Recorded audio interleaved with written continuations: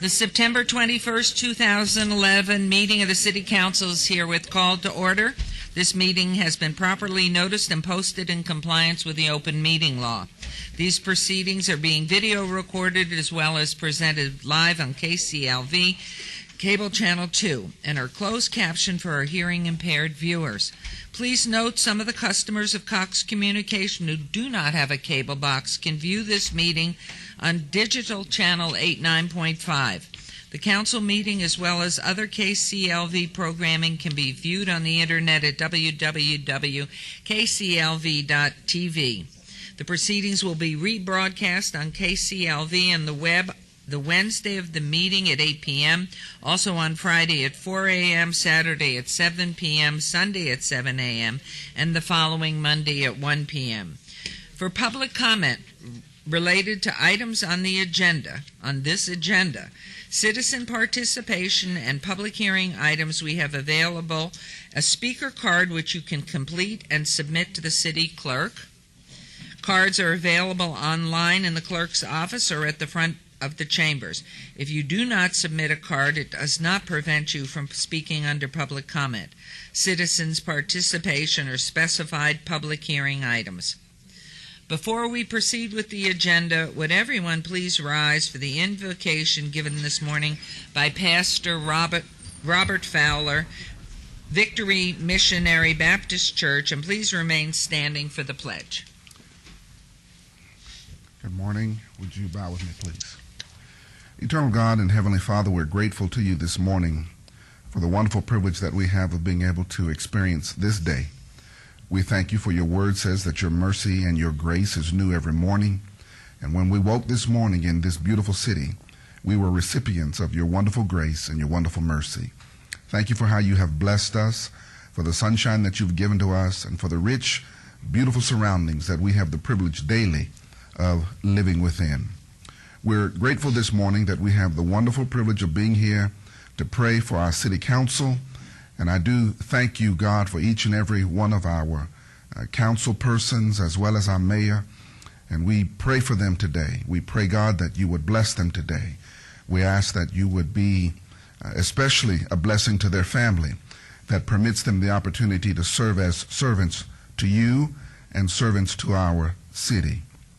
I pray that as they deliberate this morning, that you would give them richness and keenness of thought, and that you would give them penetrating hearts that would be able to apply both the sensitivity of the heart and the intelligence of the mind to make good decisions for our city. We pray that as a result of this meeting today, our city will be far closer to being a city of peace and people of prosperity. And we ask it in the name of our Lord and Savior. Amen. Amen. I pledge allegiance to the flag of the United States of America and to the republic for which it stands, one nation, under God, indivisible, with liberty and justice for all. And we will now proceed with the ceremonial portion of the meeting.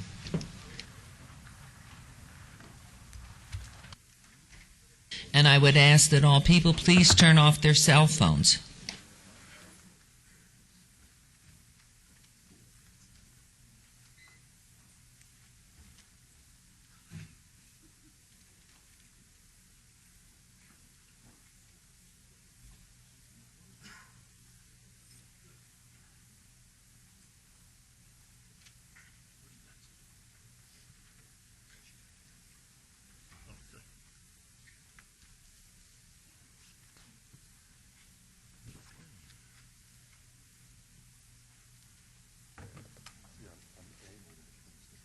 It's not straight. I notice it.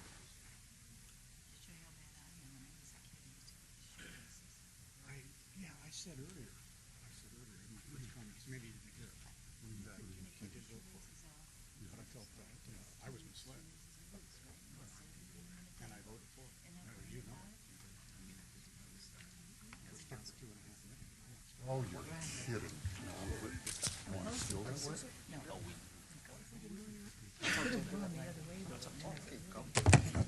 Good morning again.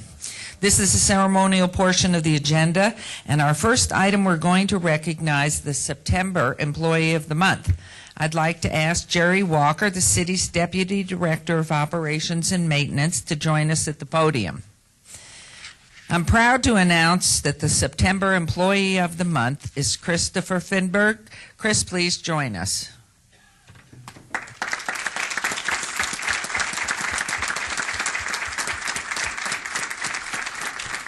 Congratulations. Chris has been with the city for 22 years and is a construction management coordinator overseeing roadway rehabilitation projects. In the last 18 months, Chris and his team have helped the city to become the region's leading entity in roadway maintenance.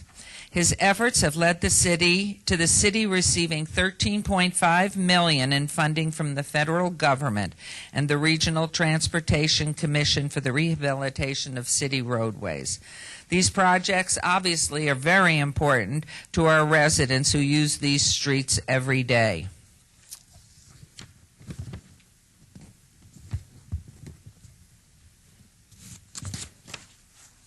The funding has allowed the city to move forward with 12 road rehabilitation projects that have included everything from traffic signal upgrades, capacity improvements, and sidewalk upgrades.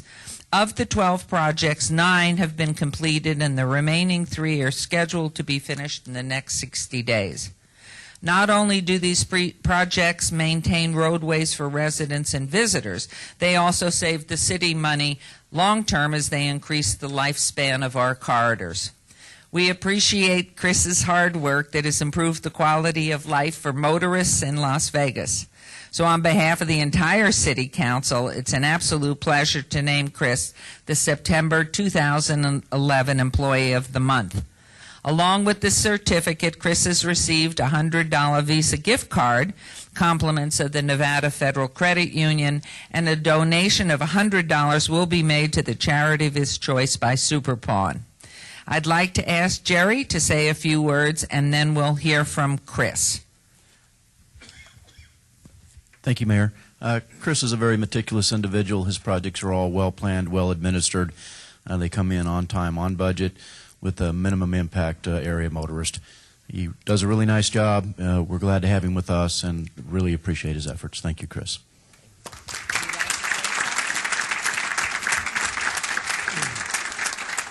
I'd just like to thank Mayor and Council. Your support is the beginning of allowing us to get our work done. This is truly a city team effort. We enjoy the support of management, Jerry, thank you, which allows us to exercise innovation in pursuing our mission and the work that's assigned to us. And we can't do it without management's support and the support of other departments, Public Works, Finance, all help us get our job done. And last but not least, the staff members of street rehabilitation give 110%. So in closing, Mayor, Council, please continue support so we can get her done. We have a certificate of Employee of the Month for Chris, and it says for Chris Finberg, who has exhibited outstanding personal performance through productivity, leadership, initiative, or assistance to their fellow employees and the citizens of Las Vegas, and we congratulate you. And maybe if you'll come over in the center here so we can get a picture with the council.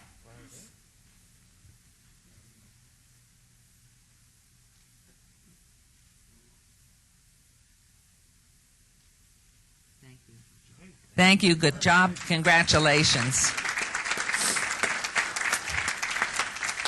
For our next two items, Councilwoman Tarkanian will recognize the work that goes into ensuring that the routes, safe routes for children to get to school, as well as a group of young athletes. Councilwoman Tarkanian. Thank you. Before I ask Rebecca Capular from MnDOT to join me at the dais, I would like to take a point of personal privilege here to say I am so very especially proud personally of this next item, or this item we're doing now, because I personally know many of the individuals that donate much of their time to make a difference in our community. And to go back a little historically, this all began about the first year I was on the council, when we had someone during the input from the public state the problems related to dangers for children going to school. And at that time, was it 6 children we had seriously injured or killed? And at that year, it was a tremendous problem. And so the community got together, and Robin and I went to some meetings, Robin Minet of my staff, and we've been working together ever since on these safe routes to school. I know that these individuals donate a great amount of time to make a difference in our community. They're really important people. Not often do they get the praise or are they seen, but they're very important. These volunteers have worked very closely these past 6 years with our Public Works Department and others to make neighborhoods safer for our students in and around the schools. They promote the Safe Routes to School program, and they rely on grants and donations to achieve their goals. I would like to say that when we get to that grant business, I want to give a special thanks to Robin Minet, who's attended the meetings of the group and who was very smart in looking out where could we get some grant monies. And she found some grant monies at the state level that nobody else was requesting. I don't know if they didn't know they were there or what, but we were among the very first to request it. And so the grant we're talking about today for Safe Routes to Schools is because we ferreted out something that could help us, and Jorge Cervantes from Public Works gave us a tremendous amount of help so we could blend it with other projects we have.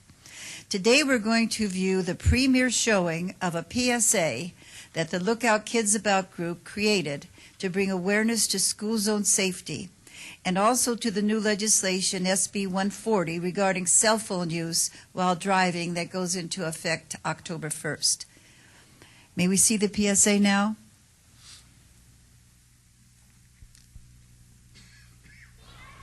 Am I getting a signal?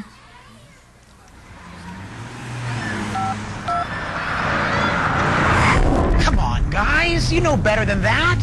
Just had to check that text, didn't you? Bet you didn't even notice you were driving into a school zone where a kid could step right in front of your car at any moment. And you! The crosswalk's only a few yards that way. You didn't even look to see if any cars were coming. And of course, Chatty Chatterson over there was a big help waving you out into traffic. Way to go, Mom. And now here we are on the brink of disaster, all because nobody bothered to pay attention. Wow, that was a very close call.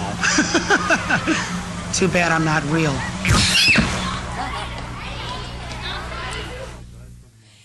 And that's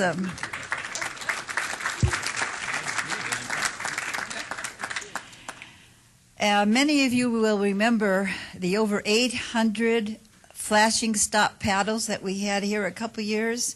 That we gave throughout the valley. The city of Las Vegas was part of this grant, of course, and so we utilized the funds. The city gave these paddles out throughout the entire valley. It wasn't just in Las Vegas. It was out in Pahrump and all over the place in southern Nevada. And they gave them to the crossing guards in all the local jurisdictions across the valley. Those paddles and this PSA that you saw were funded by the very first Safe Routes to School grant that we got from NDOT. That was where it was funded. We're very appreciative.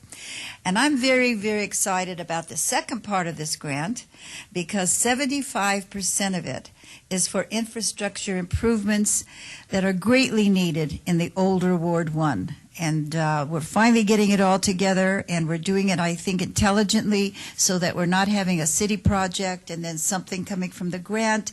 We're using it so we're blending together our efforts, and we're putting together plans before any building starts. And I'm very, very happy about that. A bike and pedestrian path eventually will connect out to Drive all the way to Sahara along that Valley View route, which will benefit students and families that attend at least 7 of the schools in Ward 1. And they'll connect them all with the safe bike, and I guess I'll have to learn how to ride a bike again. I'm getting shown up by all the members of this. But in any case, Rebecca, would you please come up here and tell us more about this? Thank you. Thank you, Councilwoman. And I'd like to also ask Lookout Kids About and members of Las Vegas Public Works Department to stand up and come up here with me because they've done a lot of the work as well. And so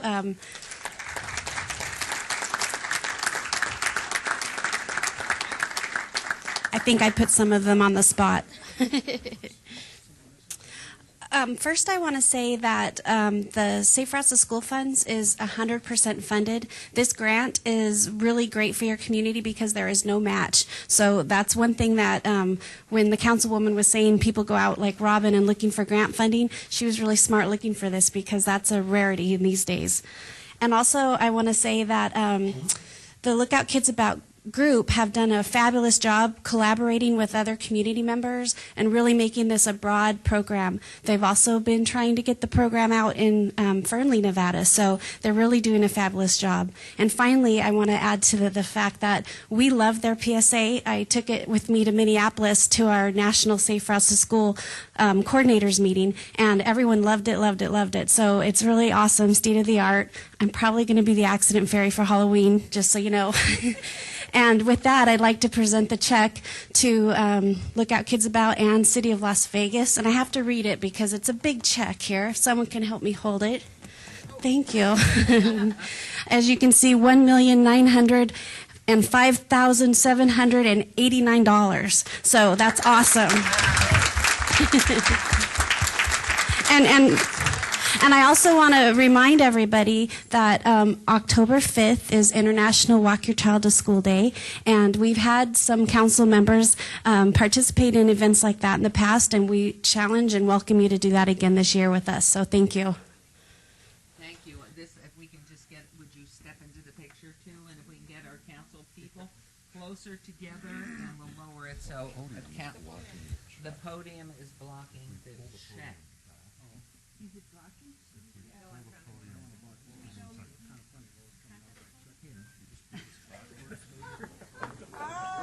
Roll it to the side. Okay. Well, now we can. There is method to his madness. I knew it. Here, now let's get down a little lower so you're not blocked entirely. Okay. Great. Come on in. This is a tremendous amount of money, all going to make it safer for children to get to. Come on in closer, or the other side.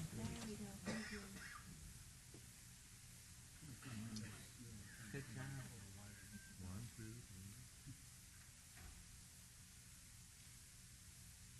Great, thank you. Congratulations. Awesome. And I was just reminded, someone whispered in my ear, if I can add one last thing, I'm sorry I forgot. I'm really excited to share with you that NDOT is looking to see how we can fund the PSA to be played in the movie theaters in Las Vegas and in Reno, Nevada. So we're trying to look at if we can amend your agreement and add funding for that. So thank you. Thank you. That is simply wonderful. We're so excited. For our... Okay. It's wonderful. You know, Carolyn, I just wanted to say, if I could, the importance of this, too, is all of us working together. This grant that was done because a community nonprofit and because the city worked together is not just helping the city. It's helping throughout the southern Nevada, as I mentioned. And I think that needs emphasis. And that's the public 501c3 partnership. So that's wonderful, and that's what we're working on as well. And Councilwoman, you have another item. Yes. Popular day. I know it. I hide in the back there. This is really important to us, and that is that in July, our Garside pool teams participated in 3 swim meets. The synchronized swimming routine meet at Whitney Ranch in Henderson, the water polo game at Pavilion Pool, and the competitive swim meet at Baker Pool. And guess what? Little Garside, with a pool that's sort of falling apart, went on to sweep every single one of those 3 team entries.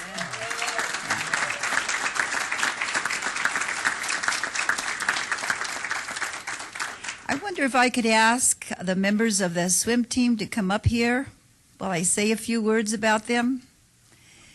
And also, I know while I'm talking, they'll be having some pictures shown too, and also the swimming coaches that are here. Okay, no, the coaches had to work. You see the ages, this goes from small to tall. The synchronized swimming team is coached by Aria Een, and it took first place in the large team category with their routine to Cotton Eye Joe. They were competing against pools from Awapa to Henderson, and that included pools that run a year-round synchronized swimming program, which Garside does not have. Their 6 swimmers ranged in age from 7 to 14 years. The water polo team, coached by Sean Keel, played with just 7 players, which meant they could have no substitute. The championship game was against Pavilion Pool's team, and that day Pavilion had 3 players that they could rotate in and out, but Garside was still victorious. And the competitive swim team was coached by Aaron Boehm. The meet didn't specifically score teams, but Garside unofficially won the meet by 100 points. This is just part of the story. The 3 coaches all live within walking distance to the Garside pool. And this is where they took their swimming lessons, and they swam with their first teams. Aria and Aaron both swam on their high school competitive swim teams and did well, qualifying for regional competition in multiple events for multiple years. And Aria, just coaching this synchronized swimming team is a dream come true for her. Since starting the sport at age 8, she has always wanted to coach the Garside team, and this is her second summer to do so. Winning the competition was the icing on the cake, and the smile on her face at that competition showed it all. The girls on her team with their blue ribbons reflected that same glow, and I'm assuming we're showing some of these pictures. Oh, okay. And you know, there's additional things. There's always some type of collateral advantage you can get. Summer jobs can be hard to come by. And because these 3 coaches began developing their skills at a young age and took certification courses, they now have the opportunity to work for the city of Las Vegas. Aria, Sean, and Aaron are funding their college education with scholarships and the money earned and saved from this employment at the Garside Pool. Having the pool has been a great situation for that area. And it's hard to explain how vital this pool is to the community. For a reasonable cost, kids and families can enjoy water activity and entertainment. It also provides the opportunity for employment, which I mentioned. Whatever happens with the redevelopment of Garside Pool, which finally we've got on the capital list for building, whatever happens, the current swimmers and coaches will ensure that the teams will not lose the heart that makes it great, because it's heart that's kept them going at such a high level. Congratulations to you all. Yes. And we have certificates. Do we have someone representing the team that would like to take, well, I'll tell you what, I'll give them to someone representing the team. You're all going to get a certificate from the city. You can multitask. You can open. I can open and speak because she's helping me multitask. But anyway, everyone will get a individual certificate to show how proud our city is in what you've done. And sometimes I know what the locker situation is over there and everything. You did it against some unseemly circumstances at times. So we're going to give these for the coach for the polo team, and this for the swim team. And I think the 2 swim teams are in there. But anyway, you should have a certificate for everybody whose name we got. And of course, all of them couldn't be here because they're having class and having to work. College. And college, too, now. That's right. But this is what I believe is our job in the city, and that's to make it better for our residents so that they can achieve their highest levels possible. Thank you. Did you want to say a few words? Anybody want to say anything? Do you want a quick picture with the council? Yes, you do. Yes, forever. Let's move this. Are we that shy at Garside, huh? Oh, yes. Yes, I'm going to let her say it then. We couldn't get a little child. Oh, do I? And you come on over to the center this way so we can all get in. So, Madam Mayor, I'm Miriam Ean, and my 5 children have all participated in programs at Garside Pool for many years. It's an important part of our family and also in our community. My neighbors tell me that the pool has been there for 40 years and speak of how their families enjoy it. We've only lived in the neighborhood half that long, but long enough to see that our neighboring pools at Brindley and Craigland have been closed, filled in, and all but forgotten. I have a friend who worked at Garside in her youth and now brings her children to swim at Garside. And as Jude mentioned, in addition to the synchro and the water polo teams, we also field a strong competitive swim team and dive team at Garside. They also did well this summer. The competitive team scored the most points in some of their meets, and in their final meet placed second overall. We are grateful that the city plans to rebuild and not bury the Garside Pool. We hope that you will remember these smiling faces before you today and know that they represent many others. We truly value having a pool in our neighborhood, and wonderful things are happening there. The Garside Pool provides us with wholesome recreation, life skills, and employment opportunities, and especially this summer, a huge sense of accomplishment. Thank you. Thank you very much. We're very proud of you. You want to get a picture of everybody together here now? Oh, you moved. Oh, she's taking a picture.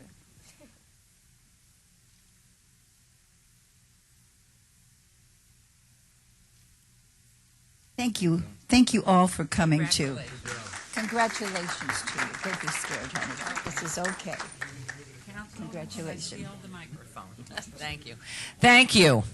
Congratulations to all of you. You're our future. And I will tell you from being a former semi-water polo player, drowning is right there all the time.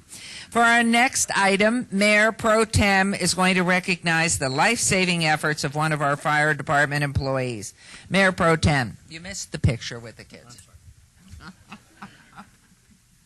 Thank you, Mayor. Good morning, everyone.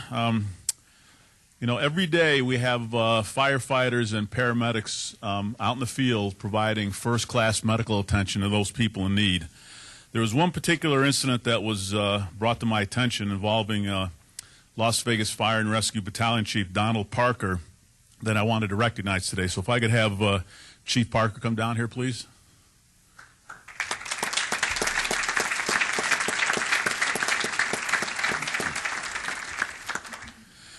Chief Parker has been with the Las Vegas Fire and Rescue for 29 years, and he is currently the battalion chief of Battalion Number 10.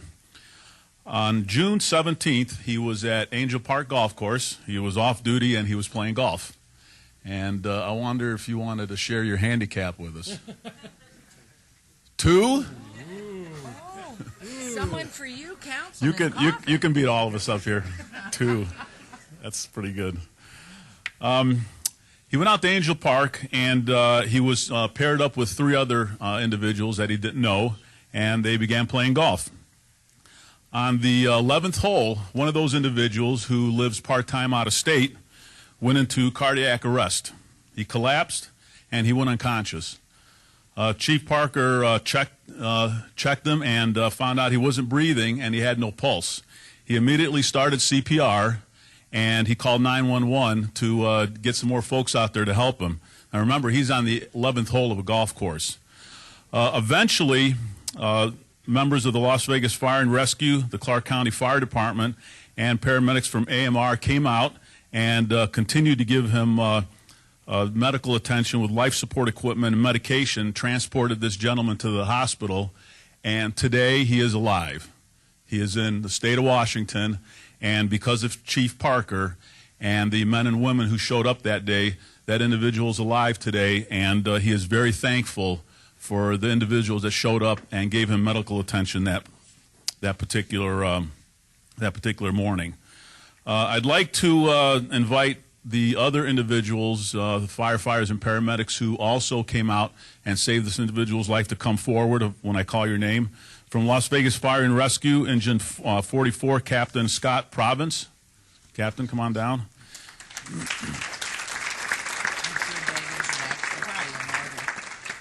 Engineer David Peckman.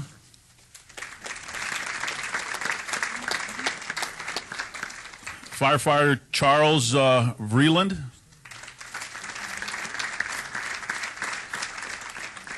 Firefighter Moki Sasayoka. From the Clark County Fire Department, Rescue 28 Engineer James Watson.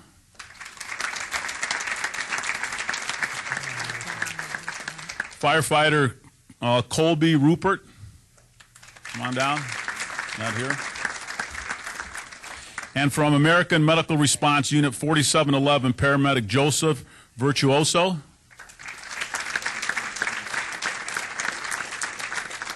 And Paramedic Kristen Woods.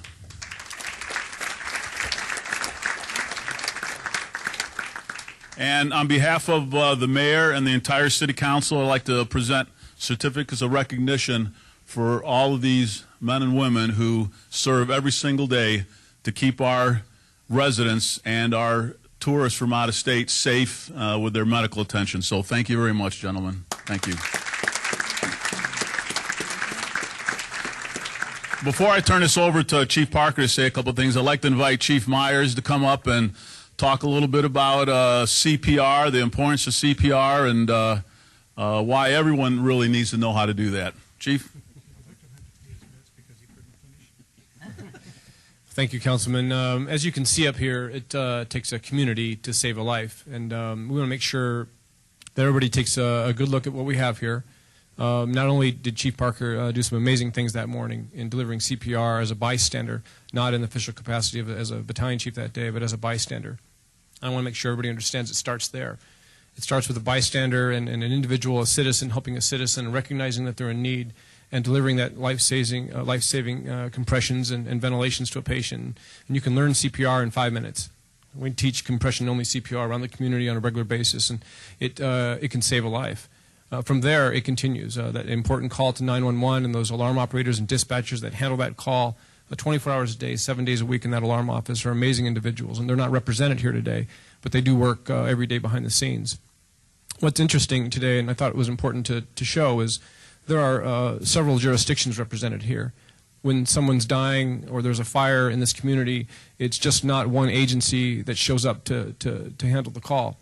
We have individuals here from Rescue 28, from Clark County Fire Department, that we work closely with every day in burning hallways and on golf courses, evidently, with people that are in cardiac arrest.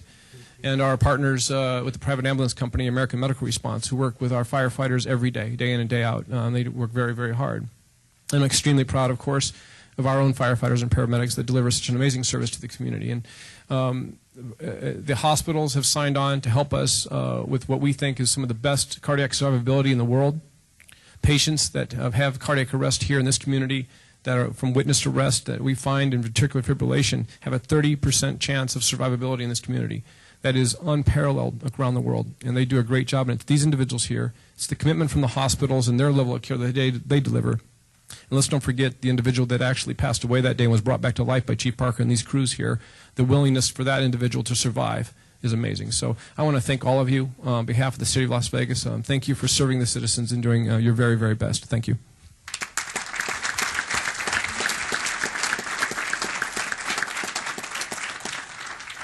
Chief Parker, Mr. Number 2 Handicap. I want to thank the mayor, the city council, Chief Myers, for those words.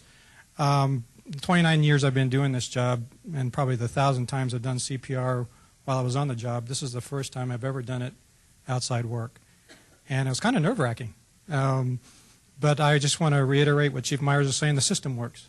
And if it wasn't for me being there and starting the process, the 911 process, going all the way up to dispatch and getting our units out there, the survivability, who knows what could happen.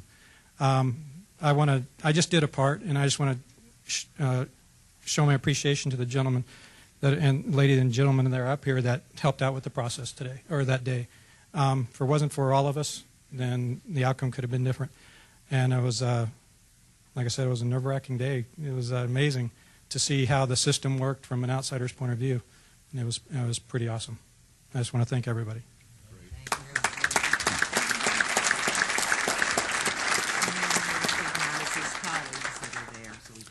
Yes, we also have some other firefighters and paramedics out in the audience. Thanks to all of you for coming out also. So again, Chief, I'm going to turn these over to you, the certificates. Thanks all of you for what you do, and God bless all of you. Thank you.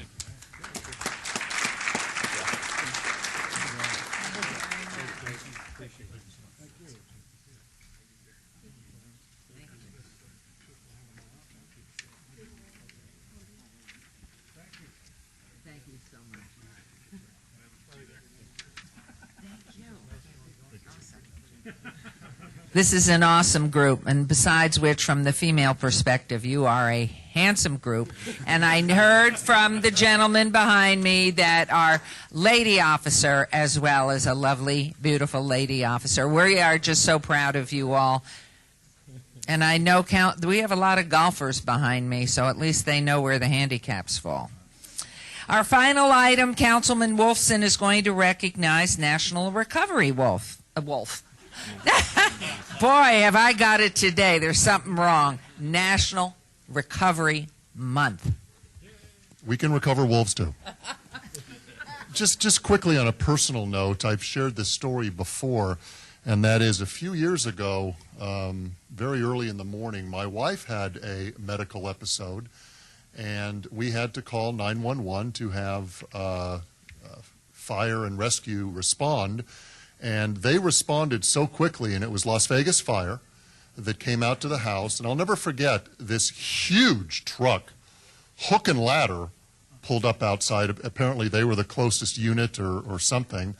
And it was such a relief to see the fine men and women of Las Vegas Fire respond to my house so quickly and so professionally, come upstairs and attend to the quasi-emergency at the time, that I just wanted to share that with you because, you know, until it happens to your family or your friends or your loved one, you sometimes take things for granted. And I'll never forget that. And we have a lot to be thankful for because we do have one of the finest fire departments in the country right here in Las Vegas. So just wanted to share that. Okay, last but not least, it is my privilege to recognize September 2011 as National Recovery Month. Last year I was invited to attend the Southern Nevada Recovery Rally hosted by an organization called the Foundation for Recovery. This event was organized to celebrate the path to recovery that so many individuals in Las Vegas are traveling because of alcohol or substance abuse problems. Each year, the month of September is recognized as National Recovery Month. And today we are honored to have Brad Greenstein, a member of the Board of Directors for the Foundation for Recovery, with us to share some information about the organization and the importance of the services they provide. So, Brad, would you come up here, please? And before he says a few words, you know, once again, unless you have somebody in your family or yourself or somebody close to you that has alcohol or substance abuse problems, sometimes we don't realize that there are great organizations out there available to help people, and this is one of those organizations. So, Brad, it's my pleasure to, first I'm going to have you say a few words, and then I'm going to present you with a proclamation. Thank you, Councilman Wolfson. Thank you, Mayor Goodman, the rest of the City Council. It's an honor to receive this proclamation on behalf of the Foundation for Recovery. National Recovery Month is a good opportunity for all of us to really, recognize the providers like Foundation for Recovery, the overall community response to the problem of substance abuse. But really, I believe that National Recovery Month is about recognizing the individuals who have made very courageous decisions to enter into recovery, and like the swim team, against some tough odds, have success and really have an opportunity to get back into society and experience long-term recovery. And I saw our mayor at Judge Kearns's graduation, and she had an opportunity to hear from young kids that are getting away from substance abuse, that are getting into recovery, and we expect that these kids will be valuable members of our society, and particularly Las Vegas. Foundation for Recovery, if you'd like to come out and see the vast numbers of people of in recovery that live in Las Vegas, hundreds of thousands of people in recovery from substance abuse and mental health, will be on Friday, our Southern Nevada Recovery Rally. It's this Friday, the 23rd, from 5 p.m. to 9 p.m. It's at the Clark County Government Amphitheater. We expect hundreds of people to come out, numerous politicians, legislators, judges, recognizing the individual efforts of people entering into recovery. We're very excited about that. Thank you again so much, Steve. It means a lot. So thank you.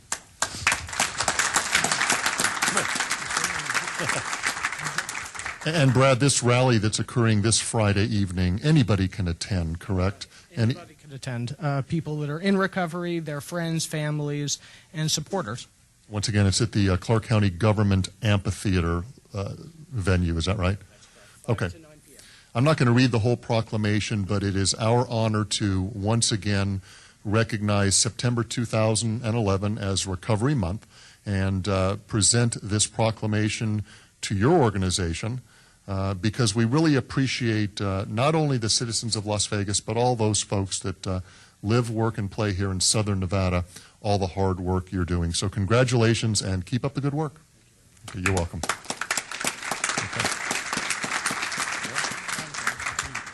Thank you. And in a few minutes, we will continue on with the day's work. Thank you.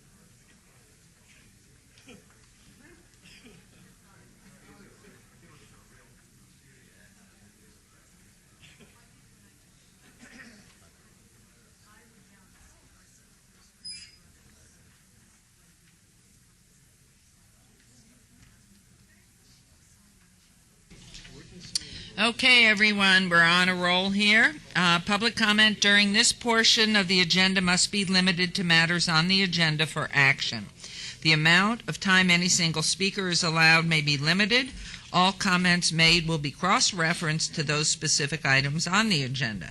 If anyone submitted a speaker card or who wishes to speak under this portion of the agenda, please come to the podium, state your name for the record. We will set the time at 1 minute. Please state your name. Good morning.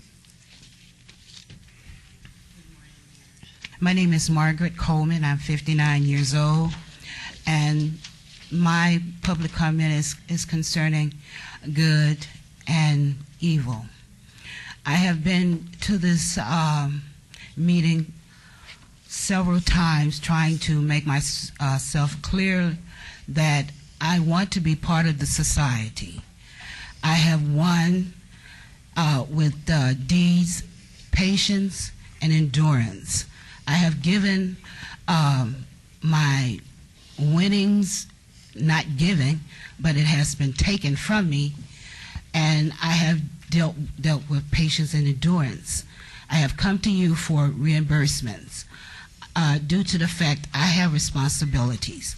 I have children, I have grandchildren, and I have never gotten the opportunity to take care of my responsibility due to City Council, Board of Commissioners, and all the illegal people. Thank you. I would like to be part of the society. You can come back at the public comments at the end if you would, because we are on a very tight schedule. I appreciate your comments.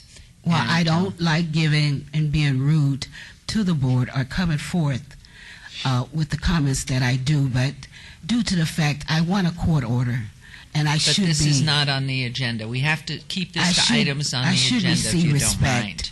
To receive. Thank you. We do. From the state in which I won. Thank you. Thank you. This is the one that you want to talk. Thank you. Todd Farlow, 240 North 19th Street. On number 18, isn't that related to item 23?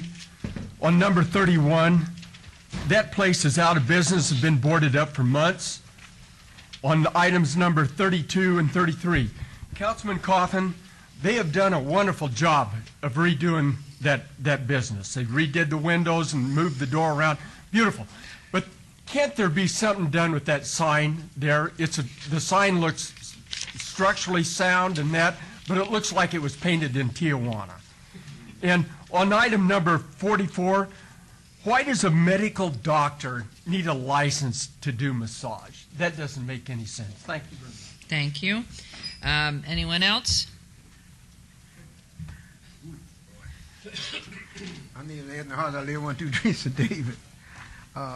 Mayor, I know that I've been going round and round with y'all about the citizen participation and all that kind of stuff, but the truth is, I check all your governments, local, state, and everybody else, and y'all is actually the only governmental body that used that particular wording, citizen participation. Y'all the only one to use it. I'm sorry.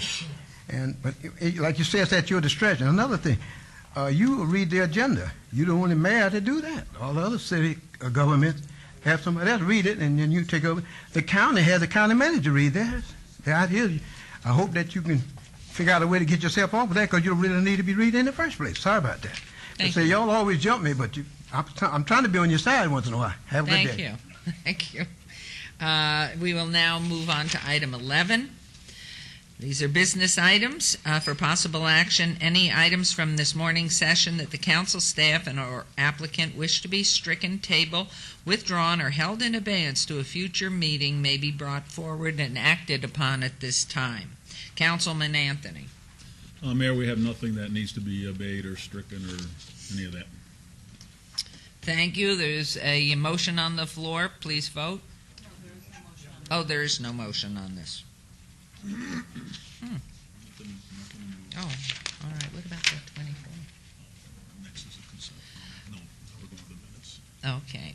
This is agenda item 12 for possible action to approve the final minutes by reference of the regular city council meeting of September 7th, 2011. Is there a motion to approve the minutes? Mayor, there's a motion to approve the minutes. Thank you. There's a motion. Please vote on the motion. Please post. Motion carries. I'm a jump on that. I'm assuming the motion will carry.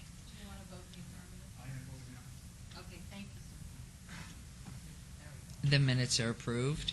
Thank you. We'll move on to the consent agenda. Okay. So those are, now do you want to make a motion on that 24? Thank you, Mayor. On the consent agenda, there's been a request to pull item number 24. I have not been told of any other items, so my motion will be to approve the consent agenda minus item number 24. There's a motion. Please vote. Please post.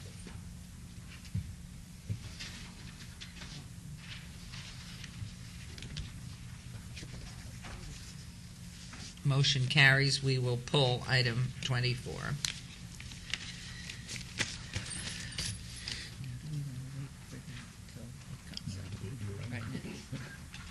Okay, item 24.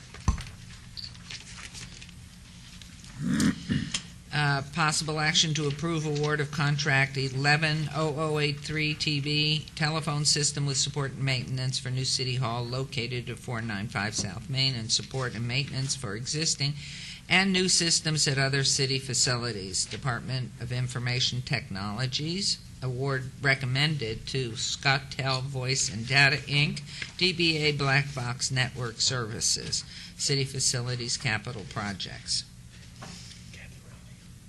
And Kathy Rainey will speak to this. Thank you. Good morning, Kathy Rainey, Manager of Purchasing and Contracts.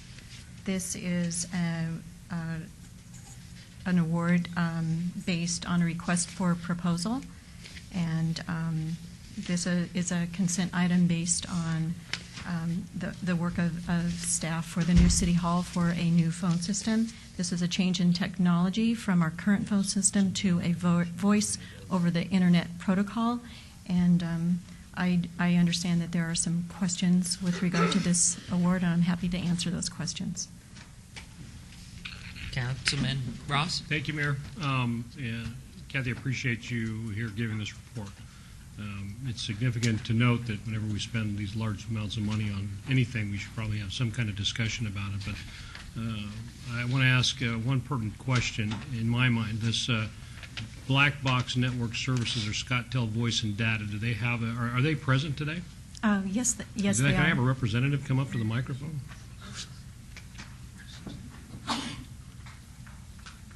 With the mayor's permission. Please.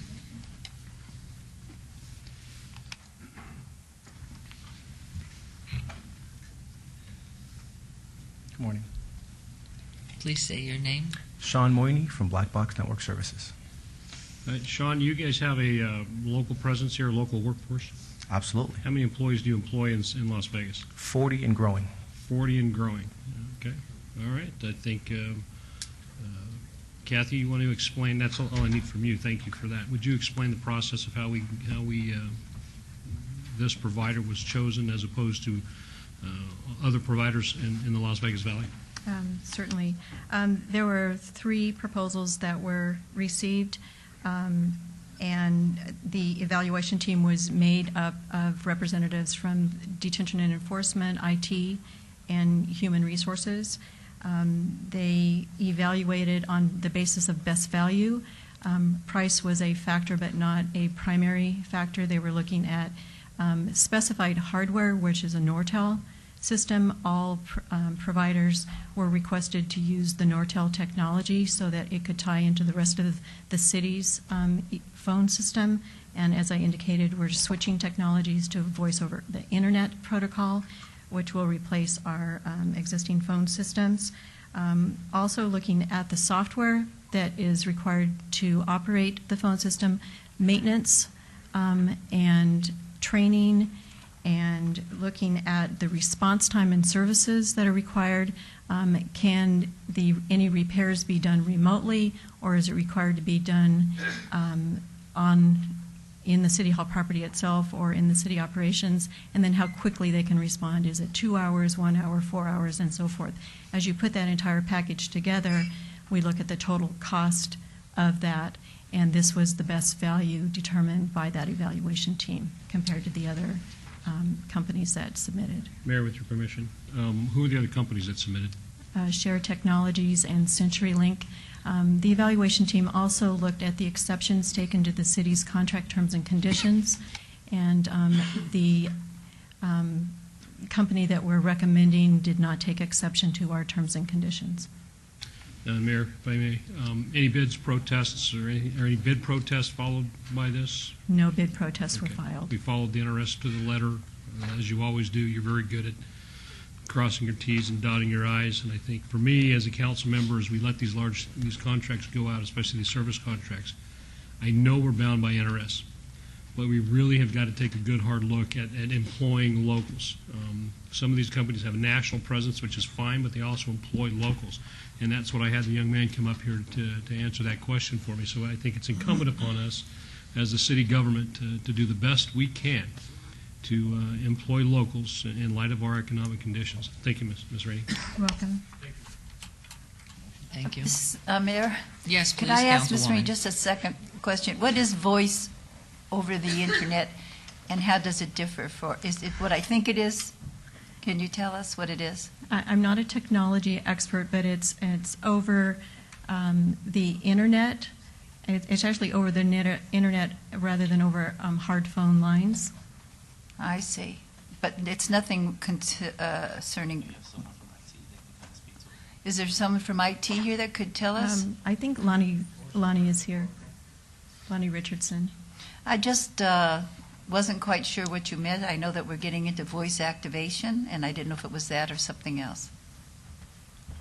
By I say we, I meant the country. Good morning, Lonnie Richardson, Information Technologies, Manager of Infrastructure.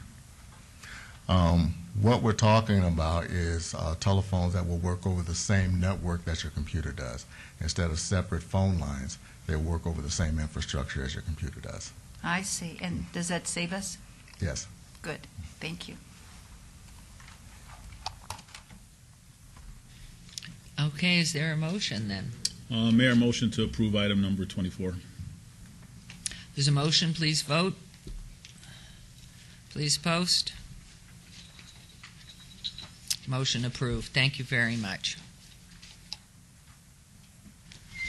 And we will now move on to item 63. And that's in planning. Abeyance item. Discussion for possible action regarding a one-year review of a temporary tavern limited license, Las Palmas Entertainment, Inc., DBA Azul Tequila, Nightclub 115 North 7th, and that is in Councilman Barlow's area. And we have Ms. Duddleston present. Thank Please. you. Karen Duddleston, Business Licensing Manager for the record. This item comes before the City Council today due to a request for a one-year review of a temporary tavern license that was issued to Azul Tequila. It's a tavern limited license in the entertainment district. Azul Tequila is currently functioning on a temporary administrative license, which is due to expire on November 28th of 2011. The original temporary license was granted under the following conditions. 1, the license was approved only for service to patrons over the age of 21. Any temporary events would be allowed for patrons under 21 must be approved by Business Services through a special events permit. The license is required to notify Business Services in writing within 48 hours of any incidents where Metro is required to respond. A 6-month administrative review was held on this license, and the council requested a one-year review for the temporary license. I've provided you all with a report in your confidential books. That report covers our compliance checks on this business. It covers code enforcement, and it also gives a list of the calls for service from Metro, and Metro is also here. At this point in time, we have one outstanding research issue, and that is the verification on condition number 3, which requires that all incidents where Metro was required to respond be reported within 48 hours. I would recommend at this time that we be given 30 days to the October 19th meeting of the council in order for Metro and the applicant and business services to complete that research and make sure that that condition was indeed met. And I know that Mr. Laura and Mr. Elam are also present and may have comments for you. Thank you very much. Your comments, please. Frank Elam, 115 North 7th Street, and Francisco Lara, 115. Good morning. We would not like to see another 30 days on this. It's already been obeyed for 30 days. As far as I know, there was no incidences there other than our noise problem. But you're still on the I mean, you are licensed Yes, until the November 28th, correct? Correct. Sir, We're here Mr. to Elam, answer do you any want to other- say anything too? Basically the same thing. I guess we haven't had any problems. Otherwise, we will be reporting to, like we already said. But so far, as far as I know, we haven't had any problems. And you had a wonderful farmers market last week, which Thank you you are very doing much. every Thursday. It's lovely. Yeah, it Hope is. everybody goes. 10 to 1, right? Yes, ma'am. Any questions, comments from council? Do we have a motion then? Councilman Barlow? Yes, thank you, Mayor. I understand that you all had a great farmers market as well. I was out of the state. I wish I would have had an opportunity to be there. But I also understand that there are some concerns that was just brought to my attention from a Metro investigation standpoint. And so I am in support of your business. And I also hope that you will be in attendance at the meeting coming up to address another issue in the downtown area, the Fremont East Entertainment area surrounding the noise ordinance. I know this application, I don't want to tie the two as far as your license and that conversation to this item, but I do want to motion to follow my staff's recommendation just to make sure that everything is vetted from a Metro standpoint, because we have turned this area around. It's night and day as far as the level of activity and entertainment that's taking place in the East Fremont area. And so being that you are still capable and able to operate, I don't foresee that obeying this 30 days as a recommendation from my staff will do any harm to your business. So you'll basically come back before me. I guess I'm assuming, Bev, 30 days is what date? October 19th. That will be my motion, and I look forward to coming back with a clean bill of health, if you will, from the investigation background, and from there we'll address this on the 19th. That will be my motion at this time. Thank you. I just to concur with Councilman Barlow, it's really processing it to make sure that we adhere not only to the rules and regulations, laws, and ordinances for your business, but for others, and that you're all treated the same with no differences. And so I'm sure you're going to be fine going forward. But you are currently licensed with your temporary license. So on that note, there's a motion on the floor. Yes, ma'am. Yes, it is. Thank you. Please vote. Please post. Didn't go through? Thank you. Motion carries. We'll see you back here on the 19th. Sorry, but you are licensed to go forward. See you at Farmers Market. It went into my stew yesterday, all those wonderful vegetables. Okay, Thank you.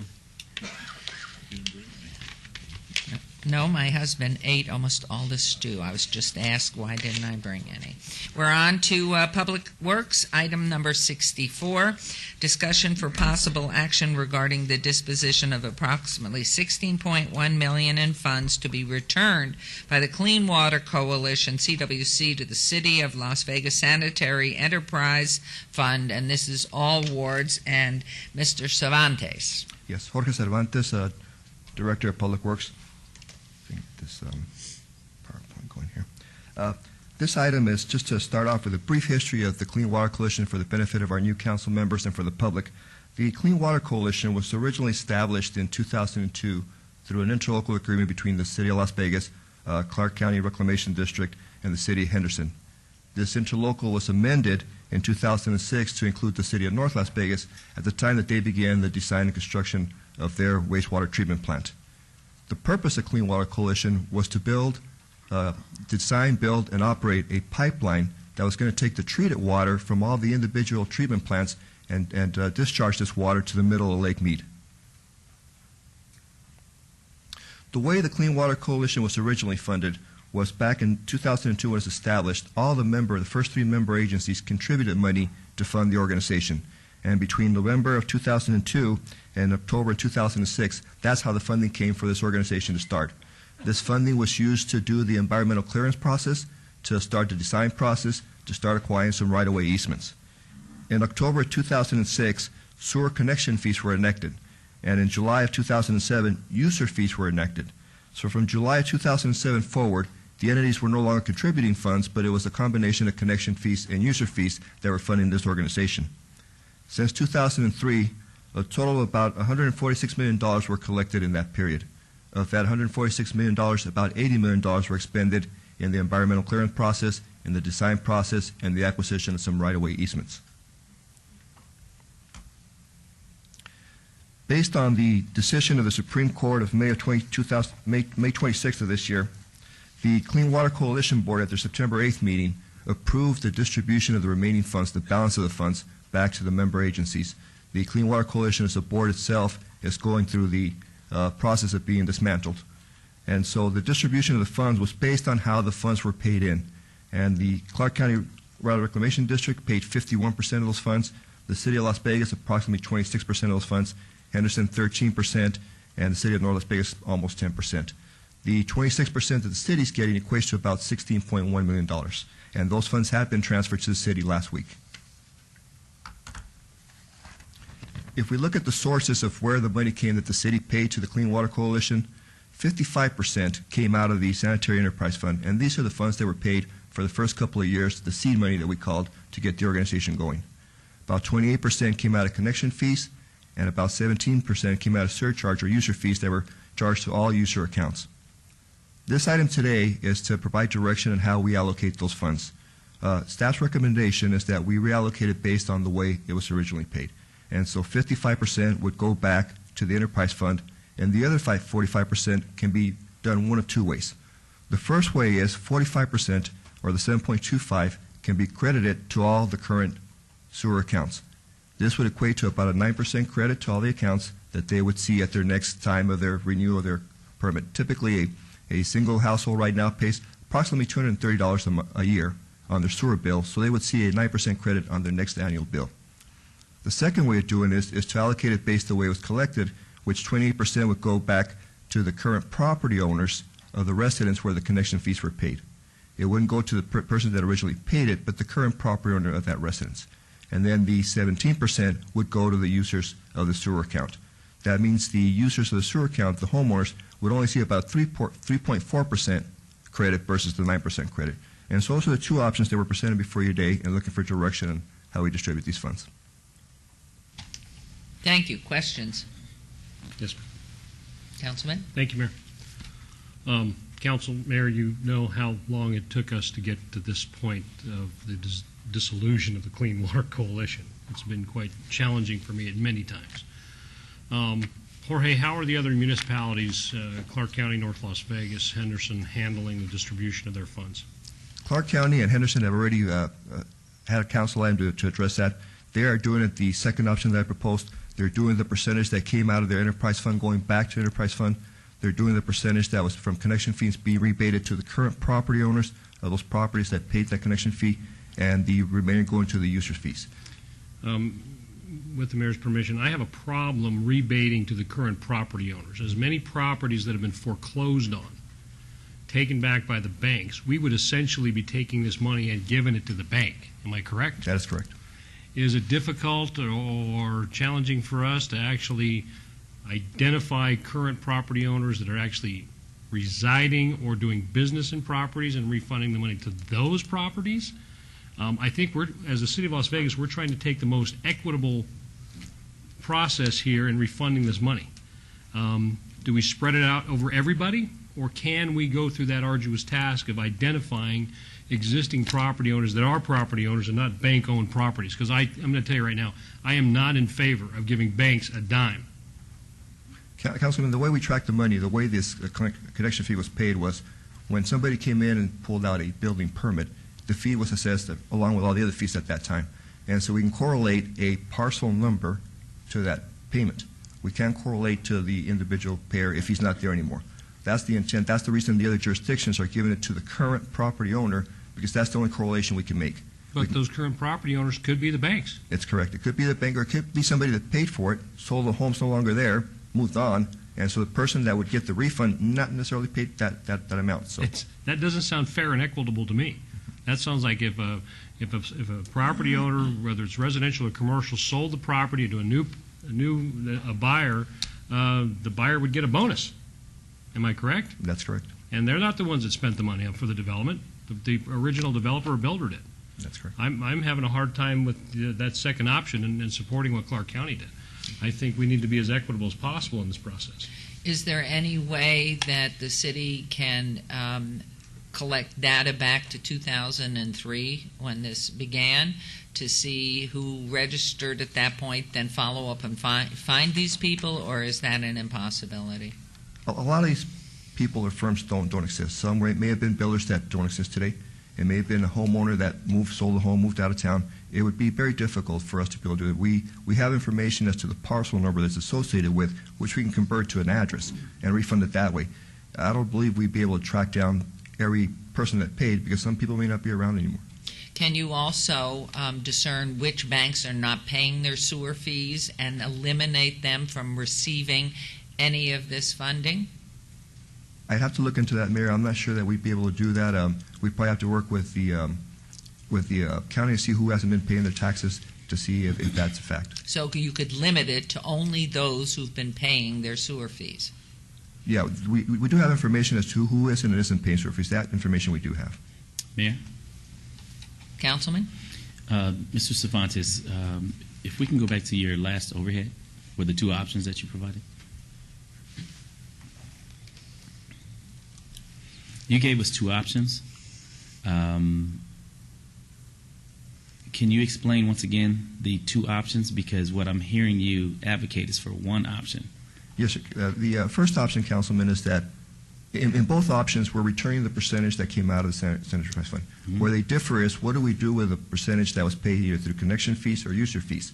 The first option is we grab that money and we give it across the board to all the current users of the sanitary sewer account. Somebody who's paying a sanitary bill today would get a credit of about 9% on their next billing. The second option is we grab that same dollar amount and we refund it to the people that currently own homes where connection fees were paid, and the rest we give it to the people that currently have a active sanitary sewer account. Right, but it's the latter that you are stating is the most difficult. That is correct, because as Councilman Ross said, it may be a property that's owned by a foreclosed bank. It may be a person that originally paid that fee is no longer in that home, and so the money's coming to the current property owner, not necessarily the person that paid that fee. So my question to you then is, why would the latter be an option for us if in fact it's turning out for you to be something that's impossible to do? Why is that an option? Or how is that an option? It's an option, Councilman, because we were going to, on that second option, we would address it the same way Clark County and Henderson did, is we wouldn't necessarily give it to the person that paid. We'd give it to the person who's the current property owner, because that's the way we keep records, all of us. We know who the current property owner is of that parcel, not necessarily the person that paid that original amount. And so that's why that option's out there. The first option is a lot easier to handle because we just give credit to everybody that has an account. The second option, we split that between those properties that paid and all the current users, but the properties that paid may not be the original person that paid that amount. So your recommendation is to the first option? The first option would be, I think, the cleanest way to do it, and in my mind, the most equitable. Okay, thank you. Could we amend that to only those who are paying their current fees? and not just return it to those who are on record as property owners. Under the first option, Mayor, we're not sending anybody money. We're giving them a credit on their bill. And so when their bill comes in, it will be reduced by that dollar amount.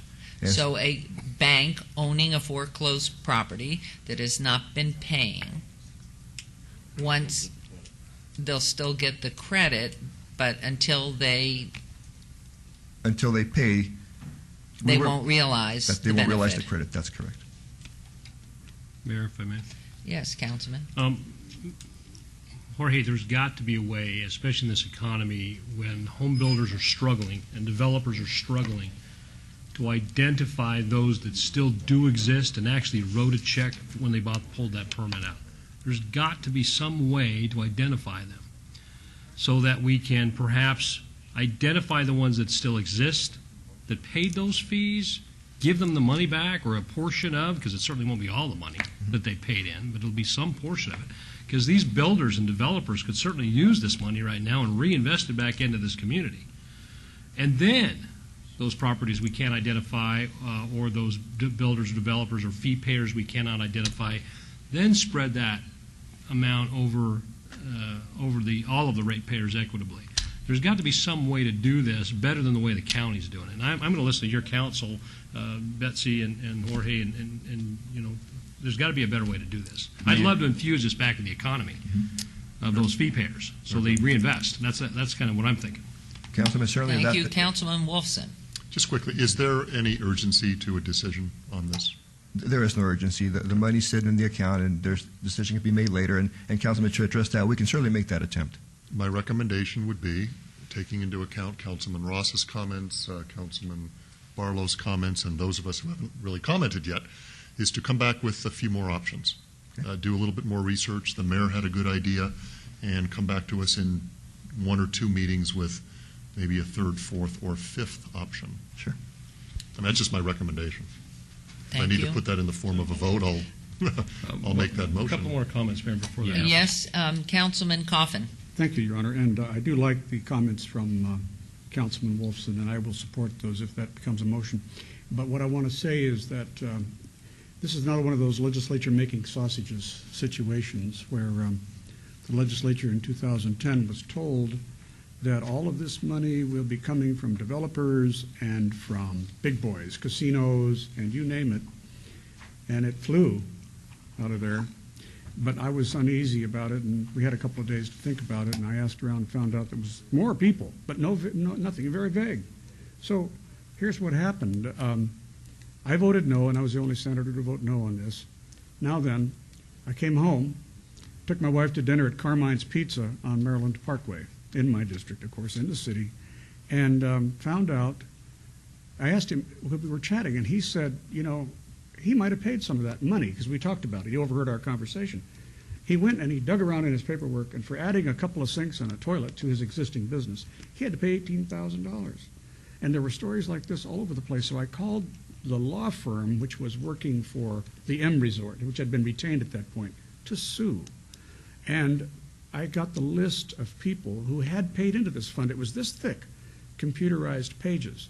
There were lots of Carmines. There were also lots of churches, unions, schools, individuals. Once again, the legislature was given bad information and acted in haste because it needed the money, you know, and went to where it could get it. But the thing is that it was wrong, and I always made a vow then at that point that we would definitely return the money to the people who paid it. Then I came here and find out that some of this money was actually advanced by the existing ratepayers, taxpayers, to these CRs, to the CWC. So I can see where you have to modify in some fashion how much you return, because there was, you know, pre-existing expense from the city. And I feel like the money needs to go back to people who paid it in proportion to what you can do. And that's it. That was my vow. And I've looked at this for a long time. You can identify every one of those souls. It just takes a little time. But they're all on a list. And most of them are in business or in residence and so on. So we can identify those who paid if we determine the percentage to be returned to them. Thank you, Councilman. Councilman Barlow. Thank you, Mayor. Jorge, do we know the number of properties that are in control, that the banks are in control of? I'm not sure we have that information. I could probably work with Neighborhood Services. They may have that information.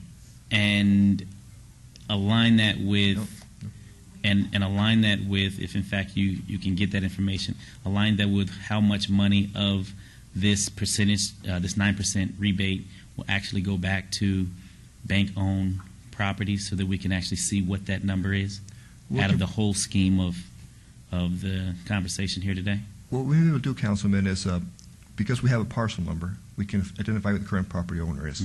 And if we go on to the county register, we may find out if the current ownership is a bank and identify it that way. So there may be a way to do it that way to identify if it's already in foreclosed and belonging to the bank. Right. In that way, we will have an opportunity to gauge and address somewhat of Councilman Ross's concerns as far as the banks. I mean, how many of those properties out there are actually owned by the banks? Is it a big number? Is it a small number? And I don't know if that'll change his position one way or the other. And I'm not advocating for it, Councilman, at the same time, but just wanted to know and put that out there as far as under the suggestion box of what Councilman Wolfson made a motion for, or at least put it out there for a motion to come back with other options, and maybe that can be a piece of it too, so we can look at all aspects of what direction we'll ultimately move to support as a body. Certainly. Thank you. If we were looking forward to perhaps not paying banks this piece, I would highly recommend we speak with counsel to see the legality of, while we would passionately like to take this opportunity not to support the banks in their foreclosures, is this a legal issue? Can we do that? Could we eliminate that segment of the residences that are in foreclosure and owned by the bank? So just to have a legal opinion after you collect all your information. We'll be glad to do that for you. Councilman Wolfson. Thank you. What account is this money in now? This, how much? 16 million? 16.1 million. It would probably rest back in our sanitary enterprise fund, and until a decision is made how to distribute it. Do we earn interest on this money? Good. 0.001. Well, you know, anything is anything is something. Well, my motion, you know, taking. Did you want something? With your permission, Mayor. I just want to be very clear. I think all of us, or certainly I, can we put that slide back up on the screen, please? I just want to make this very clear. I certainly have no problem with the 55% going back to the Sanitation Sewer Enterprise Fund. That was seed money to get the Clean Water Coalition started. I just want to make sure that this board, this council fully understands that portion of it. We are just speaking specifically to the remaining 45% or $7.25 million and how that is allocated. I just want to make that very clear for any council members so there's no confusion. That's all I want to say. Question on that. If that were returned, if we separate what we're doing now, could that seed money then go back, since it was fronted by the city? Could we separate this out and make a motion to give that back to the city so it's available for use elsewhere? I would assume you could direct at this point, based on this item, that we would redirect the $8.85 million back to reside in the Sewer Enterprise Fund so that Jorge can then use it for the capital plan that you've all been briefed on, and that we would bring back additional recommendations on the $7.25 million that would be returned to users in some form or fashion, whether it be connection fee-based, resident fee-based, a one-time adjustment in the rates, or a credit, or all those other options that have been discussed this morning. So, I think we may have a motion here. Mayor, prior to the motion, just Yes, for clarification and a point of interest, the $7.25 million or the 45%, I would like to see that also sit and reside in the enterprise fund, sanitation enterprise fund, so that we can continue to collect interest while we figure this thing out as well. So I'm not sure how we would do that. It's already there, so it's already there. collecting interest right now. And what we would do is basically it just makes more funding available to put towards the capital plan you've already approved. Absolutely. For whether it's a sewer collector project or funding an additional project at the plant, we would just put that money to work as, time allows. Plus But- interest. Yeah. But it's well, the interest guaranteed in resides there. reserve for dissemination. Basically, et you would be cetera. making the decision today to split the proceeds of the CWC money, 55-45, 55 to stay in the city for use for the city's sewer capital improvement program, and asking us to go back and consider and develop additional options for the redistribution of the $7.25 million, the 45%. Okay. That would be, at least that's what I'm hearing you say might be the direction you could give today. Thank you. Thank you. Mayor. Councilwoman? Councilman Ross touched on this, and I just want to make a re-emphasis for the public's knowledge, and that is that the money that's being returned to us for the enterprise fund, is money that the enterprise fund gave. So we're repaying that. We're not taking any that the taxpayers gave to us. We're just taking back that which the city gave. So everything the taxpayers gave is what we're talking about and how to distribute it and do it in the fairest way. That's correct, Councilwoman. Okay, I wanted to emphasize that so the public would understand. Very Thank you. clearly said, because those are the funds that came from the city, go back to the city so you can use them. That's correct. If in fact that's part of the motion. I move Could I to just do make it. a clarifying statement about that? I just want to make sure that everybody understands that 45% is what our ratepayers paid into the CWC for CWC purposes. The other amount was being paid by ratepayers for our sewer operations and our sewer plant expansion prior to the CWC becoming an entity. Okay, I just want to make sure we're clear that the ratepayers paid it, but there was no CWC allocation on a ratepayer's statement or on the way we account for how those rates came in. All that money is in the 45%. And that piece, that ratepayers, that the council is very concerned that it go to the right people, that it's not holding it up and it's not doing anything other. The intent is to make sure it goes to the right people, and that we are supportive of that if the motion passes. Are we ready? Okay, based upon all the comments of my colleagues, my motion at this time, where did the screen go with that allocation? My motion would be to allocate 55% of the 16 million plus, which works out to be $8.85 million, to be allocated to the Sanitation Sewer Enterprise Fund. That represents the initial seed money that we've talked about. Additionally, that the remaining 45%, or $7.25 million, be maintained in the account it's currently in, subject to this council's further review and briefing to determine the best, fairest, and most equitable way to distribute that money. Maybe we come back in 2 meetings?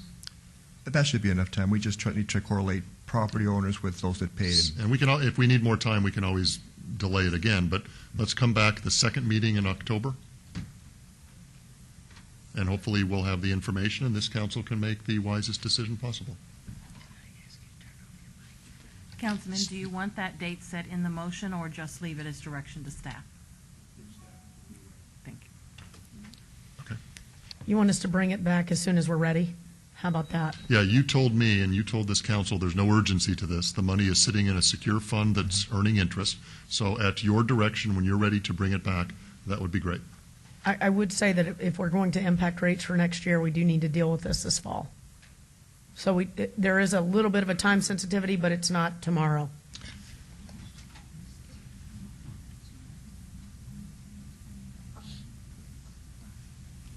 And one more comment, Mayor, with your permission, Please. before we take the vote. I want to make this perfectly clear to the public that the City of Las Vegas is going to make every effort possible to return these funds to those people who paid them in some percentage. It's not going to be 100%. And I state that for the purpose of, I think it's most important for us to get this money back in the hands of people that can use it and put it back on the streets. Finish projects, start new projects, get offsites completed, employ people. reinvesting this money right back into the economy, and they're the professionals that know how to do it. And I think it's fair and equitable to head that direction, and I think you guys will be very successful in bringing something back to us. Thank you, Mayor. Thank you, and the speed with which you are able to do it we would be willing. I have one more question because perhaps I still don't understand it. On the funding, that slide that is up, Councilman Wolfson said 55% sanitation sewer enterprise fund be returned, 55% being $8.85 million, where above it says sanitation sewer enterprise fund 55% is $20,824,930. What is the difference there, please? Why am I not seeing something? The difference, Mayor, is what you're seeing on top is the total dollar amount that was paid by the city, either as a pass-through or out of account, to Clean Water Coalition over the 8-9 years.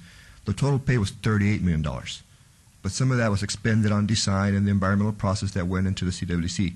What we're getting back was the balance left over, which is $16 million, and that's why Councilman Ross was mentioning they'll get back a percentage. As an example, if somebody paid $100 in a connection fee, they're not going to get $100 back. They'll get whatever is able to based on the percentage that we got back. And so we paid $38 million over the time, but we only got $16 million back, which is the money we're going to use to distribute. And is that the $8.5 million or the $20 million? 8.85 million of the 20 million is going back to the sanitation fund. Okay, thank you. Okay, we have a motion on the floor. Any other comments? We killed off 2 of our council people already by this. My gosh. So do we have a quorum? 1, 2, 3. Yeah. Yes, we're good. Ms. Count. Okay. There's. Me? No, I'm ready to vote. You ready? Okay. We are ready to vote on this. This is a motion on the floor. Please vote. Please post. Motion carries. Mayor? Thank you. Yes, Councilman. May I indulge the council by a request to recall item number 63? Certainly.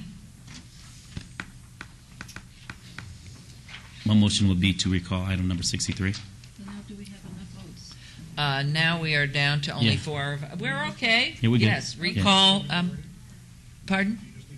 Yes. We are okay. So can we recall item 63, please? Councilman Barlow has a question or comment. Vote. And please vote. Vote. Please post. You have to vote. Is it coming through? Yes, it is. Okay. Okay, we are able to go forward, please. Thank you, Mayor and Council. My staff just had a conversation with Mr. Elam and Mr. Francisco. They both have conflicts for the second meeting in October, Bev, for this item to come back before this council. So they're asking for the first meeting in November for the item number 63 to come back before the council. November 2nd. So my motion will be to obey item number 63 until November 2nd, 2011. That would be my motion at this time.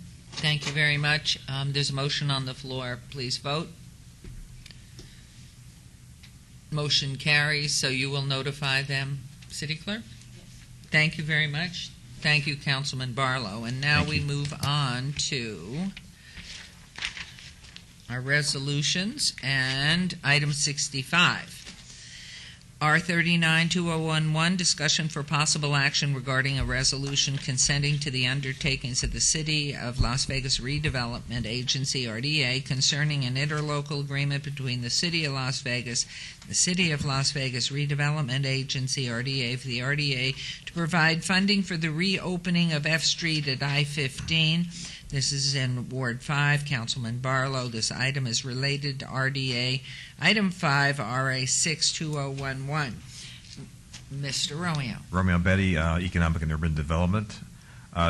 The interlocal agreement is mandated by the 2009 Nevada legislative action taken to require the City of Las Vegas to design the project to reopen F Street at I-15, and that the RDA is mandated to provide $2.5 million for that purpose. The resolution today would authorize an interlocal agreement between the City of Las Vegas Redevelopment Agency and authorizes the transfer of the RDA funds to the City of Las Vegas for the purpose stated.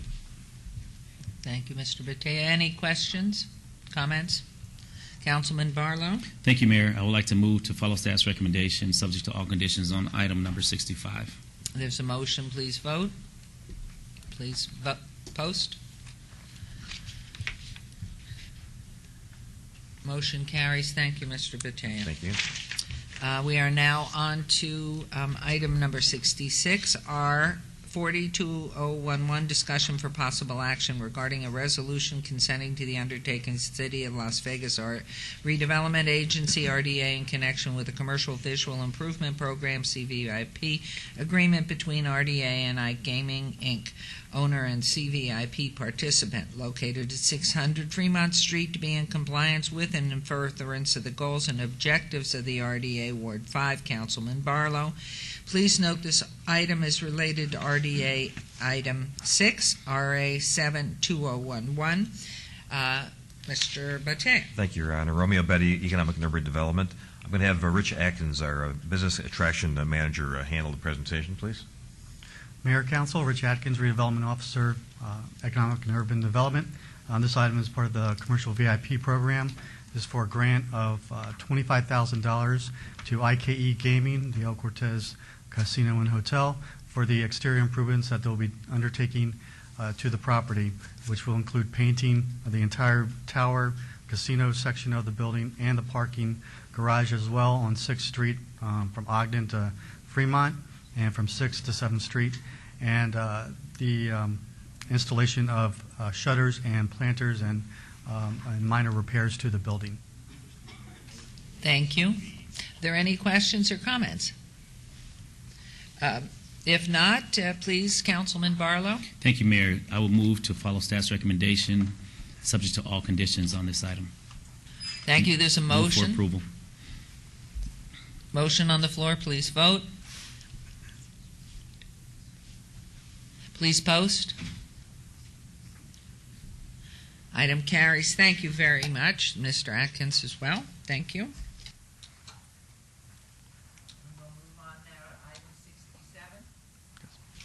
Item 60. Okay, please go ahead. Let me just read that.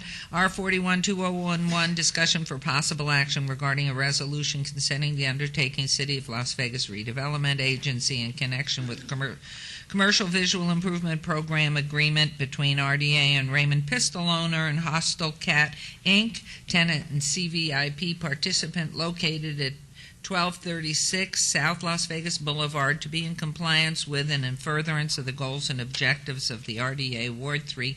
Councilman Coffin, note this is an item related to RDA Item 7, RA 82011. Mr. Batea. Thank you. Romeo Betty, Economic and Urban Development. Rich Atkins will be doing our presentation. Again, this item is a commercial VIP grant in the amount of approximately $5,000 for the installation of signage at the location, 1236 South Las Vegas Boulevard. Thank you. Is there a motion, Councilman Coffin? I move for approval. There's a motion. Please vote. Please post. Motion carries. Thank you very much. Thank you. Thank you.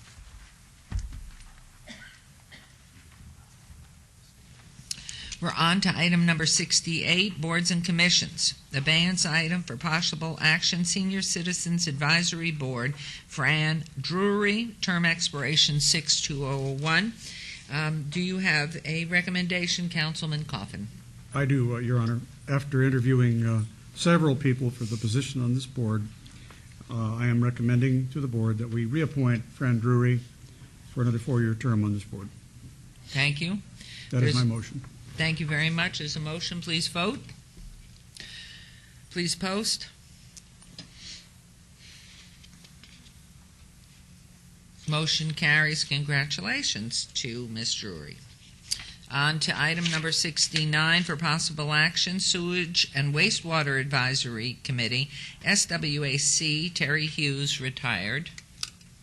Procedure for this board requires appointment by City Council of Brian Oswalt as recommended or another city employee to fill the vacant seat. Is there a motion?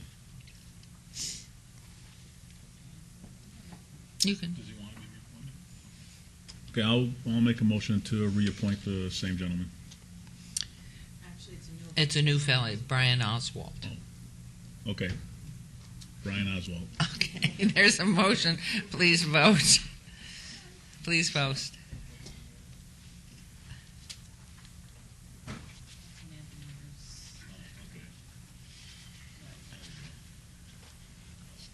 Motion carries, and he will be notified, or is he here? Thank you very much. We're now on to item 70 for possible action, Department of Transportation Regional Advisory Committee on Oversized and Overweight Vehicles. Jorge Cervantes, term expires 10/3/2001. Staff recommends the reappointment of the Director of Public Works to represent the interest and authority of the City of Las Vegas. Am I allowed to make a motion? I would like to make that motion that we appoint Mr. well-serving, loyal supporter, brilliant man, Jorge Cervantes, to continue to serve on these overweight, and I'd like to volunteer, can you help me, overweight appointment. How much did he pay you for those wonderful comments? Or I should say, an overweight comment. There's a motion on the floor. Please vote. Please post. He's going to save that and take it home. Motion carries. Congratulations. And now we will move on to recommending committee bill eligible for adoption at this meeting, Bill number 2011-34. Councilman Barlow, do you wish to have, I hope so, the yes, bill ma'am. read? Yes, thank you, Councilman. you. Thank you, Your Honor. Bill number 2011-34, an ordinance to amend the city's notice regulations to provide the process by which construction-related activity may be permitted between the hours of 6 p.m. and 7 a.m. and under certain circumstances to provide for other related matters. That was beautiful. Thank you. Councilman Barlow. Yes, Mr. Knight, do you have something to say, sir? Chris Knight, Director of Building and Safety. Madam Mayor and other members of the council, this is a housekeeping bill in which our practices for the past several years have been that approvals of the extended hours of operation for construction projects in residential districts have been going through the Building and Safety Department. Our ordinance currently reads that it goes to the Planning Director. All we're doing is making our ordinance coincide with our common practices, and otherwise the Planning Director gets to approve these. Thank you for the clarification. Yes, ma'am. Could I ask a question? Certainly, please. Right now, we have construction projects starting at 6. We haven't had as many requests for extended hours as possible. Those hours run through the summer months and typically end around the 1st of October. So for the month of September, those that do have extended hour approvals, the 6 o'clock start time approvals, will have through the 1st of October, but after that they will end. I have had some complaints from people that have the 6 a.m. construction, and I said to them, oh no, I think we start at 7. So yes, ma'am. Our standard 6. hours of operation throughout the entire year, 7 o'clock in the morning, 7 in the. But we do give exceptions. But we do grant exceptions when they come and request them, and Do you always grant it when they request it? Typically, we do if they have justification for it, and typically the reason for the justification is the heat during the summer. They want to start work early to avoid the heat so they can end work early. That's why they typically end around October when our heat issue begins to abide. I hope that is one you watch closely, because I have had, as I said, calls come in about. If you have specific projects, Councilwoman, we'll be happy to take a look at it, because our inspection supervisors do take that seriously. From now on, I will do that. Yes, ma'am. Thank you. Thank you very much. Councilman Barlow, do you wish to make a motion? Yes, Mayor. I would like to move to follow staff's recommendation for approval of this item subject to all conditions. Thank you. Please vote. Please post. Motion carries. Thank you very much. Thank you, Mr. Knight. Now we'll go on to item number 72, bill number 2011-35. Councilman Barlow, do you wish to have the bill read? Yes, Mayor. Thank you. Thank you, Councilman. Bill number 2011-35, in order to authorize under certain circumstances the use of metered parking without the need to activate the corresponding parking meter in the manner otherwise required and to provide for other related matters. Thank you very much. Do you wish to make a motion? Yes, move for approval subject to all conditions. There's a motion on the floor. Please vote. Please post. Motion carries. Thank you very much. And now we'll be moving into our closed session, and we will resume after that at 1 o'clock. Mayor, Yes, may I make excuse me. a Yes, quick please. request? Councilman Wilson had to run to a quick court appearance. Would it be possible for us to eat lunch first and then maybe come back at around 12:30 for the closed door, just prior to the afternoon session starting? Would that be So that you convenient for can everybody? participate? Would that be all right? Well, I haven't seen Councilman Coffin shake his head. He's okay. Yes? We're good. Please. Councilwoman Tarkani, you ready to eat now? Anytime. Okay, So we'll do 12:30. that. You would like us at 12:30 12:30. back in Right. That would be closed great. door session. Thank you Okay, very much. thank you. We stand adjourned till that time.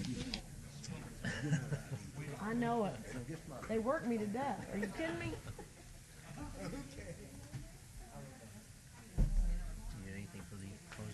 I got Vince working on it, but now we got an hour and a half to get ready, so that's good.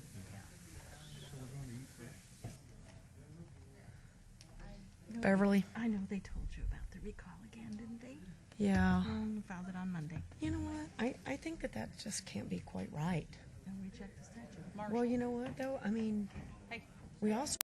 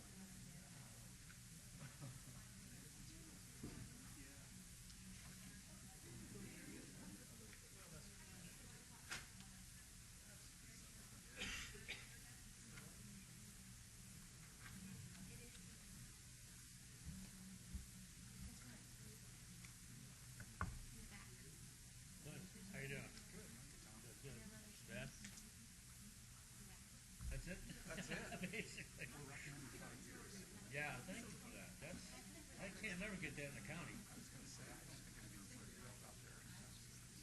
no. Yeah, I appreciate you guys doing that with my county. I do that kind of, I don't know. Things could change in 2 years. Well, you just want your fee again, you know?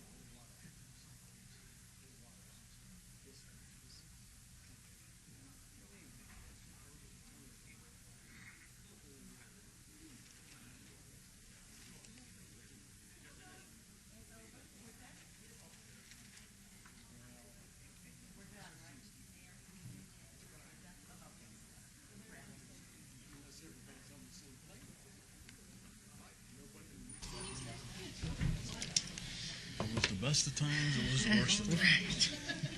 Okay, our apologies, everyone, and we'll be right with you, just waiting for everybody else to come in.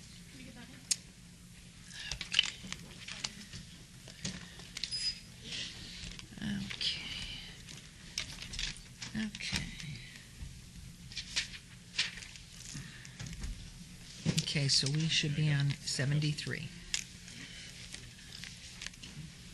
Wrong. We did that, so. 74. 74. Oh. Yeah. So I got to read these another way. Okay.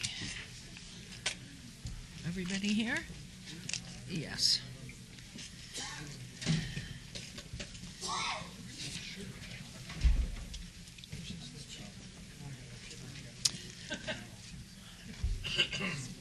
Mayor Pro Tem, do you want to read into the record what you have there, please?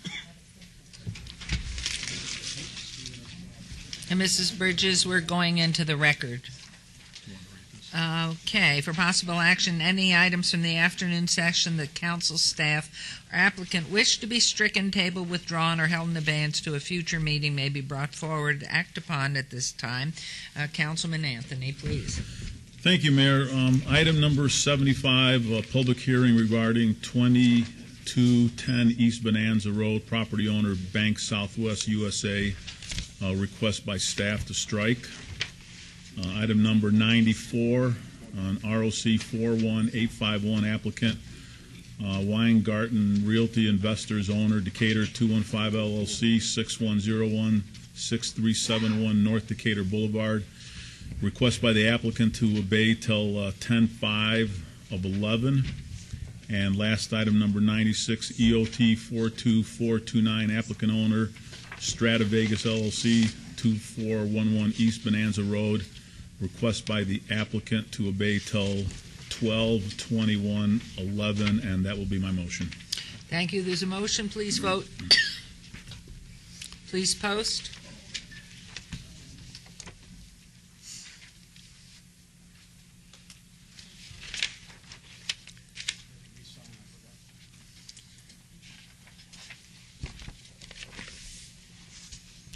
Motion carries. Thank you very much. And as we've just heard, item number 75 has been stricken. So we'll move on to item number 76, public hearing for possible action to consider the report of expenses to recover costs for the abatement of nuisance located at 1614 East Ogden for fees in the amount of $3,940.25 and assess a maximum $31,500 in daily civil penalties. Property owner Jose Cepeda. This is in Ward 3. Councilman Coffin. This is a public hearing which I now declare open. Is the Mr. Knight and is the owner present? Mr. Good afternoon, Mayor, other members of the council. Chris Knight, Director of Building and Safety. This is a case that was opened 05/02 of 2011 and was closed in July of 28th of 2011. We issued a notice and order on 5/10/2011. What we did with the abatement was started 7/19/2011 and completed July 21st of 2011. The abatement involved removal of high vegetation, refuse, waste from all areas of the property. You can see the pictures on the overhead. Application of herbicide, boarding of open doors, windows, and removal of abandoned vehicles.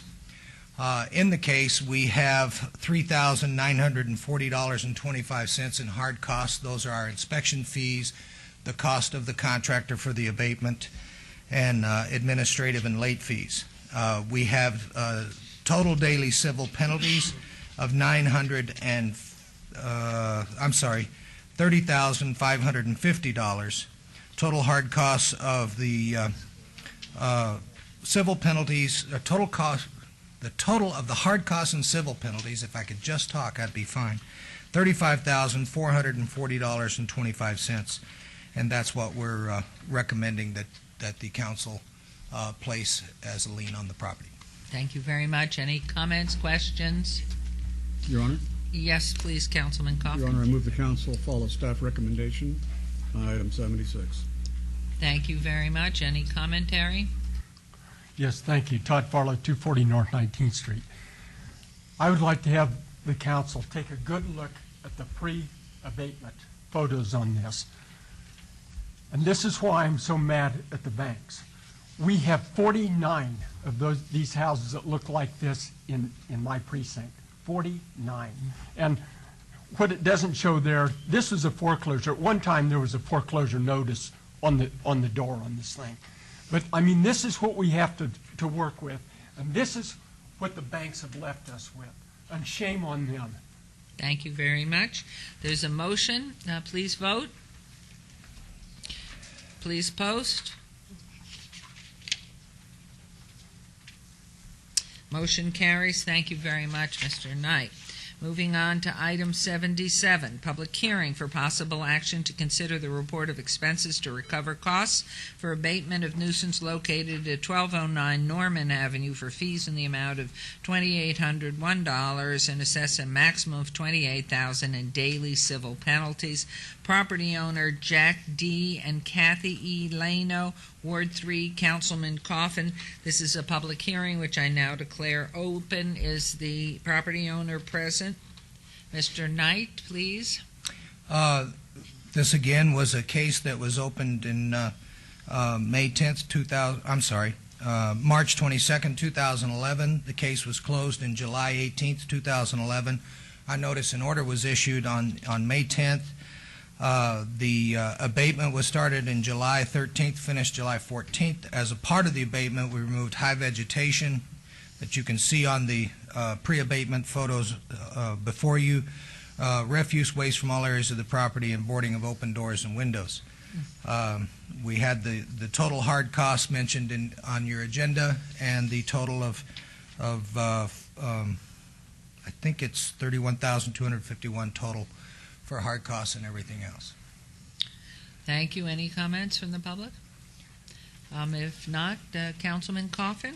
Your Honor, I move that the council follow staff recommendation on item 77. Thank you. Please vote. There's a motion. Please post. Thank you. Motion carries. On to item 78. Public hearing for possible action to consider the report of expenses to recover costs for abatement of nuisance located at 4520 East Ogden for fees in the amount of $4,710 and assess a maximum of $31,000 in daily civil penalties. Property owner Rosa I. Castro DeAndre and Jose DeAndre. This again is in Ward 3. Councilman Coffin, this is a public hearing that is open. Is the property owner present? Mr. Knight? Again, Chris Knight, Director of Building and Safety. This is a property, when we did the abatement, we removed high vegetation, refuse, waste from all areas of the property with an application of herbicide, boarding of open doors and windows, removal of non-permitted addition, and fencing and deteriorated wood shade, I believe, in the back of the property. The case was opened in May 10th, 2011, closed August 11th, 2011. Our abatement was conducted on August 8th and completed on August 10th, 2011. We had the hard costs of $4,710 plus the daily civil penalties of $30,000 and some odd dollars for a total cost of $35,860. Thank you very much. Is there anyone else wishing to be heard on this item? Hodges, 123, David. Sir, the family that owned this house, they're no longer there? That has been turned over to the bank or what? I believe the property is vacant, yes. Okay, well, get your money. That's all I can say. Thank you. Anyone else, please? Hearing none, I'll close the public hearing. Is there a motion, Councilman Coffin? Before I make a motion, I wanted to ask a question of Chris on that. How many it's a little high on the, well, it may be just fine on the hard cost, but it's almost $5,000. Chris, did you look at that and double check to make sure that that was in fact Yes, sir. The justifiable? abatement, the contractor was $3,120, and then the the inspection fees themselves, because we went a total of 8 times, was $1,020. Okay, thank you. 8 visits, 8? Yes, ma'am. Wow. Okay. Your Honor, Thank then, you. Your Honor, then I would move on item 78 that the council follow staff recommendation. Thank you, Councilman. There's a motion. Please vote. Please post. Motion carries. Thank you very much. And now on to item 79. Public hearing for possible action to consider the report of expenses to recover costs for abatement of nuisance located at 604 Casper Avenue for fees in the amount of $3,569 and assess a maximum of $63,500 in daily civil penalties. Property owner Flora J. Reed and Leon Turner, Ward 5, Councilman Barlow. This is a public hearing. I now declare it open. Is the property owner present? Mr. Knight, please. Again, Chris Knight, Director of Building and Safety. We conducted an abatement on this property July 13th, finished the abatement on July 19th, had removal of high vegetation, refuse waste from all areas of the property, repair of a chain link fence in the rear, and removal of a dilapidated fence on the front of the property. The case was originally opened in February 9th of 2011 and closed July 25th. We went a total of 7 times. We had the hard costs of the $3,569 and the daily civil penalties of $63,500 for a total of $67,069 we're recommending to be leaned against the property. Thank you. Is there anyone wishing to be heard on this item? Please step forward, state your name. Yes, ma'am. Gregory Logan. I have a business called Gregory Logan Realty. I currently manage, several years ago I owned and I currently property manage 600 Casper, which is the home right next door. Myself and the gentleman that now owns 600 Casper have a sincere interest in purchasing 604. I have been able to locate the owners. It's a very unusual situation. The property's been vacant for probably 2.5 or 3 years now. It's been the subject of a great deal of vandalism. There's been one major fire, one minor fire. It's a very, very tragic situation. I don't mean to speak out of school, but I think you really ought to take a good hard look at the contractor that has been boarding this property. Until recently, the current boarding job is okay, it's adequate. They boarded it several times prior to this current boarding job, and it was a joke. It was horrendous.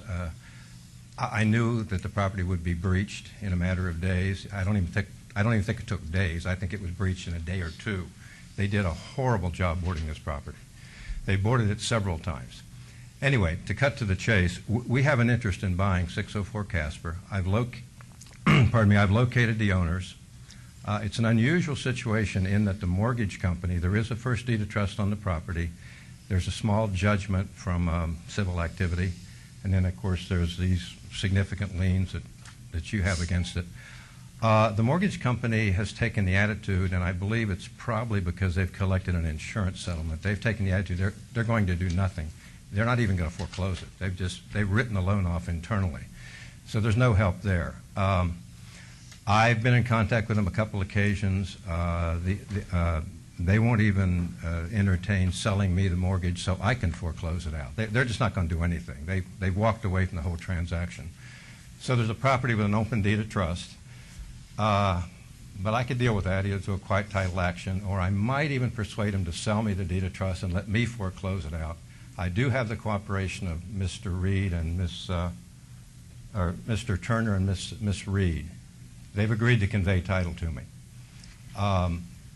Once I have that, and that's available anytime I choose to record the deed, now I have really just 3 obstacles. A small civil judgment, which I'm not concerned about, the deed of trust, which I am concerned about, but that can be done either through a purchase and a foreclosure, that if they'll do that, or I can do a quiet title. And then, of course, the real problem here is your liens. So I left some material for Mr. Barlow. I don't know if you received that or not. But if we could make a reasonable accommodation on these liens, we would buy this property and take our chances with it. What is the price? I'm sorry? What is the price that you're We willing? could probably pay $3,500 to maybe $4,500 to try to settle these liens. These properties in that neighborhood at the moment, even in livable condition, aren't going for more than $35,000 or $40,000. And this property, because actually being mismanaged, it's just a shell. I mean, there's nothing left. It's at the point. Our only interest is as a rental investment. There is a rental investment opportunity there, but the market there has just collapsed. So I mean, properties are just, even in very decent livable shape, you can buy them for $40,000, $45,000 at the most. So we can't pay a whole lot because, of course, we've got a mortgage to deal with, or at least a quiet title action to deal with. We have a small civil judgment, which we may or may not have to pay, depending on what we do with the mortgage. If we can buy the mortgage and foreclose it out, then, of course, we don't pay the judgment. But we've got a couple obstacles here to deal with here. We're willing to do that. We're willing to take our chances. But, of course, we can't pay anything even remotely close to these figures that you're entertaining. So that's the reason that I'm here. Councilman Barlow? Oh, Councilman Well, Wilson? I might add that we are not the classic slumlord type. If you look at 600 Casper, the property we've had for 4 or 5 years, unfortunately we had a little fire there, so we're doing some rebuilding at the moment. But we do an excellent job. We're not slumlords. I mean, that's a good neighborhood as a rental investment, and that's our only interest. But if we buy this property, it will be completely repaired, first class. There's a real market there. It's a subsidized rental neighborhood, so to speak. You can collect some very handsome rent, from subsidized tenants. So that's our incentive. Real quickly, with your permission, Councilman Barlow. Chris, I have a question for you that came up in a briefing the other day. It perhaps applies to this situation and then just in general when properties are foreclosed on by the banks. Who continues to be obligated to pay the property taxes on these properties? For example, this gentleman wants to come in and purchase the property and rehab it and do whatever. But the current owners, have they been paying property taxes? And then in general, when a bank forecloses and takes the title back, are they paying property taxes on these properties? We did research that, Councilman, at your request, and the answer that we got from the assessor's office was that if a mortgage company has been paying the taxes through an escrow account, if there has been an escrow account set up, and the mortgage company, the financial institution, is paying those taxes, and it goes into foreclosure, they continue to pay the taxes. However, if the property owner does not have an escrow account and is foreclosed upon, the taxes are not being paid, and they typically go delinquent. The escrow account, as I understand it, is year to year. Yes, sir. So even if there is an escrow account established and the person walks away from the property, there may be funds for the remainder of that year to pay the property taxes. But we have plenty of houses that are foreclosed on by banks. The banks are the current owners, and we're 2 and 3 and 4 years down the road. So from what you gather, Chris, these banks that are taking over the properties aren't paying property taxes. Yes, sir. As an example, we looked at the items that we had on the agenda today because we didn't have a lot of time to look in general. Of the 6 items you have where we're asking for abatement liens, 4 of those items the taxes are delinquent on. They have not been paid. 2, the taxes are current. This particular item, number 79, the last payment on taxes was March 2nd of 2009. So the taxes are not current on this particular piece of property. And the collection of property taxes, is that a county responsibility or a state responsibility? That one I'm not sure of. Maybe the attorney's office. County. I believe So it it's would be up to county. the county to pass a law or the state legislature to pass a law that would perhaps help us in this regard? We have no power to do anything like that, do we, Mr. Steele? No, we have none. I mean, if there was interest in that, it would be state law that would change the NRS as it relates to the collection of and imposition of property tax. Okay, thank you.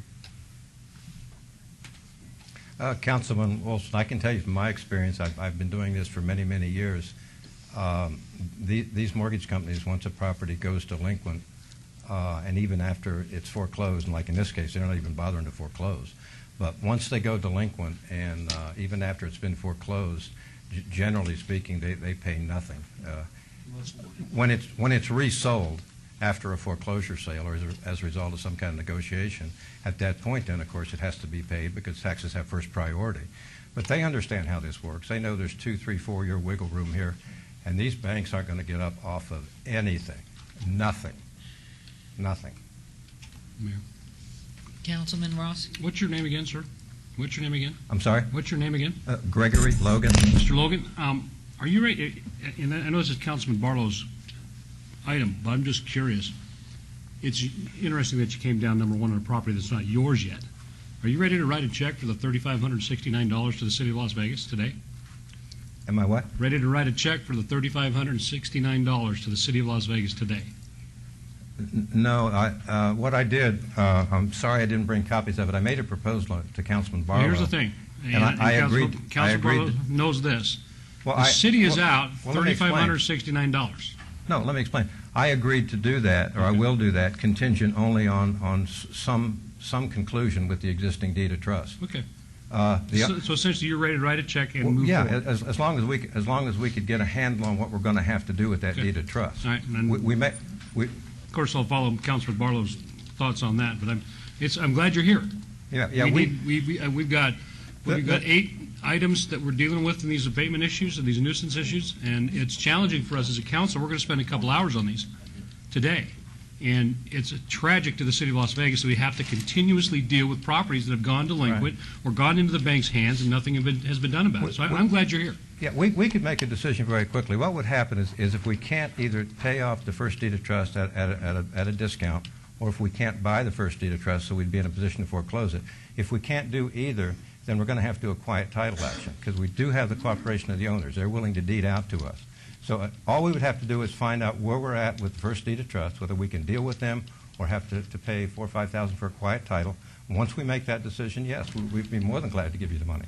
But we do need to get some feel for where we're at with this deed of trust on the property. And Mayor, I'm less concerned about your transaction as I am recouping the taxpayer dollars that have already been spent on this property. Right. That's our number one priority today. I understand.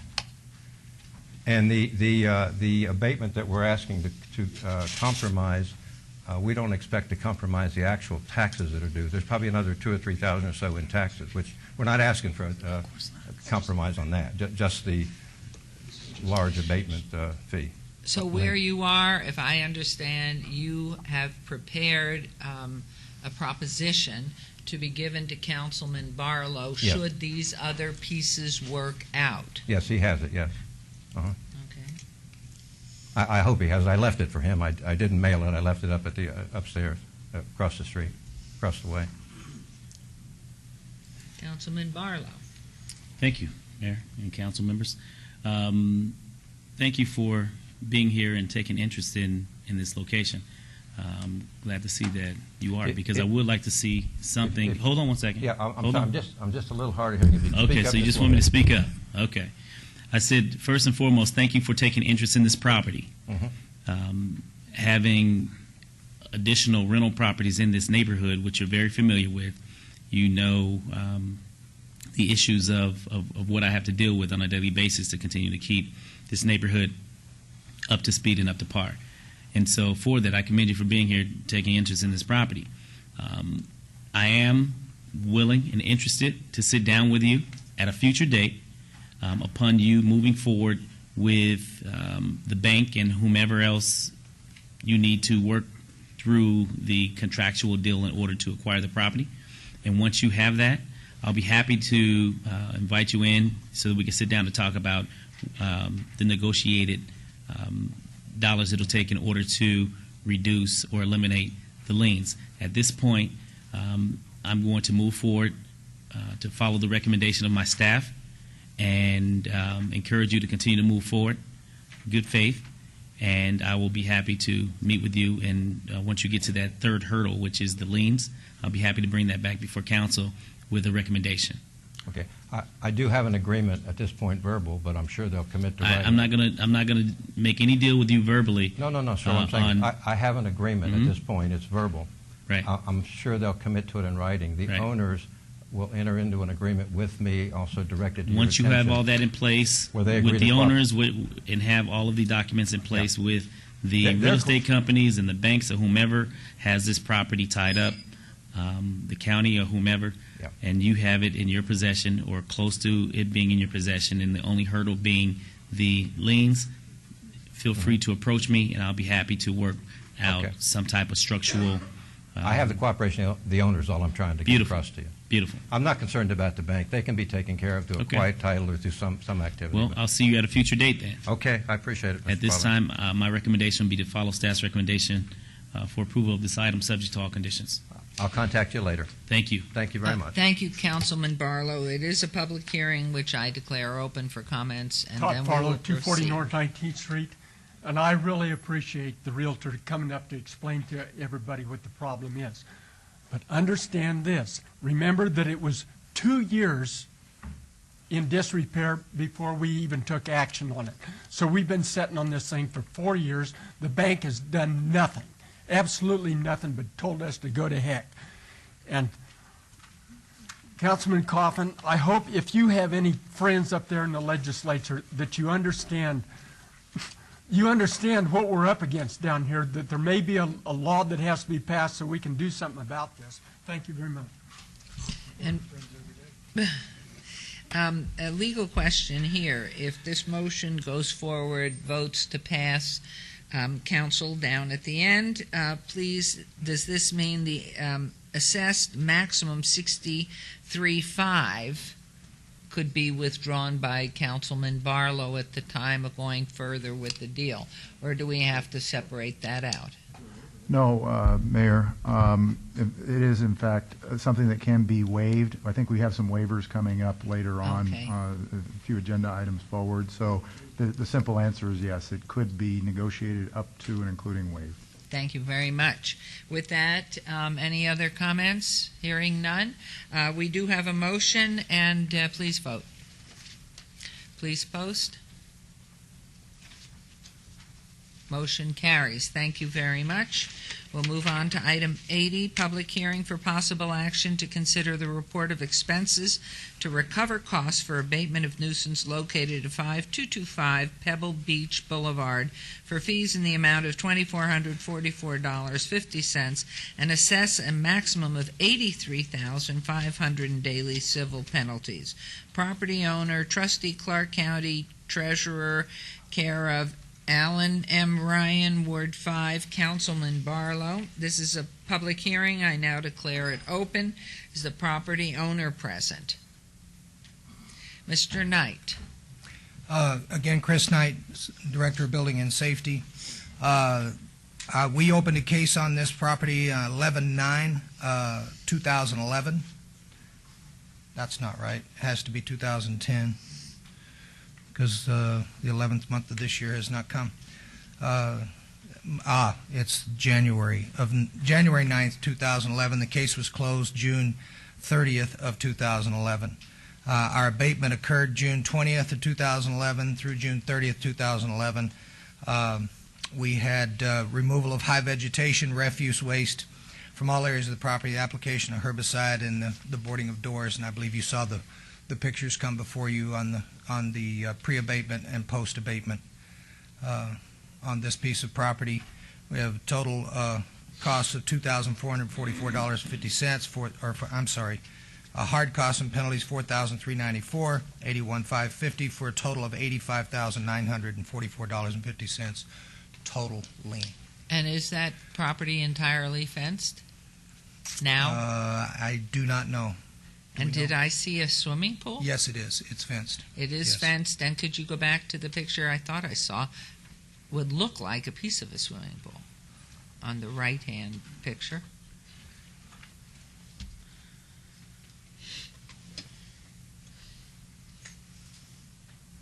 And keep going.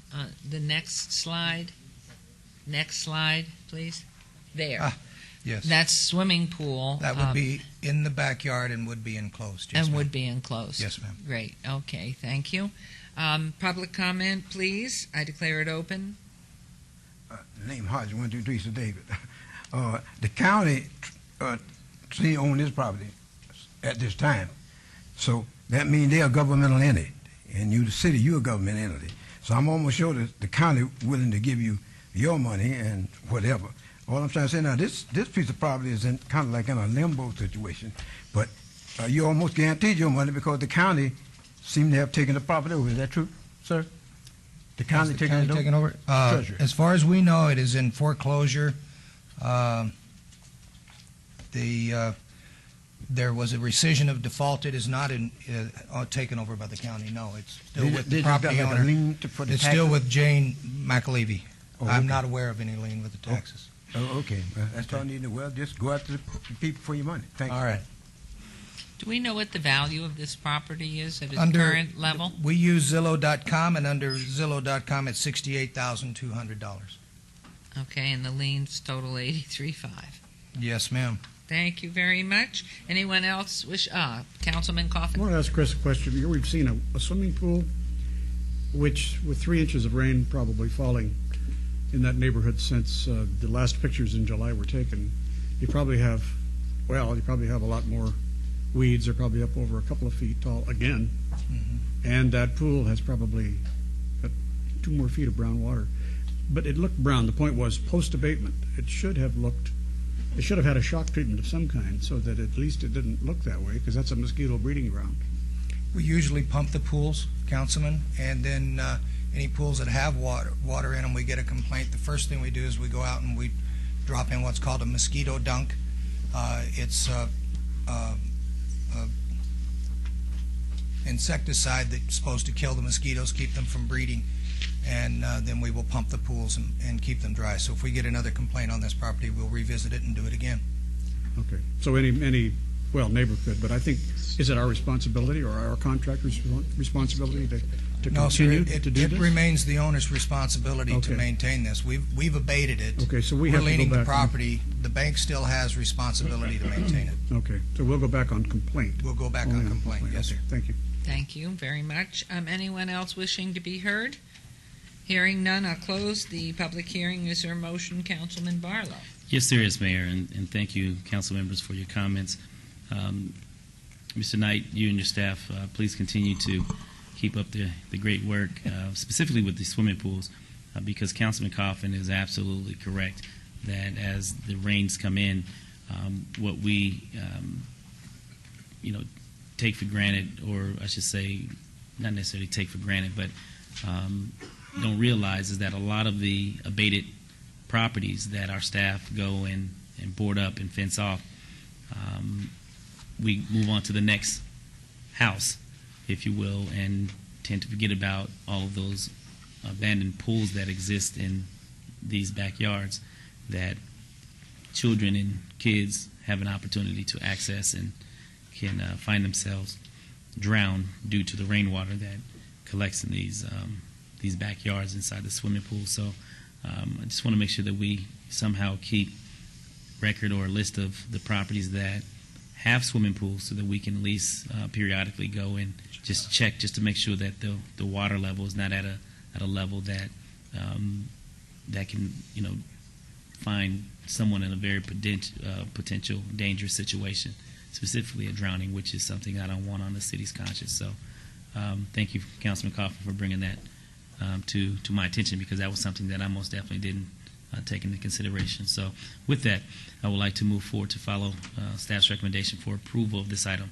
subject to all conditions, and also with the additional addition of going out and doing spot checks on properties that have swimming pools, specifically after these large rains that have passed, and those that are coming in the near future as well. Yes, sir. We'll look at how we can do that and follow up after heavy rainfalls. And take a look at No, I'm not a weatherman. I just listen to the news that the rain is coming. And So- you're forgetting the skateboarders. I used to have a son that skateboarded in an empty pool. So we could do more of that, too, as long as there's a fence around it. Yes, ma'am. Thank you. There's a motion. Please vote. Please post.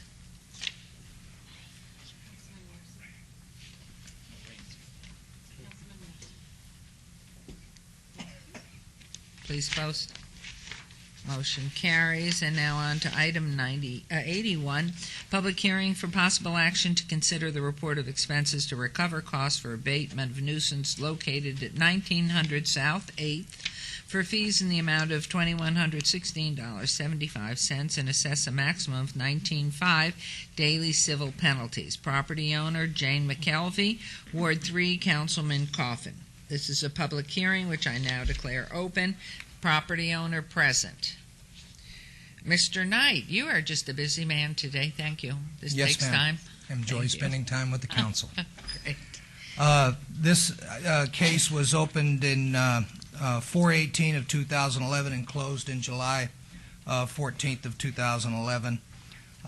We removed high vegetation and boarded up some open doors and windows and removed some waste from the property, and had an abatement cost of $865, inspection fees of $1,020, totaling the $21,1675, plus the daily civil penalties of $19,500 gave us a total with all the costs of $23,566.75 that we're asking to have liened against the property.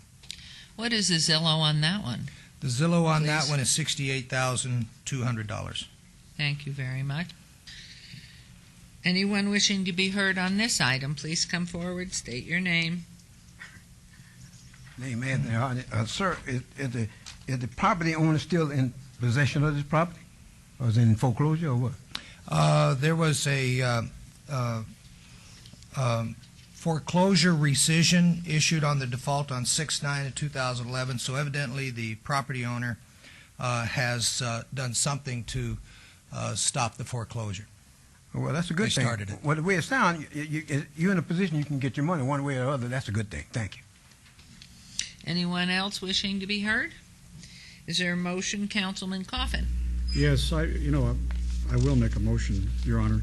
It's disappointing that something like this happens. You could see from the pictures, this is a nice house. It had its day, and person who lets a house go like this, or whoever holds the paper, and I am curious, Chris, who holds the paper, because this ruins or damages the value on 4 blocks, because it's a corner house.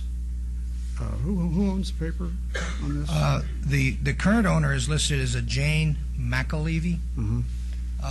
We don't know the financial institution, but we can find that out. Well, I know that I can see from the paperwork that's come in here that she had a competent realtor, Jack Levine, who does a lot of this work around there, but apparently he may be tearing out what little hair he has left because nothing happened afterwards, so he must have tried to intervene. So, well, I think I will talk to him about this house later. In any event, Your Honor, I think we need to send a message here and follow staff's recommendation on item 81. Thank you.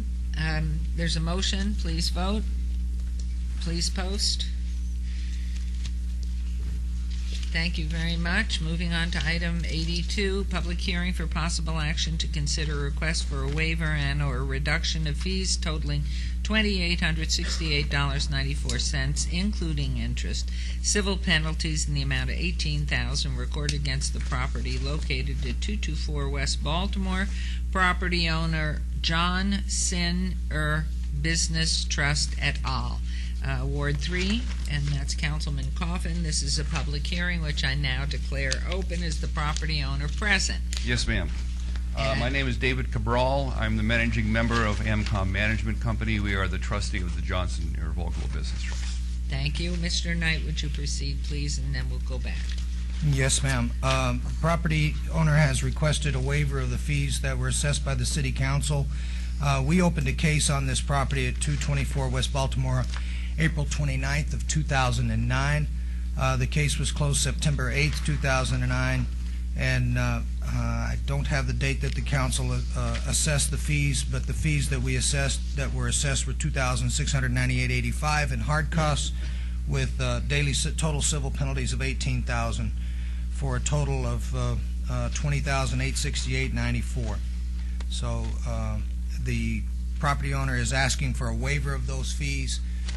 Standard practice of the council has been to waive 90% of the daily civil penalties, which would drop the daily civil penalties from $18,000 to $1,800 and leave the $2,000 698 penalties in place. So the $3,000 and some odd for the total cost to the owner. And is that vacant property? Yes, Or is ma'am. that trailer on that property? It's vacant property. It's Vacant. vacant land, yes. And it is fenced around all the way? Yes, it is fenced. And there's some water there to take care of the tree or trees? No, there's no water turned on that I'm aware of. We acquired this property through foreclosure in March. We were not the owner at the time of the assessment of the charges, and we're uncertain as to what the charges were for, perhaps for cleaning the weeds off the property. We acquired the property in March of 2011 through foreclosure. At that time, when we cleaned the property, there was a dead tree that had fallen over. We've had that cut down and removed. We've paid the back taxes on the property. And in fact, I made the mistake, I think, of paying this whole year's taxes, which I think must have been applied to the penalties because it's still showing that I owe taxes for the year on the property. So we were not the owner of the property at the time of the assessment. We weren't even aware of it. Our loan was in place, and we have foreclosed and taken possession of the property. Our intent is to hold it for sale. And was that repossession taken from the banks? The foreclosure? We were the lender.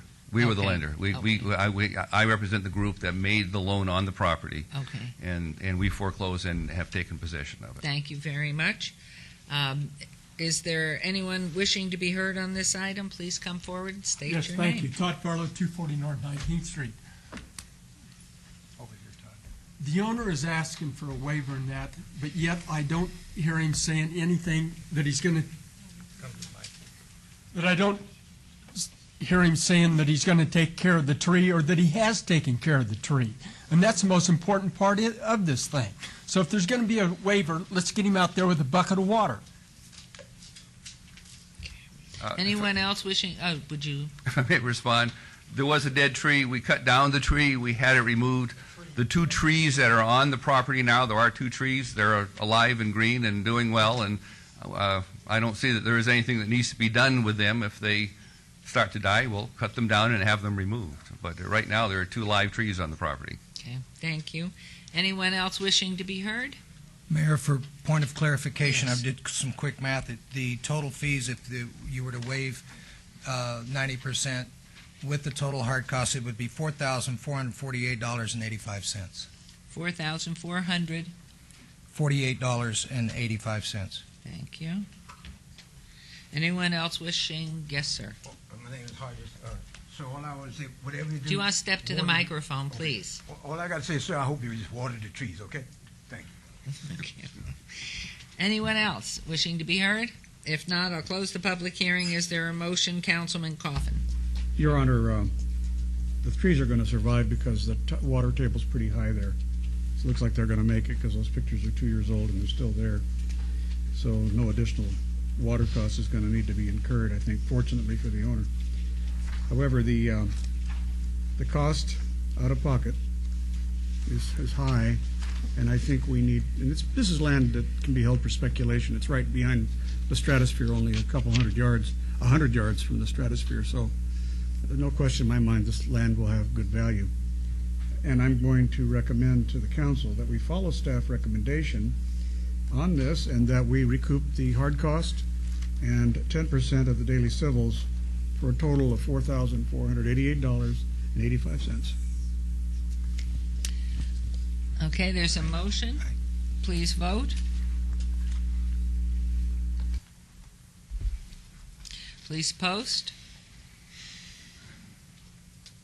Motion carries. Thank you Okay. very much. So will I be billed for this, or what would be the procedure on this? Mr. Knight? We will be in touch with you on how to make payment. Okay, we're ready Very to good. do it whenever. Thank you very much. We are on to item 83, public hearing for possible action to consider a request for a waiver and/or fee reduction of fees totaling $2,040.85 in civil penalties in the amount of $40,000 recorded against the property located at 3156 Mediterranean Drive. Property owner Fannie Mae, care of Federal National Mortgage Association. This is in Ward 2, Councilman Wolfson. This is public hearing, and I declare it open. Is the property owner present? Mr. Knight? This is a case that was opened in May of 2009 and closed in September of 2009, in which we abated high vegetation, some refuse and waste from all the areas of the property, and herbicide, and boarded up some windows. As you can see above, it's a nice property. Now that it's been cleaned up and looks pretty good, we had a total cost of $2,040.85 on the hard costs, and $40,000 outstanding civil penalties. If you were to waive the civil penalties down to the 10%, it would go down to $4,000, so you would have a total cost of $6,040.85. What's the Zillow on that, please? The Zillow on that is $115,000. Is there anyone wishing to be heard on this item, please? The name's hard. It's Fannie Mae, right? That sounds like the government get your money. Anyone else wishing to be heard? Please come forward. Yes, thank you. Todd Farlow, 240 North 19th Street. Just to close this out, we really appreciate Building and Safety for what they've done here. I mean, they've cleaned these things up, and if it wasn't for them, we would be, I don't know where. We have a very hard-working city team, very dedicated. Anyone else? Is there a motion, Councilman Wolfson? In a second, yes, Mayor. Chris, I thought maybe a rep from Fannie Mae was going to be here, but obviously they're not. We thought so as well. We talked to them on the phone yesterday and also contacted them by email. We did have a personal conversation with the representative from Fannie Mae and asked them to be here and let them know this was going on today. And then secondly, I think it would be a good idea in these requests to waive or reduce fees to have a current picture of the property. Because what you did was you showed me, and I think it holds true for the other one or two similar requests, you showed a picture of there it is. Those are current. I would like $1 million. Can you make that appear that quickly too? Okay. Well, I was going to, say it'd be a good idea we had a pre-abatement, then we had a post-abatement, but we didn't have anything recent, and there's a recent picture. Could we go back to that one more time? There it is. And that's just a few days old. Yes, sir. About a week. My impression from that one picture is that the United States government, because that's Fannie Mae is a federal agency, is maintaining the property. I really can't tell much. We don't have a lot of people in here. When these requests go out for a waiver, is there any kind of notice to the neighborhood? Probably not. No, sir. So the neighbors aren't aware that this is on. So if there was any kind of problem, they wouldn't know that it's on to let us know that there's a problem. No. Has code enforcement or anybody from the city driven by? I mean, they took the picture, right? Yes, sir. If there was a problem, you'd probably be telling me, don't you think? Usually when they see our code enforcement vehicles, if there's a problem, the neighbors will come out and let us know. So we're not aware of any problems with the property at the current. But because we don't have the representative from Fannie Mae here, Yes, we sir. really don't have any information as to what they're doing with this property, whether they're trying to sell it. I don't see any sign out front that is listing it for sale. I'd really like to know what Fannie Mae is doing. What do they normally do? Do they just hold on to these things? Do they try and sell them? Anybody know? I was looking at their application. It doesn't say that they're trying to sell it. It just says that they've fully secured and cleared it and removed all the waste, and are taking care of the property. There's no mention that they're trying to sell it. So. And I did notice that the It would just be an representative. assumption. I'm sorry. It would just be an assumption on my The part. representative, I think his first name is Mark. It works here locally. Yes, sir. Well, let's do this. My motion would be to obey this 2 weeks till the next meeting, and let's invite Mark to come back down. And I'd like to just ask him what kind of plans they have. I think it's good for us as a board to hear, generally speaking, what these banks are doing. They own the property. They're maintaining it. They're keeping it in decent shape. But what are they doing to get people in to these properties to enhance the neighborhoods, to do what's right? So that's my motion. When would you like it obeyed to? One meeting, 2 meetings? October 5th. One meeting should be enough, because I think the representative is a local person. We'll make it very clear to him. Thank you. Was there not a picture that I saw in the picture that had a sale sign?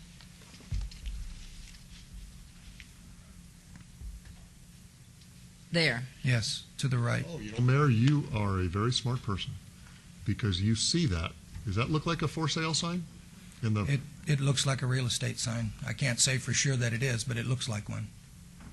There was another shot with another picture that you haven't shown us. Again, there it is. See it right there on the corner? I do. I do. Vicki Hi, has better knowledge of the history of the property. I do. Vicki Ozuna, Acting Neighborhood Response Manager. I spoke with Mark yesterday, and he did tell me that the house is for sale. They have a pending deal on it. He guaranteed me that Fannie Mae would be here. He got on the phone with them yesterday to make sure. I don't know what happened. Well, I hope he with didn't them, get hit by a car. But he did tell me there is a pending deal on the property.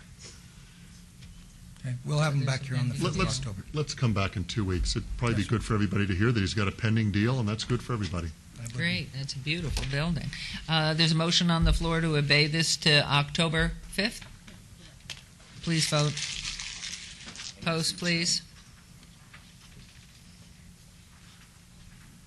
Motion carries. Thank you very much. And thank you, Mr. Knight. Great.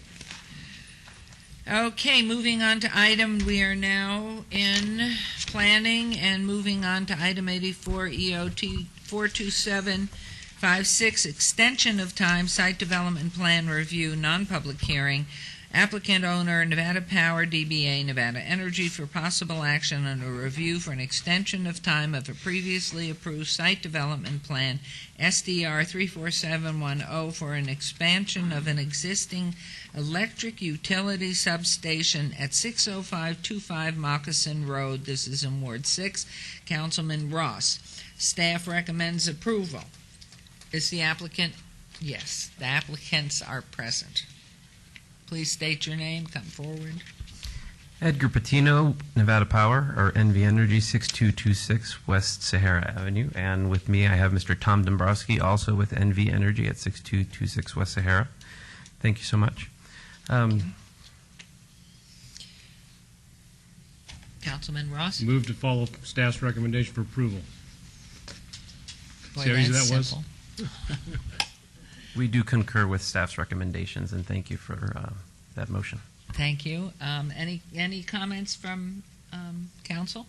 No. There's a motion on the floor. Please vote. Please post. Motion carries. There's a question. Yeah, just one question. Edgar, you said something about signage on that site so folks know what's going to happen out there. I think it's imperative. You and I have had this discussion before about, it's already up? Not yet. But it will be. It'll be a sign like this, folks. Okay, can we get the overhead on that sign? On that piece of paper there? Maybe? And council members and mayor, what I've asked, any developers, NV Energy, the school district, CenturyLink, if they're going to do a facility in the future and have been approved to do that project, whenever it is, and we're dealing with an extension of time right now, that they post what that parcel will be when it grows up one day for the benefit of the community around there. So I appreciate NV Energy's working with me on that. Thank you. Thank you. Thank you, gentlemen. Thank you.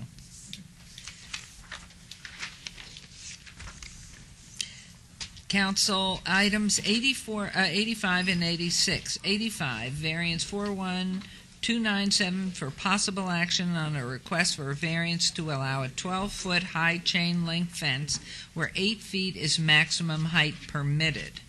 And number 86, SUP 41296 for possible action on a request for a special use permit for a proposed 80-foot high wireless communication facility, stealth design, monopine.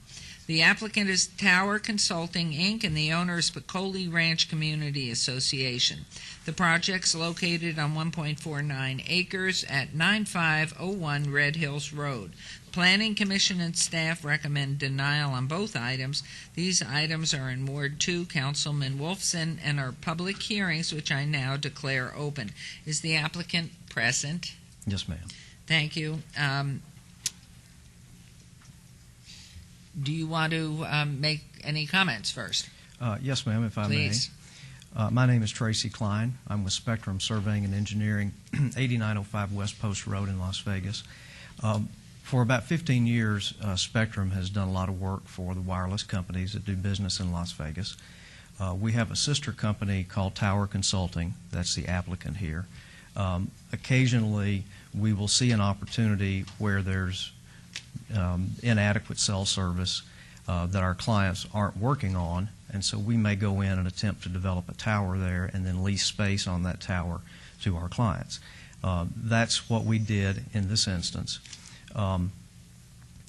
The overhead shows just an aerial map of aerial photo of the Pecole Ranch area.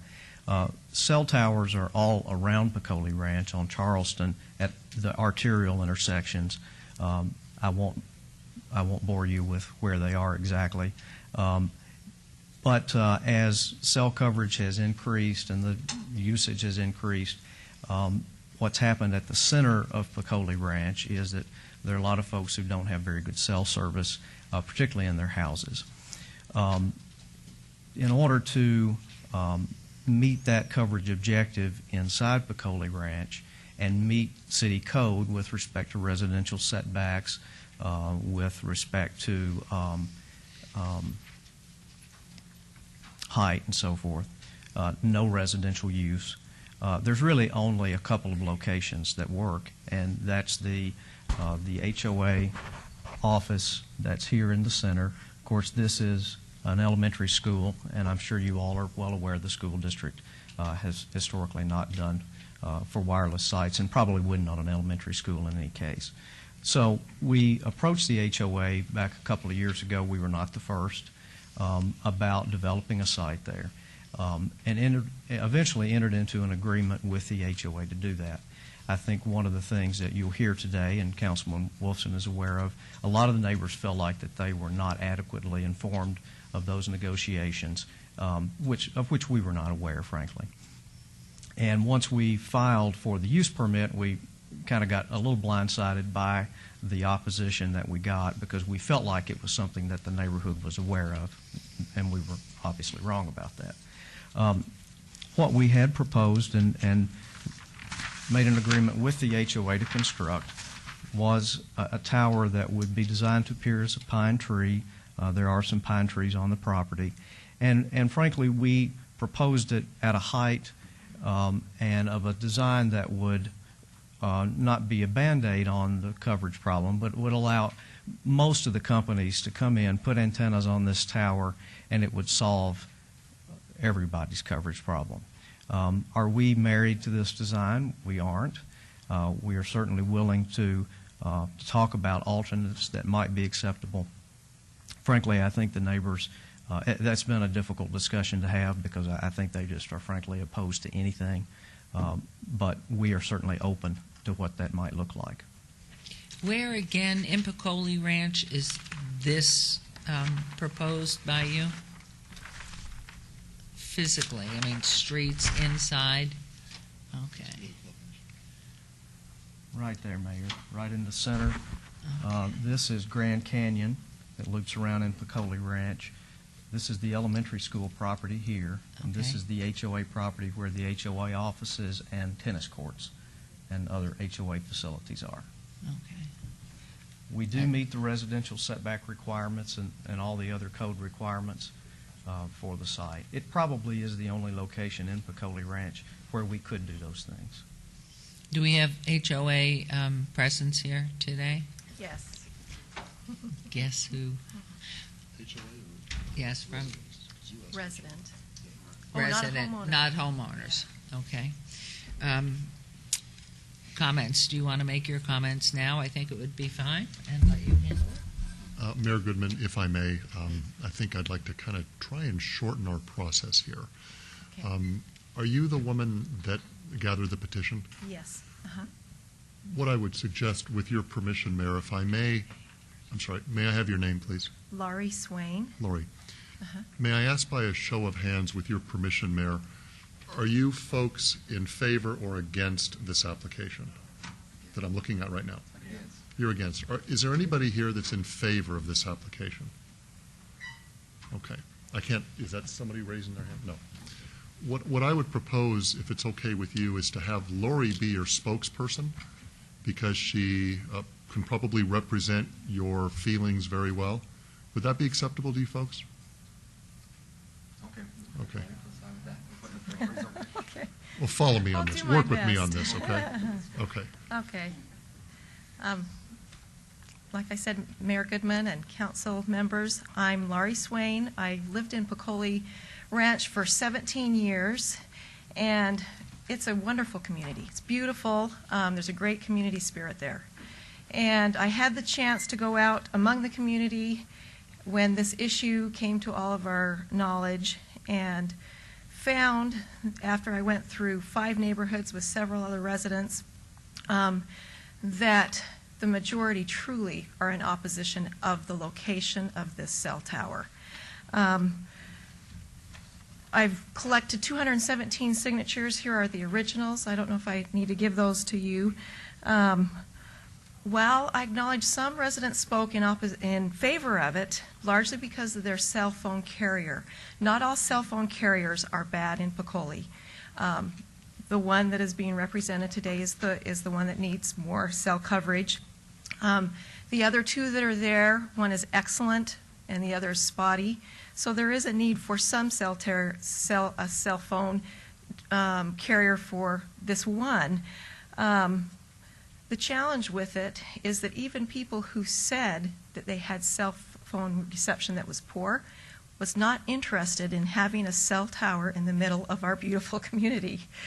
And that was mentioned over and over and over.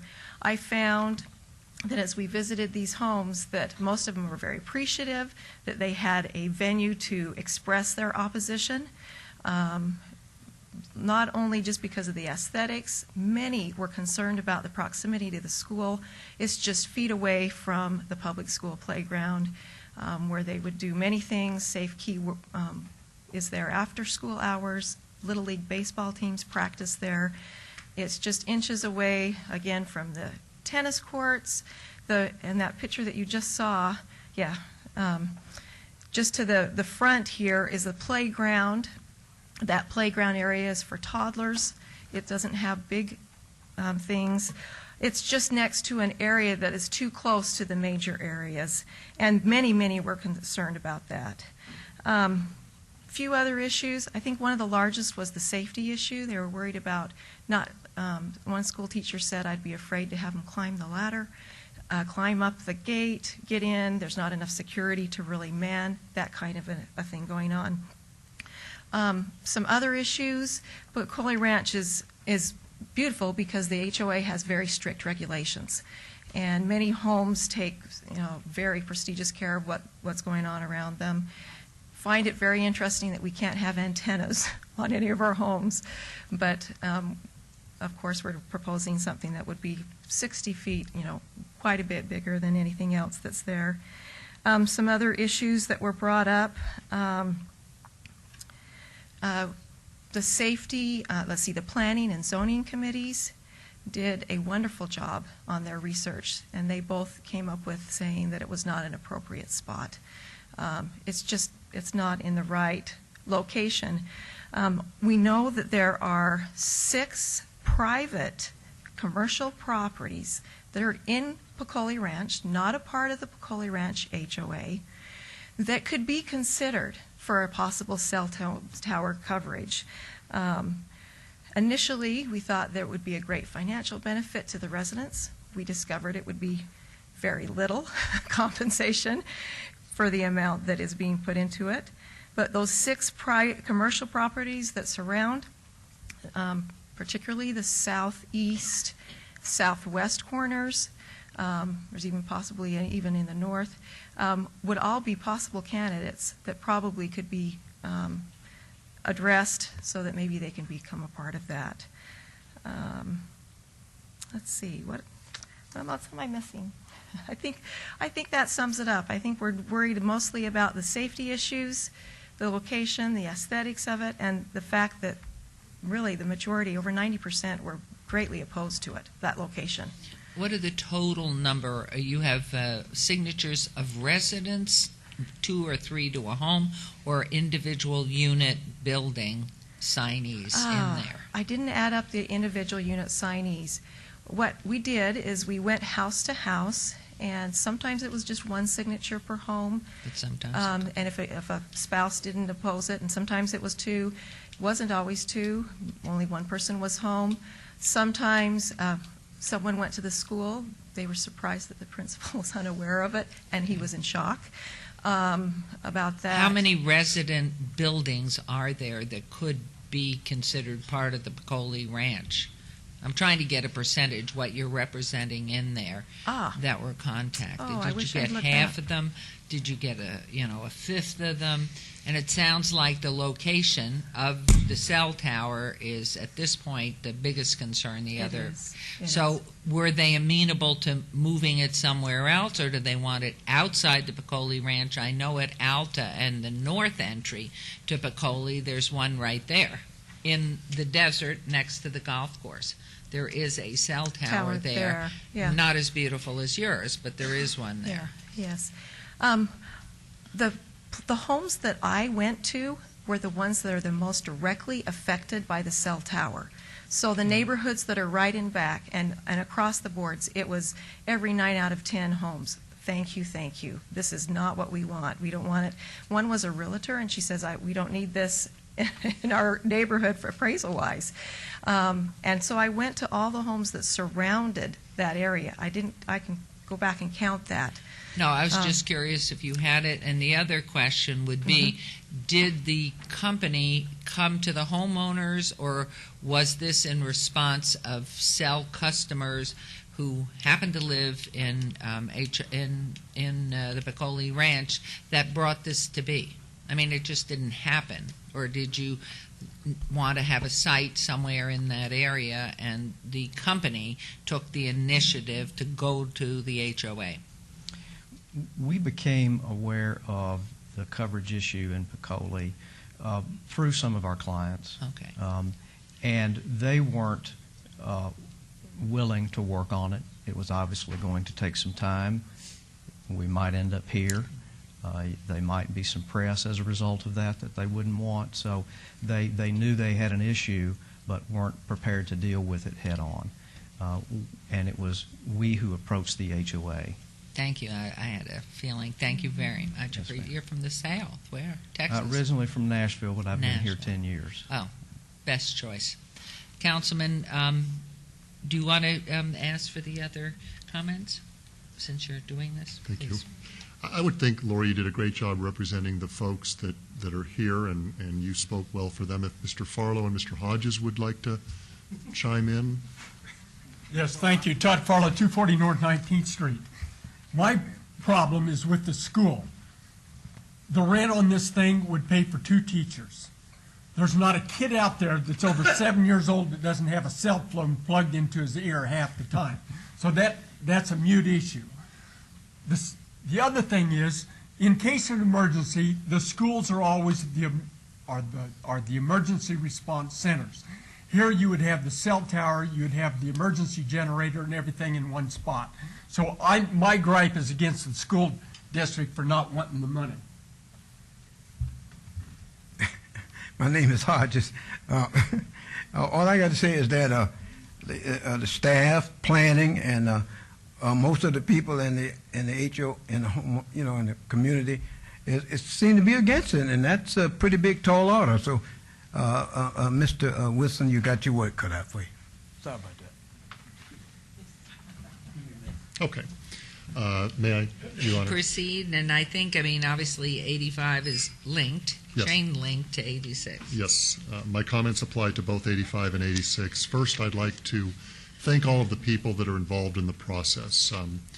Tracy, you've been a gentleman. When you came into my office, you and the HOA members acted very professionally, very appropriately. Are there any of the HOA board members here? Okay, because I think when the mayor asked about the HOA, I don't know if you were asking about the board members or the residents, but there are no HOA board members here, but a couple of them were in my office a month and a half ago, and also at the meeting I attended. Everybody acted very professionally and appropriately, so thank you very much, Tracy. All of your comments to the residents, and it was a little, interesting meeting, and you handled yourself extremely well. Lori, you did a great job. The reason I didn't have you other gentlemen stand up is I think that Lori adequately expressed the opinion of the majority of the residents. In this situation, I have before me 200-plus protests and only a few in favor. We did have 2 neighborhood meetings. I attended one of them about 2 weeks ago. There were probably 30-ish residents there, and nobody was in favor of this application. Everybody is against it. I think that some of the questions were very appropriate, like, we're not against a cell tower, we're just against a cell tower in this location. And I think, Tracy, you addressed that by saying there really isn't a location that can accommodate the needs other than this location. So I think the residents were being very accommodating. We understand the need, we understand your desire to have a cell tower, but this location just isn't appropriate. If I had 200 people here that were in favor of it, that's when I'd really have a tough job, because I've got 200 people that have a need to fill this inadequate service, 200 people that are against it. Boy, I'd have a real tough job. But today I've got almost everybody against this project. So I have to side with the residents in this case. I think that their desires and their position is reasonable. I appreciate your efforts, but my motion is going to be consistent with the Planning Commission and staff's recommendation for denial. So on 85 and 86, I move for denial. Can I do them 2 at a time, Council? Oh. Okay. On 85, my motion is for denial. There's a motion. Please vote. Please post.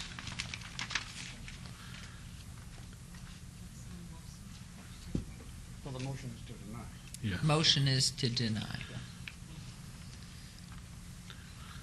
Motion is denied. Same motion on 86, move to deny. And Tracy, I do appreciate your efforts. Thank you. Well, Please Councilman- vote. Please post. Lois.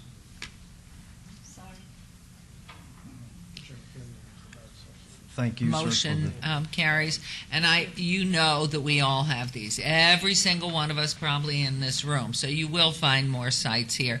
And I hope wherever you put them, you make them as clearly covered as you did in your presentation here. I know Councilwoman Tarkanian in a couple of meetings back had this very bare tower going up and asked for more vines or whatever they're called, and was told the tower couldn't handle it. But you've proven that wrong. Tracy, did you want to say something? Yes, Mayor, I'd like to thank Councilman Wilson. I mean, he invested a lot of his time in our project and was very helpful to us, and we appreciate that. Appreciate being heard today. Thank you. Thank you for coming. We appreciate it. You did a wonderful job representing the residents. Also thank Councilman Wilson for being at our town hall meeting, being supportive. That was Thank you. wonderful. And thank all of you. Tell me, what do I need to turn these originals in? Well, we received the protests. Oh, you've got them, so We I already don't. have it. Okay. Yeah, the only thing at the neighborhood meeting, there were no sandwiches or hors d'oeuvres or anything. We'll work on it. I mean, come on. Now this is the what party Coley ran. comes. That begins. Thank you. Thanks. His wife's out of town a lot at work, so he's hungry. Okay, we'll move on to item number 87, variance 41321, abeyance item. Variance public hearing, applicant owner Johnny Pappas for possible action on a request for variance to to allow an existing 595 square foot accessory structure, Class 2, with a 0-foot side yard setback where 3 feet is required, 0 feet of separation from the primary structure where 6 feet is required, and which is not aesthetically compatible with the primary structure on .48 acres at 1125 Cashman Drive. This is in Ward 1 and Councilwoman Tarkanian's ward. Staff recommends denial. Planning Commission recommends approval. This is a public hearing, which I now declare open. You are the applicant. Johnny I would assume. Pappas, 1125 Cashman. Mayor Goodman, Councilwoman Ms. Tarkanian, and council members. About a week ago, I had a neighborhood meeting for this project here. I sent out 250 cards, and I don't know how many showed, but I haven't had any opposition to this, other than, I believe, 6 or 7 people. Since the meeting, I've had an awful lot of people coming by the house wanting to see what I was proposing and doing that didn't make it to the meeting, but a lot have been over at the house, and they're for it. They're for it because they know what I'm doing. It's aesthetically, compatible to the home. I have a parking lot next door on a C2 building. The owner there hasn't any problem with it either. It's just a parking lot. What I'm doing in my yard is going to be beautiful. Like I said, I plan on dying there. I'm going to paint this the same color as the house. It looks like it's, conforms to the house. I can't do any more. I'm, doing the front yard, painting the house compatible with that. I mean, it just, to me, it looks good. You'll have to turn that if you could, please. Thank you. And the addition is on the right? Okay. And next to that is, like I said, the commercial center, medical center. Dr. Holper, and among other doctors, haven't any problem with it. My neighbors directly across the street from me, no problems, or anybody on the street on Cashman. Like I said, I took Councilwoman Tarkanian's advice, and I had the neighborhood meeting, and I've done all I can. A few people have complained down the road and on the neighborhood about my cars. Well, I have a lot of cars. Well, if I could take the cars and I could put them there, and then you got to look at the cars. But that's sort of my hobby, So you're looking to put them interior? Sure. I'll put them on. How many cars do you have on the property at a time outside? Probably 1, 2, 3, 4, I don't know, about 6. Okay, thank you. All right. Any questions? I'm going to go to public hearing at this point. Any comments, please? Anyone wishing to be heard? How you doing, Mr. Tartanian? I don't want to get on your wrong side, but the staff... Just say your name, sir. Oh, my name is Anthony Hard, and the staff and planning is split, so the decision is up to you. You're gonna have it. The decision is yours, so it's up to you anyway. Good day. Thank you. Yeah. Thank you. Is there anyone else wishing to be heard? If not, I'll close the public hearing. Is there a motion, Councilwoman Tarkanian? I'd just like to make a few statements and get some understanding on conditions. And you and I have talked about this. And first of all, I want to thank you very much for the time and effort you made to communicate with me and to communicate with your neighbors and for having the neighborhood meeting. It was very good, and you got a lot of support there. You also know, however, that we had letters that came in that were not strongly supportive and that were concerned about repairing the cars in the front yard, and that it looked like it was a body shop and junkyard and stuff like that. But you told me that you would make a commitment and would accept a condition of taking care of that. You promised me. I promise you. Okay, so I'm taking what you told me and I'm going to put that in conditions. And I won't And let you... you know how strong some of the people were. Of course, that was also before you made the change in the plan. You've made a change in the plan if you look at what he's got right there now, that's on the screen now, you see just an awning type structure. But now, if you look, he's making it into a garage. It's a garage structure which fits the look of the house and the look of the neighborhood. It's not awning and it's not just steel piping. And I just wanted to say that since you did that, many people who were concerned about how it looked have told me they felt that this would be fine. Question on the other side of the wall, assuming that's to the, what? South? North. In that previous display there, those homes were not concerned at all. In the previous picture? In the previous to this one that you just showed where it had the skeletal. Could you do that one again? There, see those homes there? Were they asked about any? Those aren't homes. That's commercial. This That's is all the medical? commercial, all commercial. And they were fine. Right. And they were fine. And they were fine. We have a gentleman. Did you wish to speak My in the name is Tom public Lubas. comment? My name is Tom Lubas, 1128 Douglas. I know Johnny since a little kid. We're going to the church together. He's a toy guy, like to have a lot of toys. So I can understand the complaints some of the neighbors might have. But although that's his habit, I'd rather have him put the cars in than to be in the street. So I go for it. Thank you. Thank you.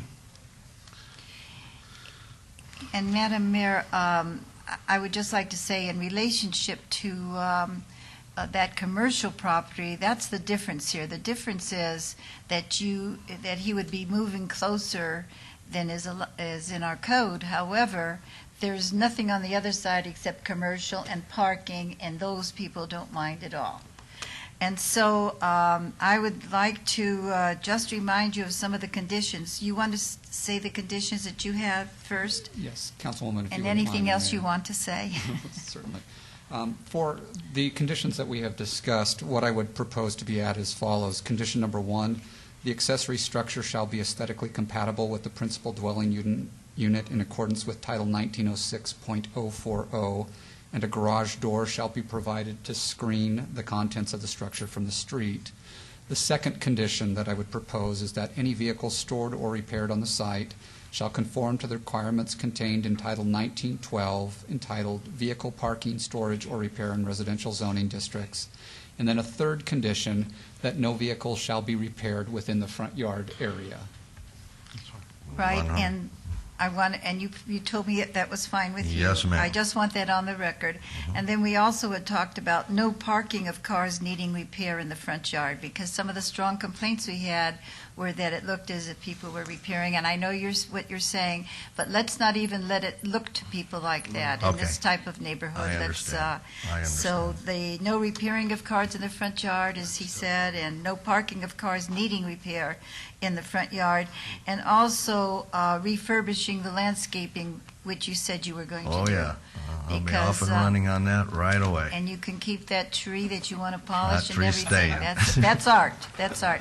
But That's art. this is extremely critical because these are important things in these types of neighborhoods. It sounds like a small thing, but it's an important thing. And you saw by the responses people made to the cards Yes. and how strong some of them are.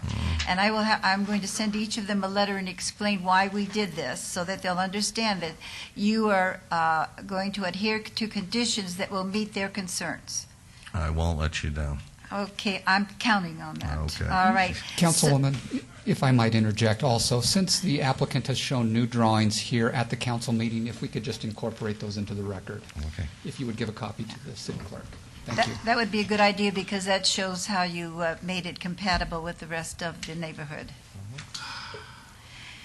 All right, because of the unique condition of this parcel, that is a single-family residence abutting commercial property, with the changes already made by the applicant in their plan and showing on the site plan you're leaving with us today, and with all the conditions that I've mentioned and you've acceded to, I move to approve with all conditions. There's a motion. Please vote. Please post. Motion carries. You're in business. Thank you, Mayor. Congratulations. Thank you, Councilwoman. And you know, we drive by Thank there you, a lot, Councilman. so we're expecting to see beauty. I'm off and running. Okay. I have a Thank you. councilman on my right who might take you to OPA in celebration, right? Okay. Okay. Thank you. Thank you, Councilwoman, too. We are now moving on to agenda item number 88, variance 41903, abeyance item, variance, public hearing, applicant owner, JJM Properties LLC, for possible action on a request for a variance to allow for a 2-foot side yard setback for a proposed 500 square foot attached carport where 15 feet is required on .80 acres at 815 Shetland Road, Ward 1, Councilwoman Tarkanian. The staff recommends denial. The Planning Commission recommends approval. This is a public hearing, which I now declare open. Is the applicant, yes, the applicants are present. Hi, good afternoon. My name is Joe Mamet. I'm here with my father, John. We are trying to do a carport at 815 Shetland Road. I'd like to resubmit the letters of support that I got from my neighbors. And I also have a diagram of which neighbors that they are. They're the ones that are affected the most. The one to my immediate left, my immediate right, and the 3 right across the street. So do I need to turn those in? Please. Thank you. And then also I have here some before and after photos of what we've done so far.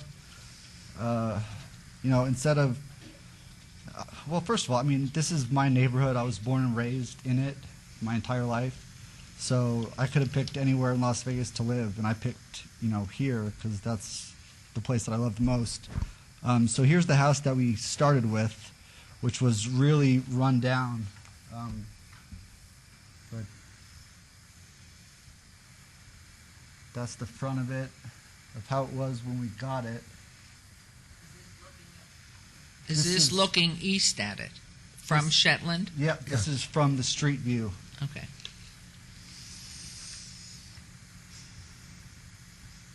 Same street view. Do you know what year this was built?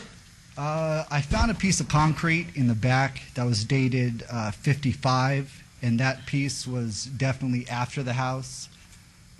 So late 40s, early 50s, I would say. Okay. So we took on the project of restoring it. I got some more photos. I mean, it was just in really bad shape. We had some squatters there, I think, at one point. So we gutted the house and, you know, try to bring it back to what the neighborhood represents, which is old Las Vegas, old ranch homes. And we decided to go with a ranch theme of it. We redid the porches, grass, you know, tried to make it look really nice. Because we have some discerning neighbors that, you know, everybody keeps their houses really nice. Was this grandfathered in horse property? Yes, we're zoned for 2 horses still, I think.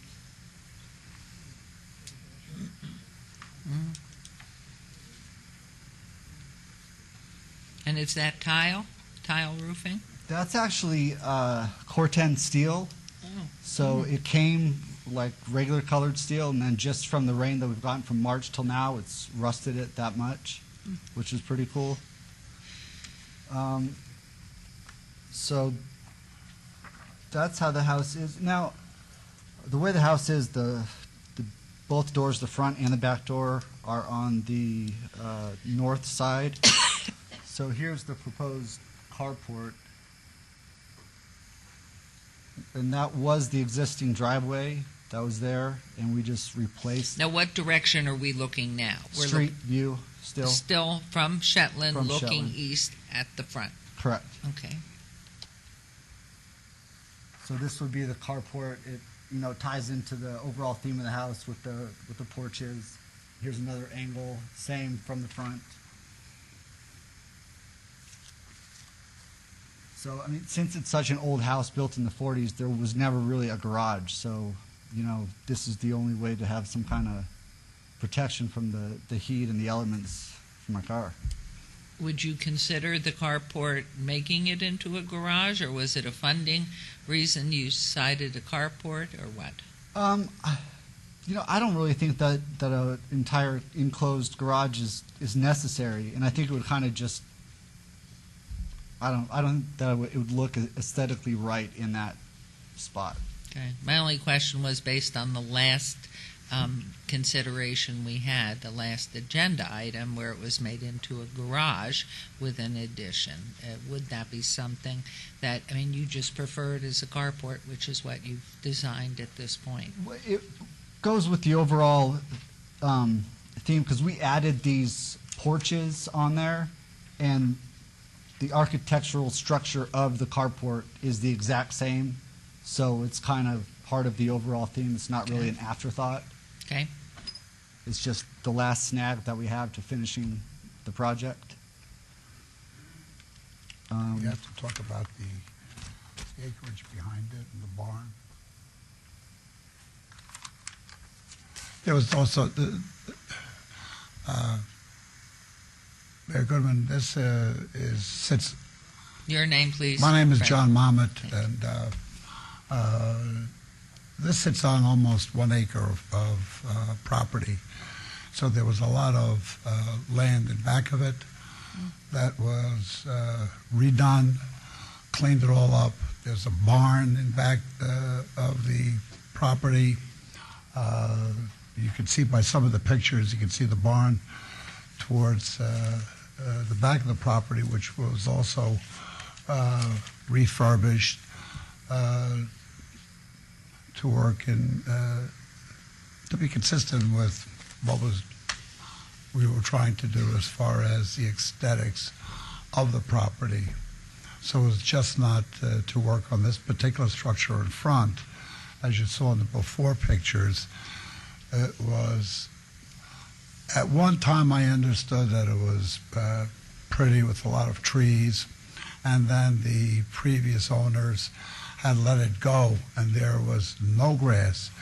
All the trees died, and it was just the pictures of the old building make it look somewhat nicer than even what it was. It was just really horrible looking. And what we have now, we put in grass, this landscaping systems, front and back, together with the refurbishing of the barn in the rear. And I think the neighbors who saw it were very interested in it because of the problems that they experienced with the previous owners not doing anything and having squatters living in on this property. It became a neighborhood hazard. So that's what we took on the project for the total acreage to try to bring it up to scale. This is a public hearing. I declare it open. Is anyone wishing to be heard on this? Mr. Hodges. My name is Anthony Hodges. So you going to have horses? I'm allergic. Oh, you're allergic? Whatever. Well, I love horses. Sorry about that. But anyway, all I want to say, Mayor, the carport, to close in to be in the garage, you got some windows coming out of the building, true? Windows? Yes. And so if you close it into a garage, then the windows lose their effect. Oh, that's right. I didn't even think of that. Whatever. But anyway, what I'm saying is, because of the situation and the location, it may have to stay open for the benefit of the windows. I'm sorry about that. Thank you. Thank you. Anyone else?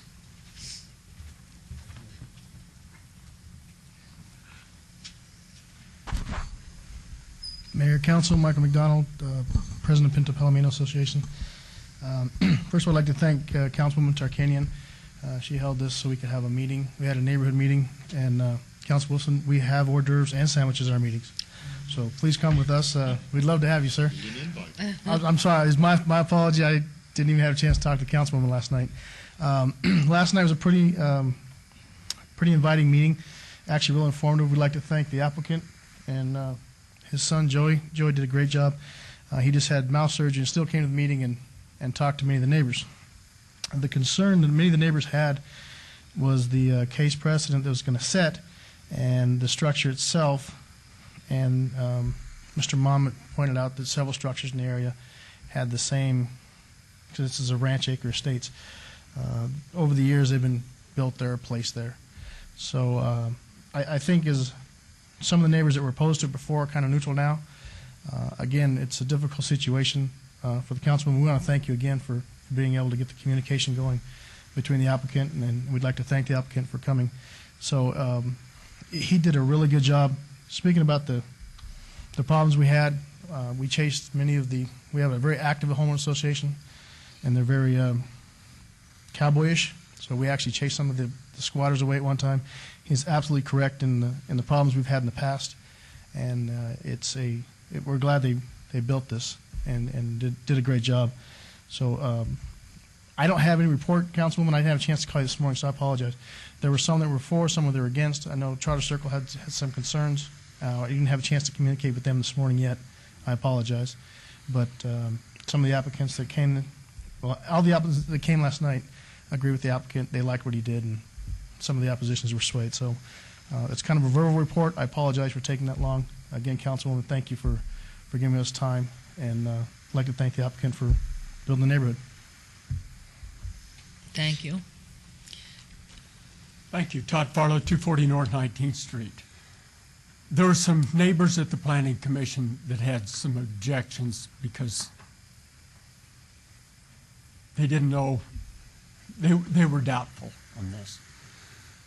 We have been told by the city attorney that you can take past performance of an applicant in consideration of an SUP or a variance. So this is what I'd like to say to that. In past performance of John Monmouth and his attention to detail. Some years ago, the DA and Metro decided that they were going to throw me in jail for life. 4 charges, each carrying life sentence, life without parole, death by incarceration. At Judge Jensen's courthouse, the deputy DA said that he was going to, in so many words, that I was a scumbag and he was going to put me to wait forever. That was the words. 10 months later, I'm sorry to interrupt you. Could you tell me how it's relevant? Thank you. I'll make a point. Thank you. 10 months later, outside of Judge Mosley's courtroom, the same DA was shaking my hand, wishing me good luck and a prosperous life. That only happened with attention to detail. If you take, I'm going to use you, Councilman Wolfson, and your husband, Mayor Goodman. If you watch the buildings that a good defense attorney builds, the Wolfman Glass building with the turret and that, beautiful. The Goodman Law Building, absolutely beautiful. Most people have never been inside of it, so they wouldn't know what I'm talking about.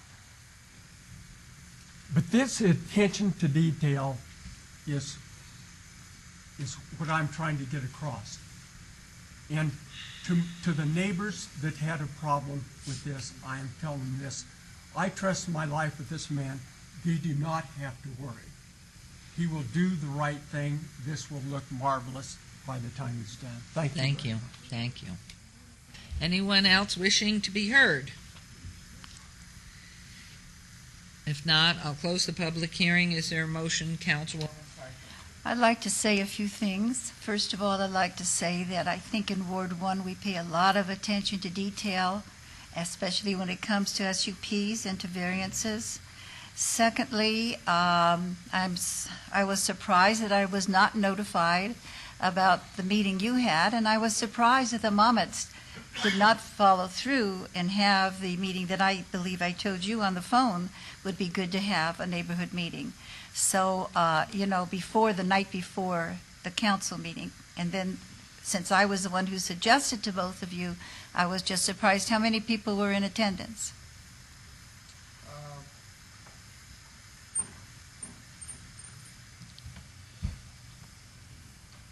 Councilwoman, our meetings normally vary, so we had a pretty good majority last night. I think we had in and out of the meeting, because we had it with hors d'oeuvres, probably about 15 by the time it was all done, but it was in and out. The people that were active, there were several active participants in them. And did the lady who lives next door, was she there? No, ma'am. We tried to contact her, the vice president and myself previously, and went to knocked on the door and didn't have any luck. Okay, thank but you. Yes, ma'am. I just wish you had followed through sooner on that. We tried, ma'am, and that's why I talked to you. Yeah. I apologize, and I publicly apologize that we didn't have it done. The other thing is, my concern is that lady next door. And my concern is that ordinance about the space between a house or a garage is set at 15 feet there, because that is a rural overlay area. That is an area that is supposed to have less density. Now, these pictures that you showed us, the majority of them, did not show the left side where did not show very much of the left side. Could you get back to the one that Mayor Goodman mentioned about looking at it from the east? I did go by the house last night. I've been by it 3 or 4 times. I went out, I think I've been by that house 5 times, counting last night. No, I mean the pictures, not the drawings. This is the Yes, see? There it is. This is it right here. Now, this is the one I would like to show. I went to your home, and I think I just missed you, by the way. I went to the neighbor's home first, and I believe you were leaving in a car as I came up. I and my assistant came up. We were in separate cars. I believe I didn't know what you looked like, but you looked like the person I saw driving the car out, so I'm assuming that was it. Were you in a van? You were in a van? Were you in a van? She was in a van. Okay, I remember seeing somebody. That's a green van. She was in a van. But so we got out and we looked over your property, because I had been told that would be all right by your father to come sometime and look. And we also looked at the property from the view of the lady on the left. If you notice how tight that side wall is, and if you notice how much higher it goes, and that's not with the roof on. The roof's going to add something there. So that means that she's going to look from her yard into this wall. Now, maybe it would be okay. It looks like as if there's a lot of trees, and maybe that would be cushioning it out. But to tell you the truth, I went to where she would stand in her yard, and it doesn't cushion it out. It's very obvious, and it's very, very close to the wall. It's nowhere near where it should be according to ordinance. Now, this lady at one time signed for that she was in favor of that. Since that time, she has publicly stated that she thought it over, and she does not feel that that should be that close to the wall. And going on that as part of my feeling, I feel that we should respect the ordinance and what it's done to protect, and not have it on that side from her point of view. Then there's another point of view. The point of view is you have so much land there. My goodness, you have a casita-like in back, and you have the cement and driveway that goes up. Why don't you just take the cement driveway around the back so you don't have to be that close to her? Or you could come in the other side. Now, you'd have to go through a wall to do that. You'd have to redo that wall. So I could see where you might not want to do that. But I can't see where you, if you look at this map that's up there now, when you go down past the green area, there's a casita in back. Could you point to where the casita is? The barn? That's not a casita. There's a red barn, and then there's a red another barn. building. There's a shed.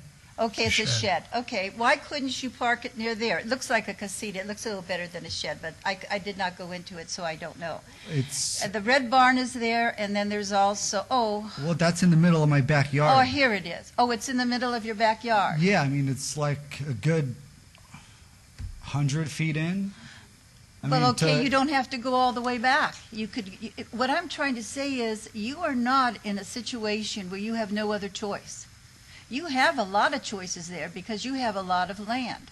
She isn't in that good a situation because this carport is right up against that wall practically. If I could just interject for 1 second.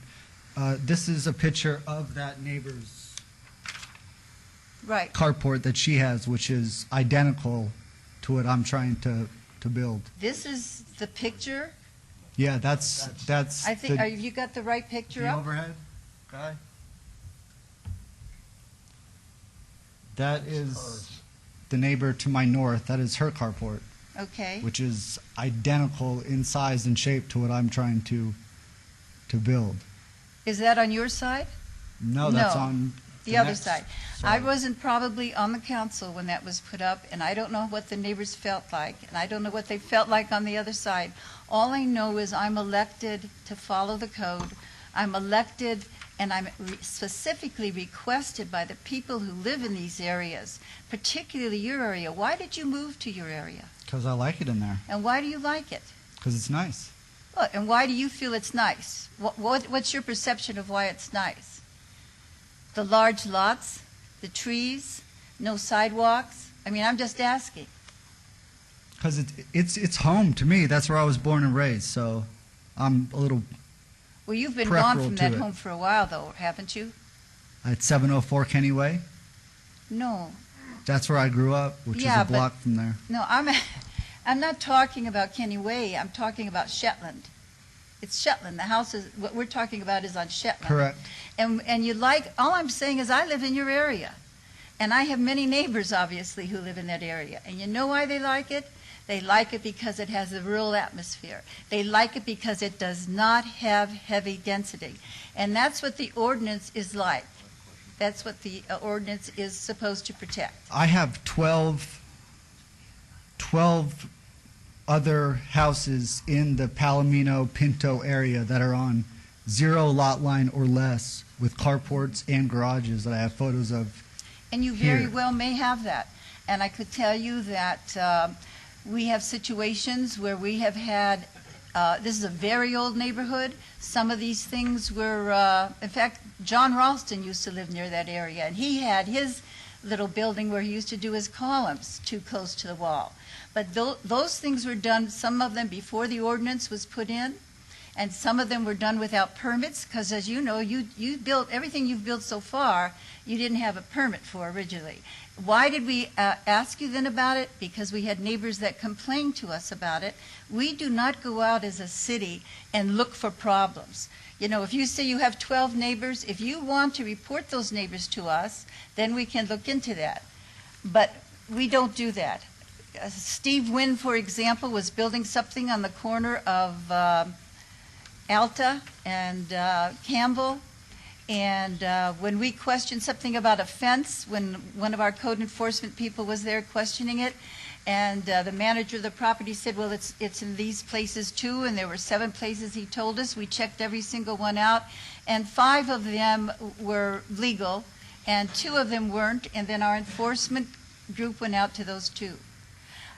If we have ordinances, if I represent a community that says to me over and over again, don't give variances on our ordinances. Don't do these things to us. Don't gradually chip off bit by bit and set precedences. If I do that, then I have to say, for this particular situation, that I would say I would recommend no. I'll answer any questions. I know your area very well. I know you have horses down the street. I know a lot. I've got 4 people who are against that I have knowledge of that I pulled from your website, and 2 of them are the same person at the same address. One of them lives on Ashby, and the other gentleman in Trotter Circle, his letter that he wrote to the mayor, I believe, I responded directly to him and heard nothing back from him, so I assumed that my letter was sufficient. Well, I can tell you in that case, we just spoke to him today, and he still feels the way he did. So I don't know why he didn't answer the letter, but we did because he sent it to us also. Councilwoman, if I may, some of your colleagues here have some questions. Sure. If that's all right. Councilman Anthony? Mr. Fagg, did we do the postcards, I'm assuming, on this item? Yes, postcards were sent on this item. How many were received back? Let me go to the staff report if you'll give me just a moment. And while you're doing that, I have them. okay, so if my understanding, it sounds like the lady that lives next door to you doesn't want this up. Sir, if I may, when we came before the planning board, that lady appeared here and she addressed her concerns. And she did not object to the carport. What she required, and it became a condition for this carport, is that she was worried about any fire concerns. And we advised that we would wrap it in that cement type material. Fiber cement, hardy panel. We advised that we would do that, and she was satisfied with that. As a matter of fact, the planning personnel put that as a condition that we have to wrap those posts in that type of material, which we would absolutely do. Having said that, she sent a letter agreeing to it, and number two, she waited here 3 hours to make that statement to the planning board, and she was in favor of it. And obviously, she's not here today to... And she's not here oppose it. today. Has anybody else contacted you personally and said, I'm completely against this carport? No. No one else has contacted These are the neighbors around us who gave letters in support of it. Okay, I'm good, thank you. Yeah, we have this sheet that shows you there are neighbors, except that the one to the left, the lady did speak with the president of the Trotter Circle Association and told him that she did not want it. And that, if you look, I don't know if everybody has this. They don't, maybe. No. Maybe you could look down here and see. We have 1, 2, 3, 4, 5 neighbors who said yes, and some that said no. But the key neighbor to me is the lady next door. She agreed to it and came up and gave her conditions, and we gladly said we would follow her conditions. I'm only telling you what I was told by the president of that association. Well, she didn't send in a postcard. The only thing that I have from her is a signed letter that was submitted to you folks. And I had 4 postcards that came back. One of them was in support, 3 were against, and out of those 3, 2 of them are from the same person. And then the one letter from the single man in Trotter Circle, and I addressed his letter personally. His letter was dated the 15th that it was received by you. My letter's dated the 18th of August, so I got that right out to him. I would like to just say quickly, you have done a good job in fixing up that house. There's no question about that. And I'm sure you're good citizens. However, because you want to have that in one certain place, you're taking away an ordinance that we feel is to protect the neighbor to that place, when you have plenty of room on all that acreage, which you said you have, and you do have a lot. And I'm going to be quiet then. Councilman Wolfson. Thank you. Two questions, Joey. I'm hearing inconsistent information about the neighbor's position that is most directly affected. First of all, does she have a name? Mrs. Alita. Alita. Okay, so Mrs. Alita, you say, was at the Planning Commission, and after hearing the recommendations from staff about how to wrap the columns, she was in favor of the carport, correct? She was in favor beforehand. I sent out letters to actually just 6 neighbors, the one to my left, the one to my right, the one directly across the street, and then the 2. Okay, but my question right now, Joey, I want to focus on Mrs. Alita. Right. Because what I'm hearing is inconsistent information. Councilwoman Tarkanian has stated that through the people she's talked to or whatever, that Mrs. Alita is against the carport. Let me finish, please. Okay. You're telling us that she's in favor of it, and at planning, and Mr. Fagg, perhaps you can confirm this, is that she was initially in support of it, and then after the suggestion about wrapping the column, she was continuously in support of it. Is that a fair characterization? Actually, we have a letter, as the applicant has indicated. He did circulate letters to the adjacent property owners. We do have a letter from the woman in question, the neighbor in question, where she is offering her support for the application. If I remember correctly, she did appear at the Planning Commission meeting and then offered objections there at the meeting itself. So first she presented a letter in support and then came to the Planning Commission meeting and offered objections to the application. Okay, so now I'm even more confused. The objection- Let me finish.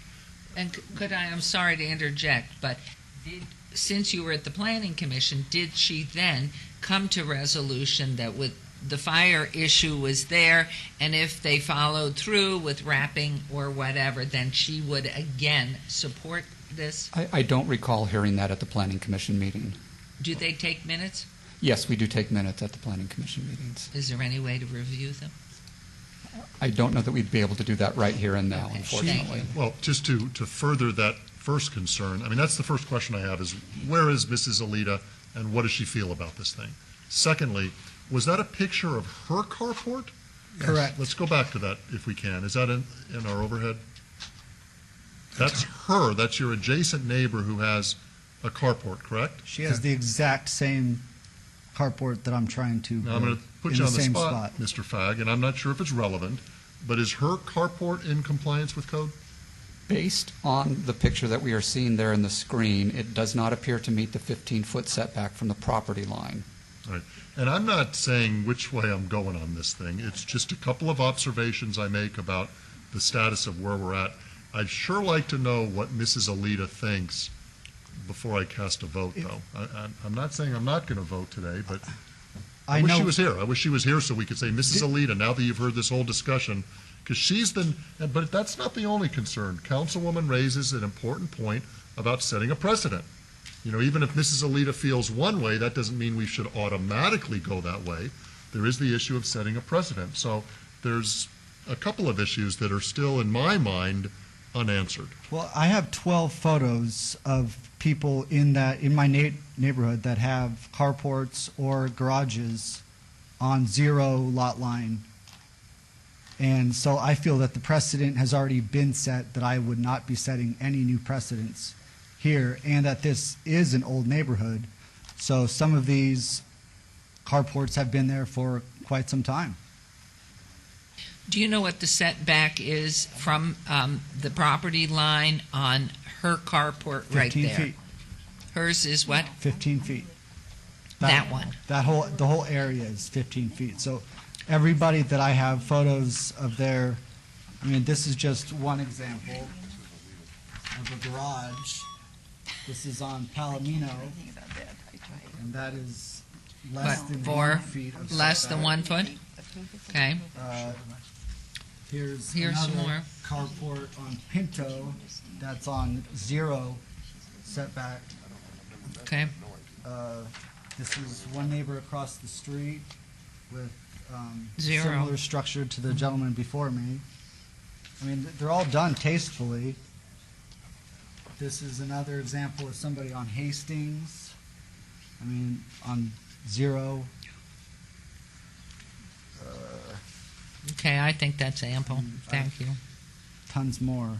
And Alita, my neighbor, she came up to us at the meeting and spoke about her concern with it for the fire safety issue, and we resolved it right there on the spot, right here with her, by wrapping it in a 1-hour fireproofing.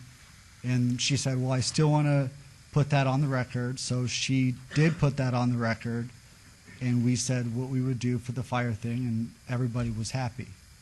And did she, at the end of that conversation, say then she lends her support? Yes, that is. Okay. She just wanted that to be on the record, and that is why that is a condition from the last meeting. They made that a condition to wrap Thank you. those posts. That's where it came from, was her. Okay, what I'm going to suggest to the council, with the permission of Councilwoman Tarkanian, who obviously cares only about the neighborhood and all the people in her ward and is so diligent and caring and always has been, that we trail this. I'm sorry to do it to you and you who have just had surgery or whatever you've had, because our city clerk is gone for those minutes. Okay. And so they can be read back, clarified for us, so that we all are thorough in our examination of this issue, but only with the permission of Councilwoman Tarkanian. I would just like to say that this is a big puzzlement to me, because I had several people come to me.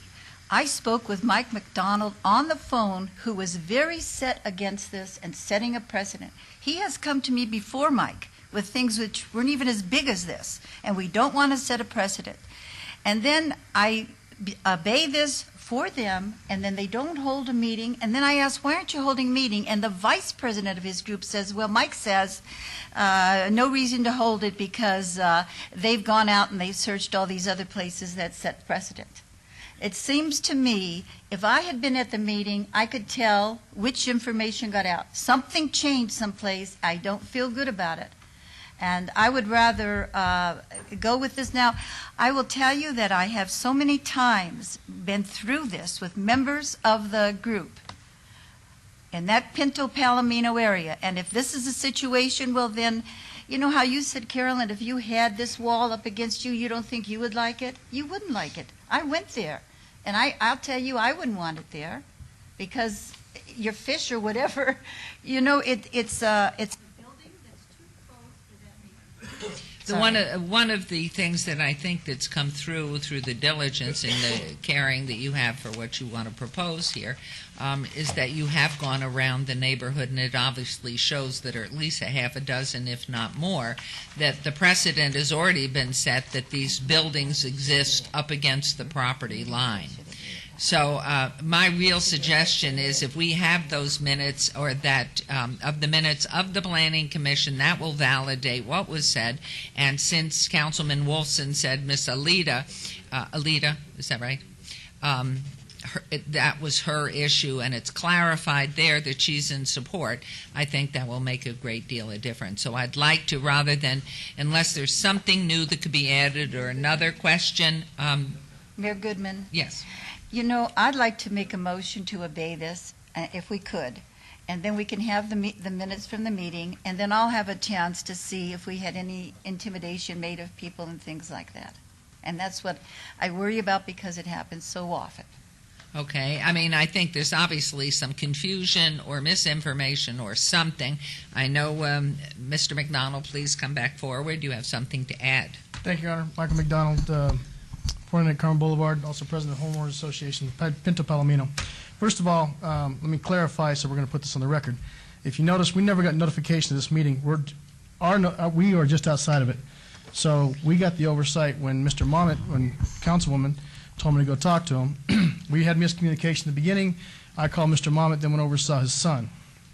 We went over and saw his son. The vice president and myself talked to the neighbor to the south, then went and talked to the neighbor to the north. She didn't answer the door. Upon looking at that, we sat together and tried to have a neighborhood meeting. We talked with Joey Momit, walked through the private premise, see exactly what it was like. Then we went back. On the record, were we opposed to it? We were very concerned about case precedent setting precedents in the neighborhood, very much so, because many of you know we fought, and I fought, many years to make sure that commercial did not come in this neighborhood, and we didn't start chopping it up. This is Ranch Acre Estates. We always make sure we fight for Ranch Acre Estates. It's one of the most prime properties in the valley. So yes, we do have a concern about case precedent. When we looked at this and went back and forth, we had a meeting. Mr. Momit then started showing us what has been done. Now, I never gave a variance during my tenure as city councilman for this area. We held true. We had probably one of the greatest homeowners associations or home builders in the valley that built a home right on Palomino and did a wonderful job, and we held tight to the standards of the setbacks because we didn't want houses, Ranch Acre Estates being built, clipped down to condos. When Mr. Momit came back and started showing us of the case precedents in the area, that's when we had a concern, especially the neighbor right next door. When we sat down at the Planning Commission, it was approved 7-0. We had a concern this was going to set a precedence, and he started showing us in the area what has already been built. So that's how we arrived at this. There's no misinformation, no miscommunication whatsoever about what went on. There are several neighbors that have supported this, several neighbors that have been born and raised on the street on Pinto. They're in support of it. Councilwoman, you're in a tough position as I, because you have very difficult. We have neighbors against neighbors, and we're trying to save this neighborhood. At the end of the day, that's what we're here to do, is to save the neighborhoods and invite people that want to build new in this area, that they at least adhere to what we're at. At this, Councilwoman, at our meeting, all he did is he came in, showed us everything that was going on. At the concern of, in talking to our Vice President, he showed us all these pictures about what has been set previously in the past. In the past, code enforcement of the city of Las Vegas has gone out to people that have built and made them tear their structures down. I do not want a holy war in my neighborhood where we have structures that have been there for 10, 15, 20 years. All of a sudden now they're getting ripped down because we're trying to put up a carport, especially the lady right next door, which I've never been able to talk to. She's a very nice lady. I tried to make contact. I know a councilwoman and her staff went out and tried to make contact, and we went over there last night and knocked on the door. So there's everything you can answer about what has happened with this. Thank you, and we now have the Planning Commission meeting minutes. And if you would, City Clerk, would you please read the pertinent area of those minutes? Yes, Mayor. On the day of the meeting, what's the date of the meeting, please? This is an excerpt of the Planning Commission minutes of July 12, 2011. Alita Nelson stated her property is contiguous with the Momets property and described some work she had done to alleviate the view of this property prior to the Momets acquiring the property. She was pleased with the improvements. However, she had expressed concern for the wooden post and requested an alternative such as metal. Ms. Nelson commended Chair Evans on his efforts as well. Bonnie Fogel believed a precedent would be set if the request was granted. Eric King concurred with Ms. Fogel's comment. Although the applicant did a good job in restoring the property, he did not believe an effort was made to inform the residents of their intentions. Joe Momet pointed out that the area is made up of established custom homes. Regarding Ms. Nelson's concern, they plan to wrap the wooden posts in a fiber cement board. Recognizing the petition signed by some residents, Commissioner Truesdale thought the applicant did an acceptable job in informing residents. He also believed the applicant made a notable effort to address Ms. Nelson's concern. That's the end of the minutes. Okay. And they made that a condition of what we have to do to build it. Okay, I'm sure we could get more further with that, but that they did vote 7-0 for approval. Madam Mayor, I'm going to go back to my motion to obey this, and I will make every effort, if I have to go there every day, to find this lady. And she may be out of town because it's locked up around that house. But I think that's what we should do. This does not tell me that she felt that that was all fine. In fact, the posts that she talked about aren't metal, they're wooden. And the other concern I have is that this was all started, remember, with work being done without a permit. And that's how the neighbors found out about it, and that's how the neighbors reported it to me, because they're doing work without, so they didn't think it was right. I'd like to go back and talk with those neighbors myself and see. That's why I like to go to neighborhood meetings. That's what I did with the previous request on a variance. I went to the meeting and I got the feel of how the people were. And I was at that meeting. Which meeting? The one before mine. I went to that meeting. Okay. The one thing I would ask Councilwoman, too, is that you do keep in mind that there are other structures that are in the neighborhood that are adjacent to the property lines for carports, and to take a tour again to see those as you go forward with this application. I would do that, Carolyn. In fact, if we're going to change this whole business of how we protect our community, I am currently refurbishing my house. And I found out that there's 2 feet there that shouldn't be there because of a lack of a permit by someone who built that. And because I felt I should not ask for a variance on it, because I should respect what the neighborhood has set as its standards, am now losing 2 feet of my whole kitchen all along down the side. So it'd be good if we're going to go on this, then I can build my 2 feet. And it is. And I told you about that, didn't I? But only looking at this for the fact that there are 6, maybe more, that a precedent does exist, that these exist. But Carolyn, remember, if it was built before the ordinance passed, that's not a precedent. I mean, that was something that was built. My goodness, if that's the case, then as I'm building this new thing I'm building, why do I have to go through the new code on fire and the new code on plumbing and the new code on everything that costs so much money? Because, oh my gosh, my neighbors don't have that. That's the precedent set. It's when you change the law, I feel, that when that changed, what happened after that? What happened to set a precedent after that ordinance was approved? Mayor Goodman, may I? Please. I think that it would If you're upset or not. be appropriate, assuming that Councilwoman Tarkanian's motion for abeyance is approved, to ask staff to perhaps do some work, because you are a neutral and detached party to this. And consistent with what Councilwoman Tarkanian and Mayor Goodman is saying, I'd like to know in about a 5 square block radius. If you think it should be greater, let me know. What other carports or like structures exist? I think Councilwoman makes a good point. If they were built before the ordinance, then they're not in violation. If they were built after the ordinance, they are. When was the ordinance passed? That's what I was going to ask. All right. What's the So, I know we're making a big deal of this, but this is important to the applicant. I think it's important for us to make the right decision. So if you could do that for us, that'd be great. I like pictures. So if you come in with a map or something like that that has an X on a property line, bring us a picture.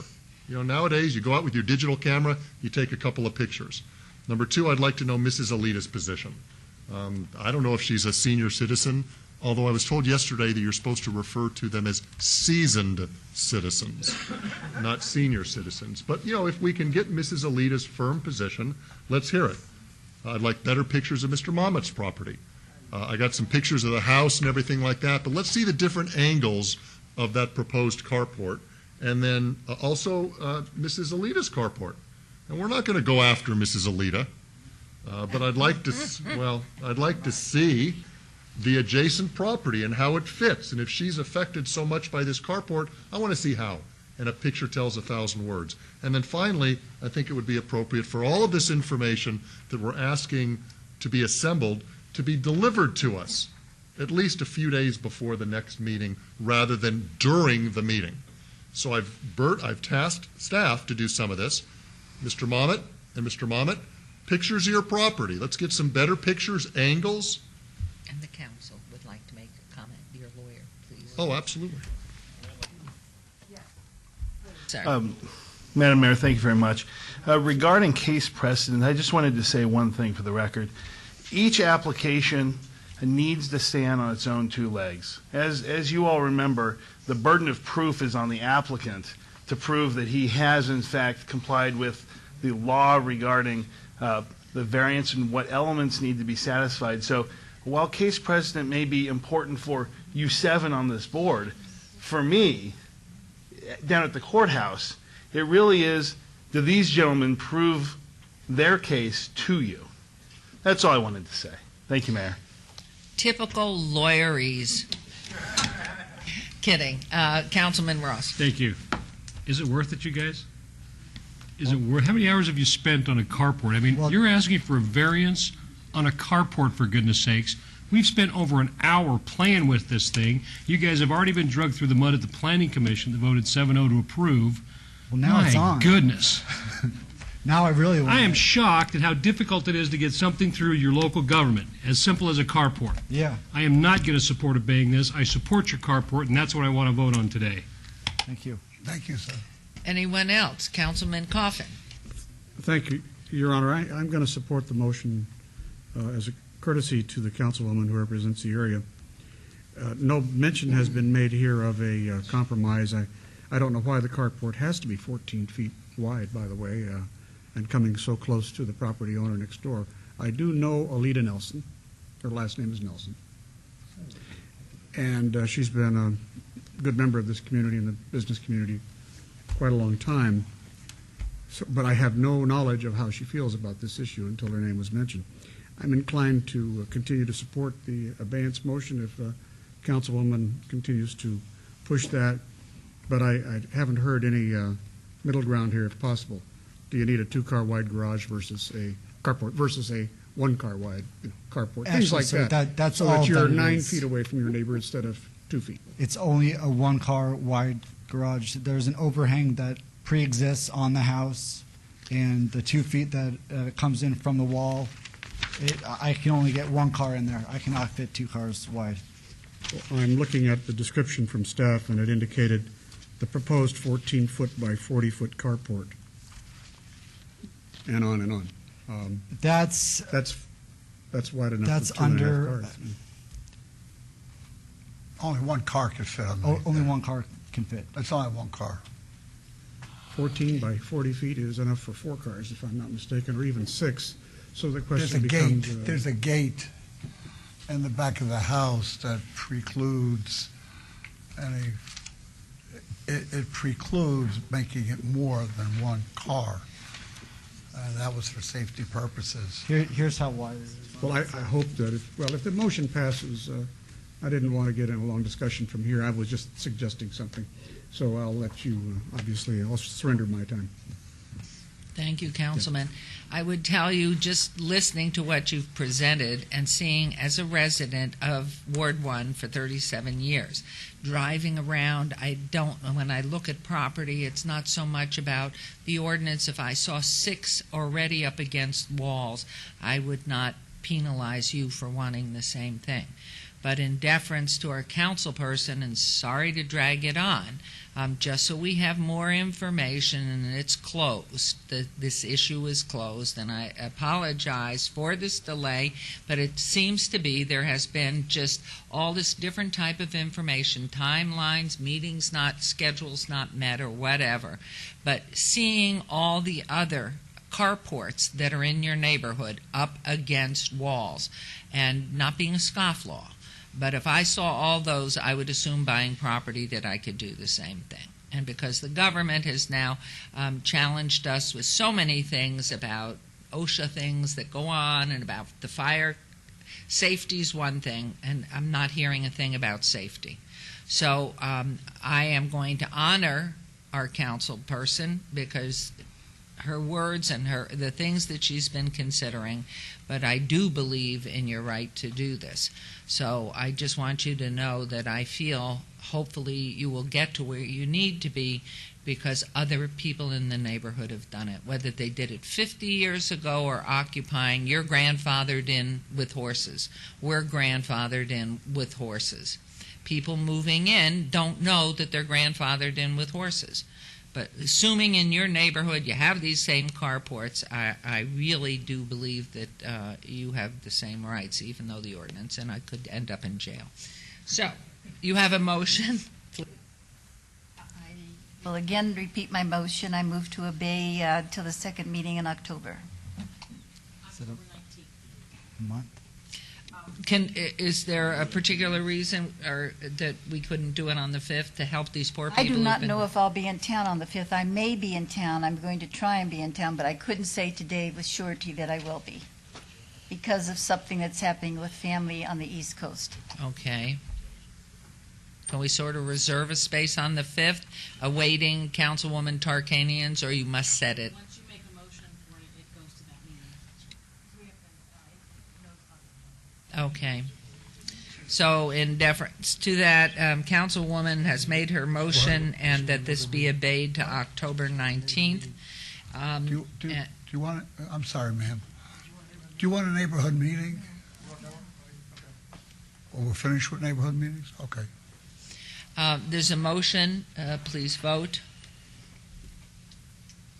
Just for a point of clarification before we take it to a vote, is it the 19th, October 19th is what we're voting on? Yes. Okay, thank you. Please vote. Please post. Thank you. I'm sorry, but it'll save you some physical labor for a while, an expenditure of money. Consider that part of the blessing. There's always a positive to a semi-negative, and I am confident that things will work out as they should, and welcome back to your own neighborhood and our neighborhood. And I'm sorry you had to go through so many hours, but the good things take time. One quick comment, Mayor Goodman. May I suggest, John and Joey, that you work with Mr. Fagg from our planning department for purposes of coordination. Who's going to do the review of structures in the area, who's going to take the pictures and things like that. I know the burden's on the applicant, but have some communication back and forth. We have a dozen photos. Madam Mayor, I would prefer planning if we would be involved in that as far, because they have the access to all the records of when ordinance went through, when this and that. Okay. Yeah, okay. Okay, thank you.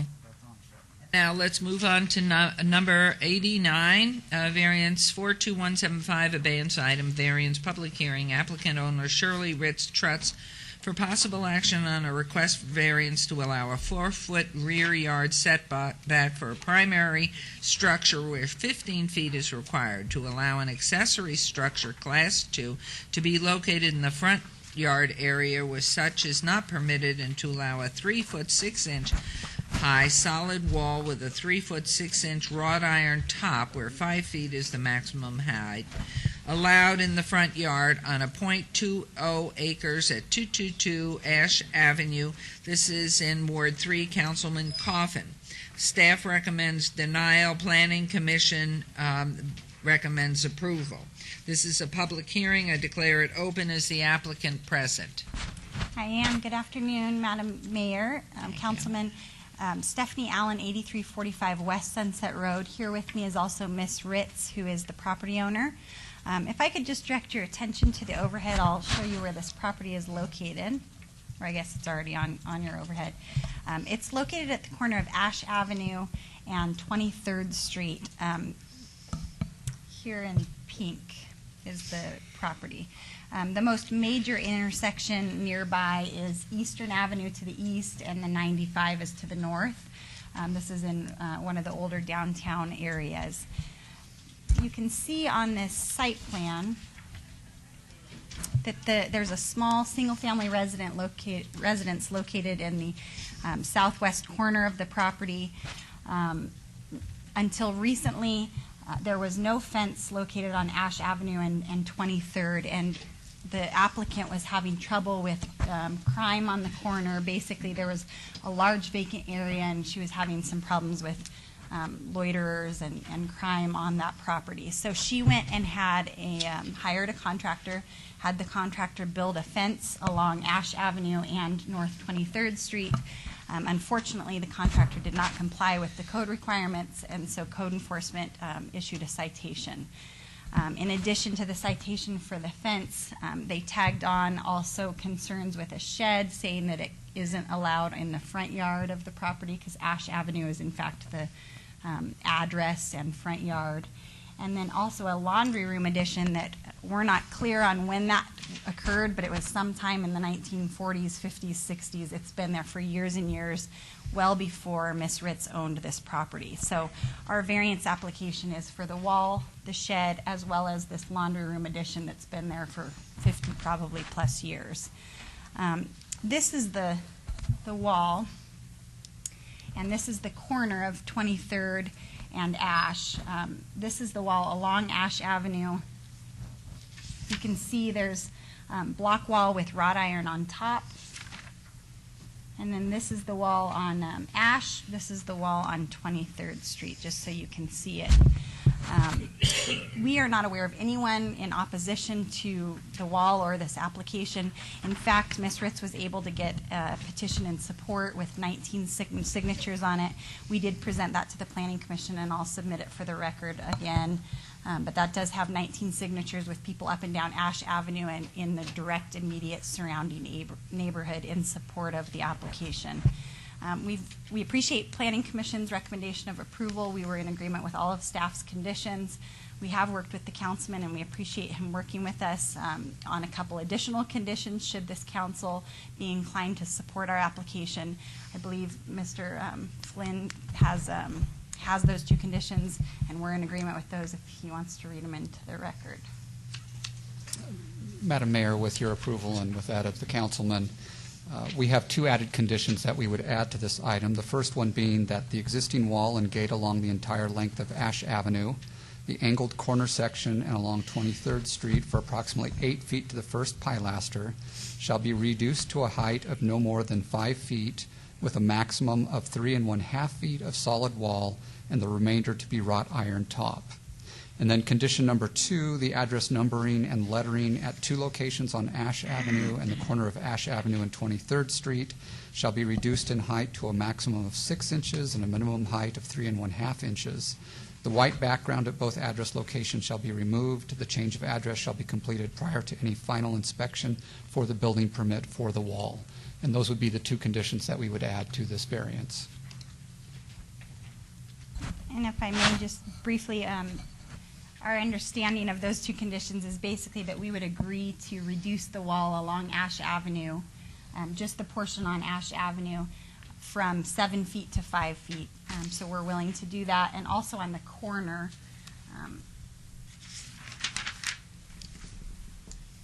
to be consistent, we would follow through all the way to the corner until there's a utility pole right here. So that would be the portion of the wall that would be reduced. And we're in agreement with that.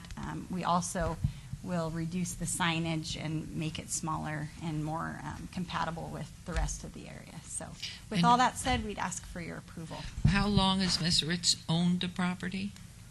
Since 1994. Okay. And when did you build the fence with the wrought iron? Last year. Oh, it's a beautiful fence. Well, a lot of the neighbors said that they really liked it. And I did not realize that it was not in compliance with city ordinances. My contractor thought it was. And the reason I put that sign up, or the contractor put it up, the property does not appear to be on Ash Avenue. So you really have trouble finding it. Councilman Coffin. Thank you, Your Honor, and thank you for appearing, Ms. Ritz, Ms. Allen. If the clerk would put up the map of the subject property, I'll explain to the council why I added 2 additional conditions, which Ms. Ritz has agreed to, and that is that if you look, you'll see that she's close to the intersection of Stewart and Eastern, and 23rd can be used as a shortcut in both directions around that intersection. It has greater traffic. So I felt that these out-of-code walls, the one on 23rd, I was less resistant to, but the one on Ash, facing the neighbors with the same address, would put that lot at an unfair advantage to the others, because then you'd have everybody else wanting a wall of the same height. So I appreciate Ms. Ritz reducing that. I realized she had made a mistake of hiring an unlicensed contractor, and consequently is paying a price, I think $3,000, $4,000 to replace or to lower this fence. However, I think it'll look good, especially with the change at the corner. She's also going to take down that numbering, which I think looks out of place in that neighborhood, and have a white background and probably reduce the letters in size. So I think that council can forgive the outbuildings that are on the property, and I think we can forgive the structure, the adjacent structures, because they've been there a long, long time before we had planning, frankly, and they're pretty well concealed by the fence. So I think it's kind of like those are academic, but I really believed that she was entitled to perhaps have the privacy of the wall along 23rd, and I think we can overlook the fact it's a foot too high. But I would hope that the council will support the changes that have been recommended and put in the record as of today. Thank you, Councilman Coffin. This is a public hearing, which I now declare open, and if you would care to make your comment. My name is Anthony Hodges, and the lady's a senior citizen, and seniors are living a lot longer and whatever. And it's an very nice old neighborhood, and I'm sure she only did something for her own benefit. The objective is she's a senior, and she's been there, and it's an old neighborhood, Mr. Corbin, and you know that. And so it's when you got a lot of seniors in an old neighborhood, hey, they want to keep things as close as they can. And if it comes to the point they have to raise something a little higher to keep the thieves from jumping all over the fence, whatever, that you got to put that into consideration also. As long as they're still living there, and the seniors are getting older all the time and still living, you got to put that in consideration. So Give her a break. Thank you. Thank you. Anyone else wishing to be heard? Thank you. Todd Farlow, 240 North 19th Street. This is part of the Church Norblet Neighborhood Association that I'm part of it. The president of the association, Kathy Jacobson, asked me to ride the neighborhood and take a look at it. So on the bike, I rode this. I rode it twice, early in the morning and at evening. And I talked to all the neighbors. The neighbors are fine with this. I mean, just the way it is. And so that's their position. My position is that it needs some trees, a couple of trees, and I'd let them keep the wall the way it is. Thank you. Thank you. Councilman Coffin, is there a motion you would care to make? Yes, Your Honor. I move that, subject to the conditions imposed by the Planning Commission and the 2 additional conditions placed in the record today by Flynn Fagg, our Planning Director, I move that the council approve item 89. Thank you, Councilman. And I would have to say, I agree that I think the wall looks beautiful right now, and it does keep people out. And as you drop the wall, it is certainly not as preventative. But if that is the motion, I concur and do anything to move it along. And there is a motion on the floor. If everybody will please vote. Please post. Motion carries unanimously. Thank and you thank very you, Ms. much. Allen. Ms. Appreciate it. Ritz, good luck. And items. You always pay when you have an unlicensed contract. No, I'm sorry. No, it's absolutely right. Items 90 and 90. Oops, there. Items 90 and 91 are going to be joined here. This is special use permit 41927 for possible action on a request for a major amendment to a previously approved special use permit U0073-85 to allow the expansion of a church house of worship use. Number 91, SDR 41925 for possible action on a request for a site development plan review for expansion of an existing parking lot and waivers of perimeter landscape requirements to allow 0-foot buffers along the north and east perimeters where 15 feet is required and a 6-foot buffer along west perimeter where 8 feet is required. The applicant owner is Second Baptist Church, Inc. The project is located at the southwest corner of Madison Avenue and East Street. The Planning Commission recommends approval and staff recommends denial of both items. These items are in Ward 5, Councilman Barlow, and are public hearing, which I now declare open. Is the applicant present? Lizelle Prater from Prater Consulting, 1012 Silver Retreat Court in Henderson, on behalf of the applicant, Second Baptist Church. The church has been in this neighborhood since the early 1950s, has done a lot of things over the years, and is really a pillar of the community. What they've done in this case is they really don't like having a dirt lot, which used to be 4 homes, and they're looking to improve it and, of course, beautify it in the same way as the rest of the neighborhood has been beautified. We understand that in the past, many years ago, that along both Madison and East Street, those were detached sidewalks. And sometime in the past, that has been changed to a attached sidewalk. We'd like to keep it that way. We also have met with staff and also with Councilman Barlow, and we agree with the staff's conditions for approval, should it be approved. We'd also like to add 2 items to the approval after meeting with Councilman Barlow. Those additional items would be to increase the tree size from 24-inch box to a 36-inch box, knowing that we are slightly under the total amount of landscaping required, and also going with the smaller planters. We do believe that we are having quite a bit of landscaping, more than is any of the surrounding neighborhood. The second thing is to also add, per the request of Councilman Barlow, a fence to be under a separate permit which will run along the north and east property lines. But this is just a decorative fence to encourage people not to cut through the landscaping so that it will not be trampled. And as part of that, also meet with the councilman's staff prior to permitting the fence to make sure that it goes along with the themes which are proposed through the neighborhood. Thank you. Mr. Fagg, could you read the conditions that were already in place before the meeting today? Actually, those conditions are contained in your backup, and they are the if-approved conditions. So if the council chooses to approve this project today, we have the conditions there in your staff Okay, report. thank you very much. Public hearing is open. Please state your name and make your comments, sir. Harvey Hambrick, I'm 603 West Adam, a member of Second Baptist Church. I just want to be grateful and thank you for the action on this property. Thank you, sir. My name is Hodges, and it's church.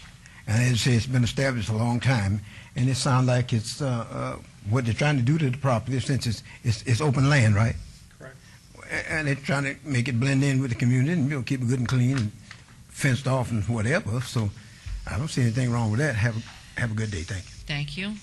Todd Sir? Farlow, 240 North 19th Street. I'd like to ask staff, how tall will these trees be when they're full grown? What I'm getting at, are we going to alleviate this heat sink that we've got there? That's my main concern. And one of these little 16-foot trees, that doesn't do it. I mean, you've got to get a tree that gets up, say, 25 to 30 feet at least. Thank you very much. Anyone else wishing to be heard on these items?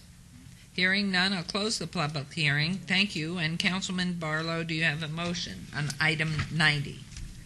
Yes, ma'am, I do. But prior to the motion, I do have a question for Mr. Lozelle, and thank you so very much for meeting with me, as well as Pastor Cheney, the senior pastor of Second Baptist Missionary Baptist Church, and his associate, Mr. Triplett, and Mr. Goins. The rendering for the landscape and the site plan, do you have that with you? I do. It reflects what is up on the screen. Oh, I didn't see what was up on the screen. That one's colored in and mine is not. So. Okay. I wasn't paying attention here. If you will, just walk us through as far as all of the locations for the landscape, and also address the 2-foot encroachment that staff was concerned about in the alley. Along the north, which is the top of the page, and also the east, which is East Street, we are proposing to put in landscaping, which specifically is 4 foot. Yeah, those are 4-foot decorative hedges to try to keep the traffic down. And then we are proposing some trees include, and the landscape architect used technical names, so I'm not really sure exactly what they are. An engineer, not a landscape architect. So we are proposing trees throughout, and of course the hedges along the north and east boundary. The interior planting will be smaller, but they will be perennials, so they do not have to be replanted. Most of these bushes, from what I understand, do get to around 3 or 4 feet in height and bushy, so they will take up the majority of the space. We try to increase the landscaping over to the west along the Presbyterian Temple site, since that is an existing fence, to give a little bit more depth in that area. And also along the alleyway, try to give us some more depth there. We are proposing 3 lights along the 3 center islands, which are 2-sided canopy lights, and 3 lights along the southern boundary along the existing alleyway.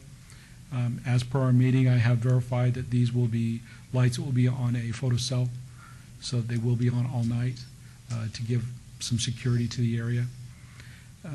As far as the issue with the mapping, the water district is requiring, so that we can have water for the plants, that we convert this to 1 lot. We have met with mapping staff with Public Works. We are proposing to do a parcel map and clean up the 2 areas where our boundary does not line up with the back of sidewalk. And that comes from the age of the properties when the sidewalk was detached. And since these properties came offline at different times, their property boundaries do not match up. So we plan on taking care of that as part of the civil improvement package and changing this to a single property and also cleaning up the boundaries. And currently, the zoning on the property is zoned what? The current zoning on all these properties is R4. R4. And so you're looking to clean up the zoning, and I'll turn to Flynn at this time, the appropriate zoning in this area from what we've been working on specifically for a faith-based or religious facility. Would the appropriate zoning be CV, civic? Yes, that is generally the direction that we go for our religious properties, is that we try to encourage them to a civic zoning district. However, it is not inappropriate to have a residential zoning designation with the approval of a special use permit. So it's possible to go either way in terms of the zoning on these properties. Okay. To clarify that, as part of the special use permit, we are planning to keep the R4 zoning as far as this process. But it has been discussed that the Second Baptist Church would like to convert this and the sanctuary across the street, which is still zoned R4, to CV in the near future.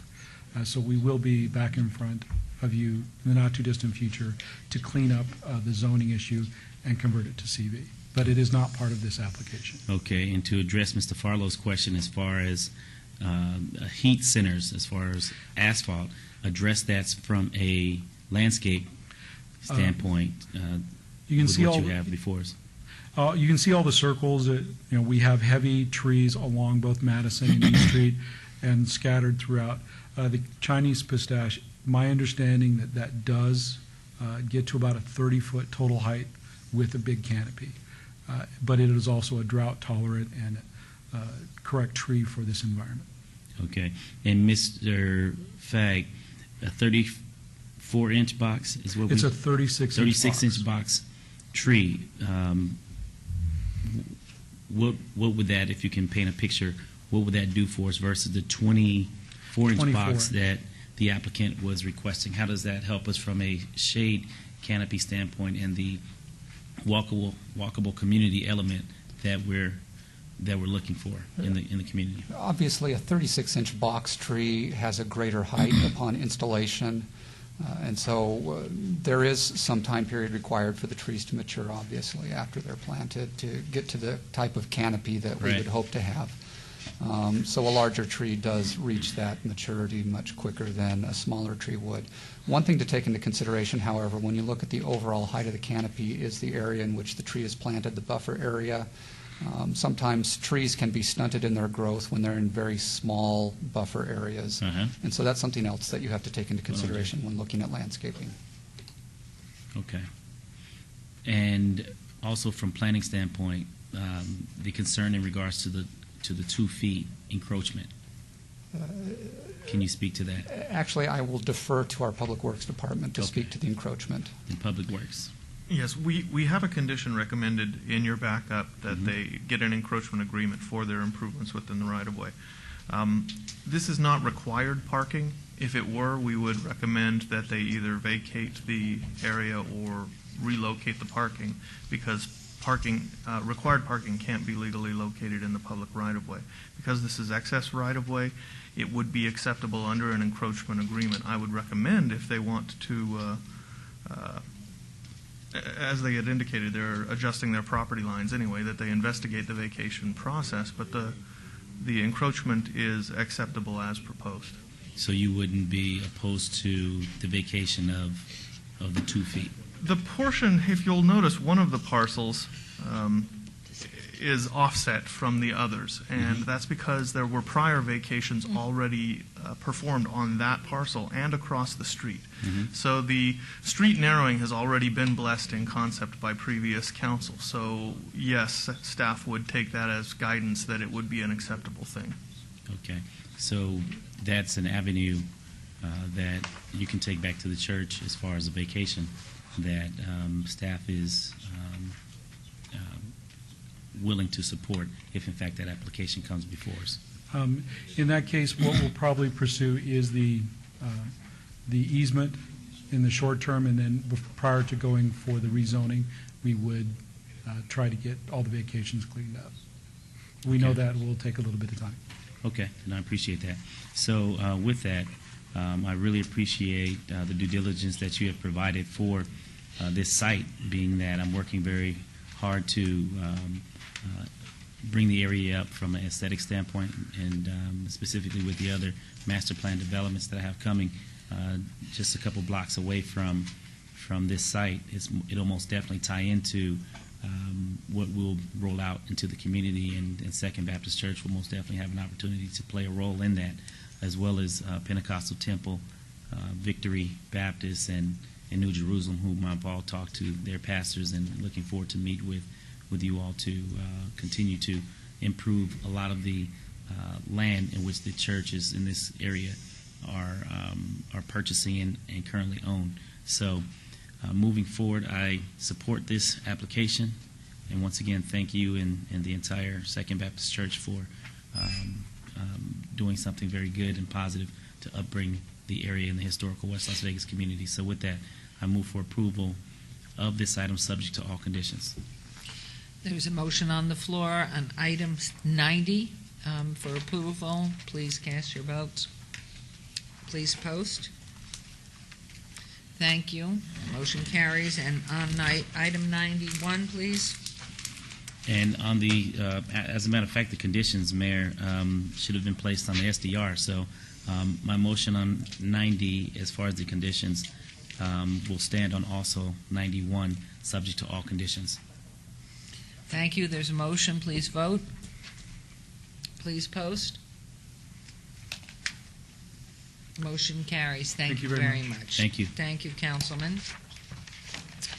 Items 92 and 93. Number 92, SUP 42262 for possible action on a request for a special use permit for a proposed 15,263 square foot motor vehicle sales use.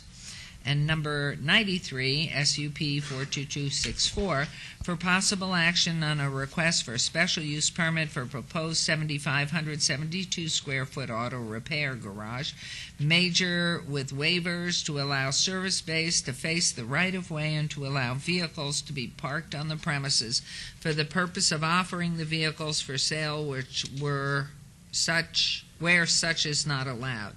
The applicant owner is Bel Air RG LLC et al. The project is located at 1715 Fremont Street and 1735 Fremont Street. The Planning Commission recommends approval, and the staff recommends denial of both items. These items are in Ward 3, Councilman Coffin, and are public hearings which I now declare open. Is the applicant present?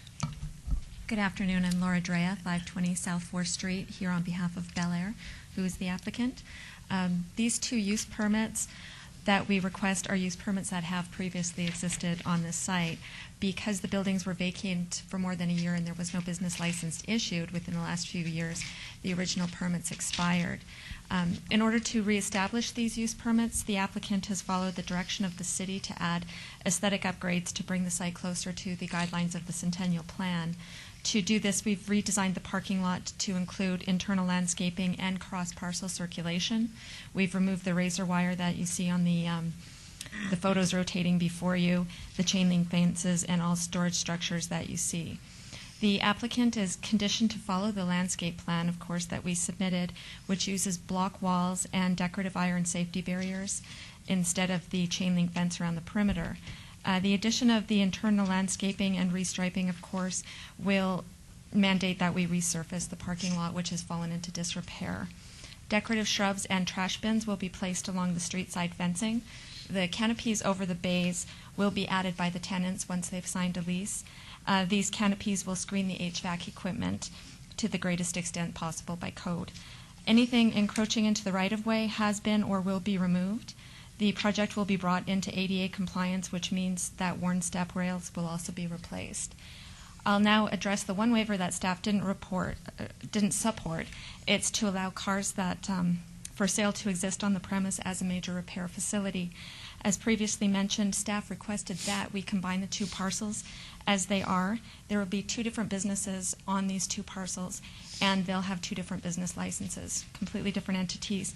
So as a result of combining these parcels, a de facto waiver is needed. And I'll speak to the record that the major auto repair facility that's licensed to fix vehicles will not be licensed to sell vehicles. We're agreeing to the condition that reads that the site will not have banners, pennants, inflatable objects, flags, or any other attention-getting device that is typically used by a used car sales lot. Excuse me. We do appreciate that this site is within a revitalization district, and we believe that the staff conditions ensure that the site is improved and maintained appropriately. We accept them all and ask for your approval. Thank you. Is there anyone wishing to be heard on these items? Please come forward, state your name. My name is Anthony Hart. Mr. Coleman, all I want to talk about is the planning is, well, staff, they denial, but planning is split is about as close as it can get. It's got 4, 2, and 1. They come up just one enough pass rather than almost fail. That's all I'm saying. What I'm trying to say is, sir, you really got your work cut out. Thank you. Thank you, Todd Farley, 240 North 19th Street, and this is my neighborhood. This is a disaster. It does not even come close to the 2020 master plan in any way, shape, or form. These outbuildings that they have, the old Israel transmission shops back there, they should have been bulldozed 30 years ago, 40 years ago. On this building right there that we're seeing before us, that could be rehabbed. But the tin buildings to the north of that, actually they have I-beam supports. They could probably be refitted. I don't know.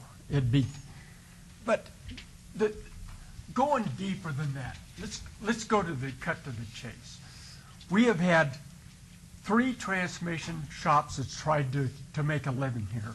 We've had Davy Deals, been that or something. Anyway, there's been 1, 2, 3, 4. There's been 5 car auto dealerships that tried to make a go here. Nothing. This is right across the street from the new Hollingsworth Elementary that is just,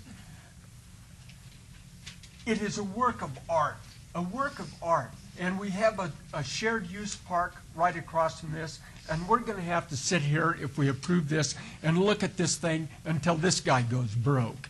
And I mean, it's not against the master plan, and it's an eyesore, and it's got to go. Thank you very much. Thank you. Anyone else wishing to be heard? Thank you, Councilman Coffin. Do you have a motion on item number 92, please? I will have a motion here. What I want to say is that I drove this actually twice, parked the car, walked around both properties, and it is a mess. I mean, there's no question that, frankly, it's dangerous as it is because, well, it's an eyesore, as you can describe eyesores in any way. I found a guy sleeping behind the place. I didn't bother him because he needed his rest. But in general, this is what you have when you have an abandoned business. And so I feel we need to allow business to come back to this corner. This is a very important part of Fremont Street because not a lot of attention has been paid to it. And you have Gateway down at the end there at the 5 Points, and you have Fremont East, and so coming in the middle are little projects like this which can be made to be good for the purposes that they serve. Now this has been, heck, since I was a little kid, I mean the 40s and 50s, there's always been minor and major auto repair and sales on this stretch of Fremont Street. So, that's just what it is and has been. But I think with the assurances, first of all, from the hotly debated Planning Commission and the assurances from the representatives that this place is going to be painted up good. It's going to have landscaping and trees that were not there before, that they will be maintained. I think we've got to allow this to reopen under this new ownership, and I do wish them luck. as one of the previous witnesses from the public has indicated, he hopes, well, I don't know whether he hopes they don't go bankrupt, but certainly what's going to happen is you will improve the appearance as far as the school, and the conditions require that that this be quiet for what it is, even though that's a little hard to make. Quiet for the residents behind it.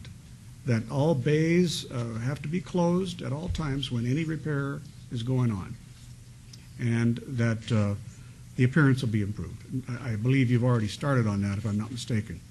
I've been assured by other associates in your firm, Laura, that constant attention will be paid to the appearance of this location if you are granted this request, because it will become, in years to come, the center of what can be a much nicer looking East Fremont Street. So I believe you can agree to that now on the record. Yes, I can. I think, Your In fact, Honor, then... I believe Mr. Fagg had an additional condition to read into the record for an RQR.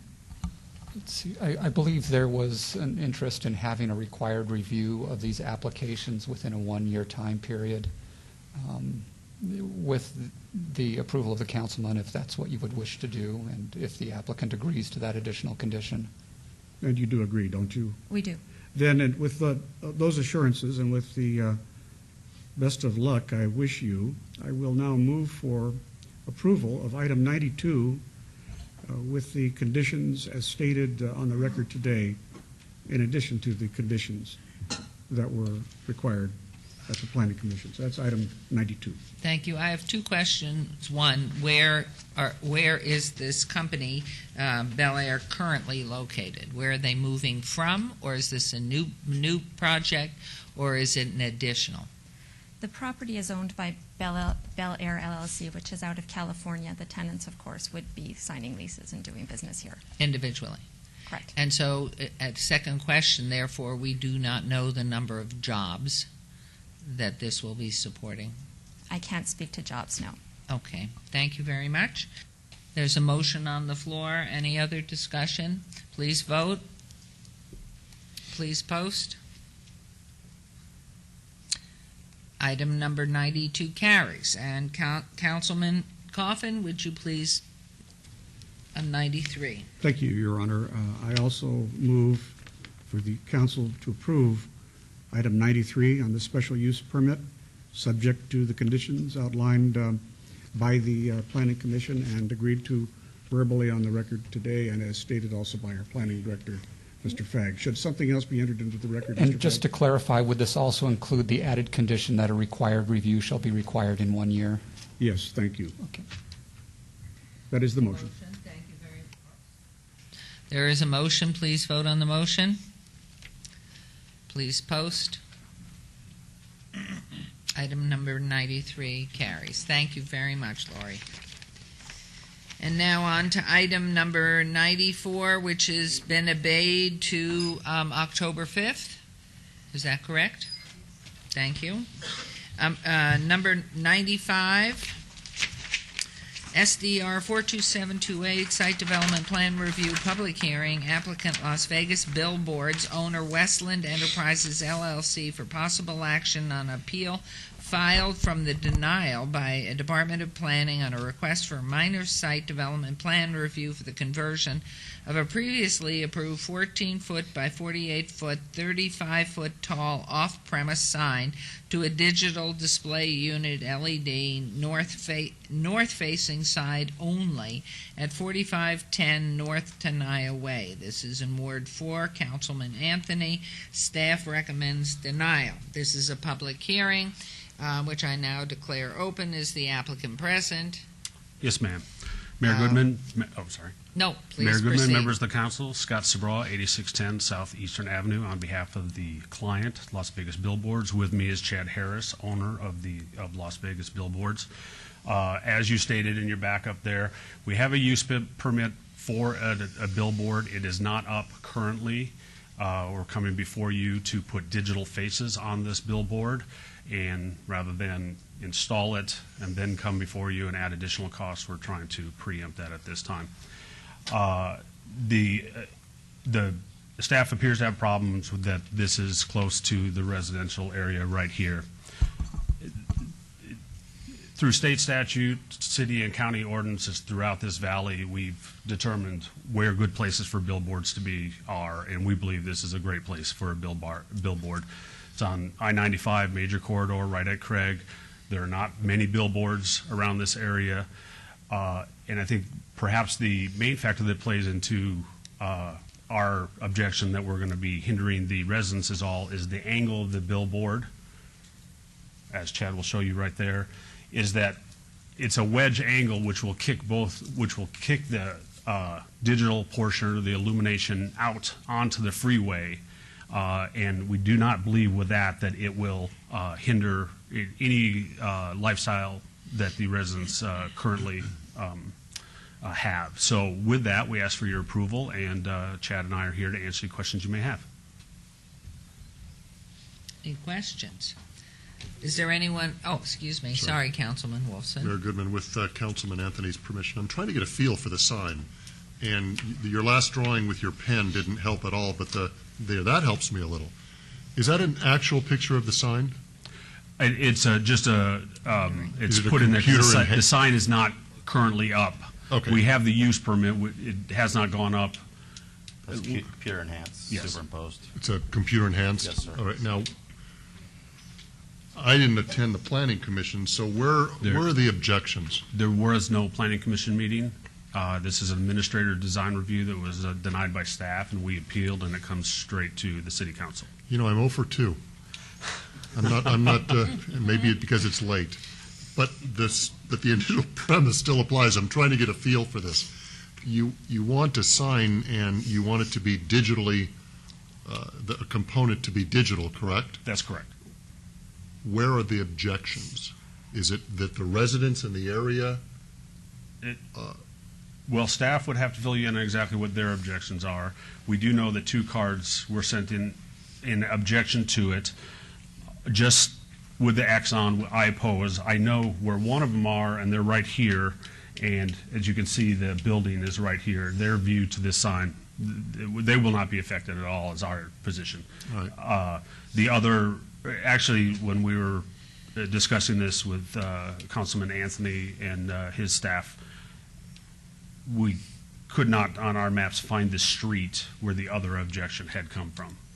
It might be further out, but we couldn't find it. So the other person objecting is quite some distance from here. Okay, and I apologize for not being as prepared on this agenda item as I should have been.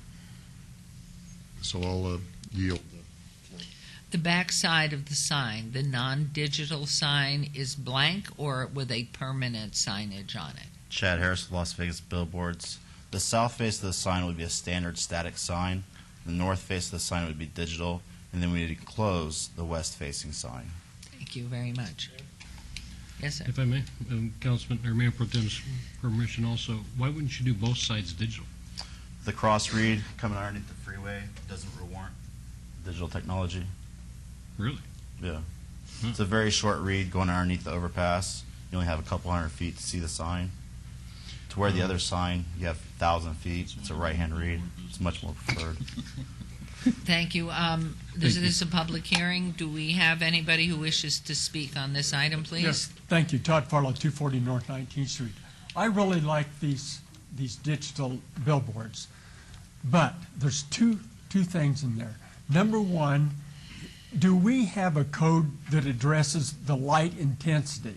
And not simply the light intensity itself is not the thing that bothers them, but if they have that strobe effect.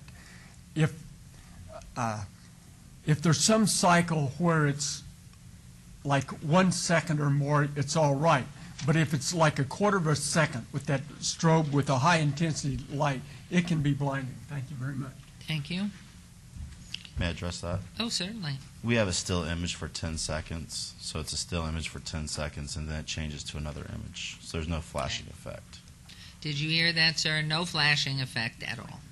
Thank you. Anyone else wishing to be heard? Councilman Anthony, is there a motion? Yeah, thank you, Mayor.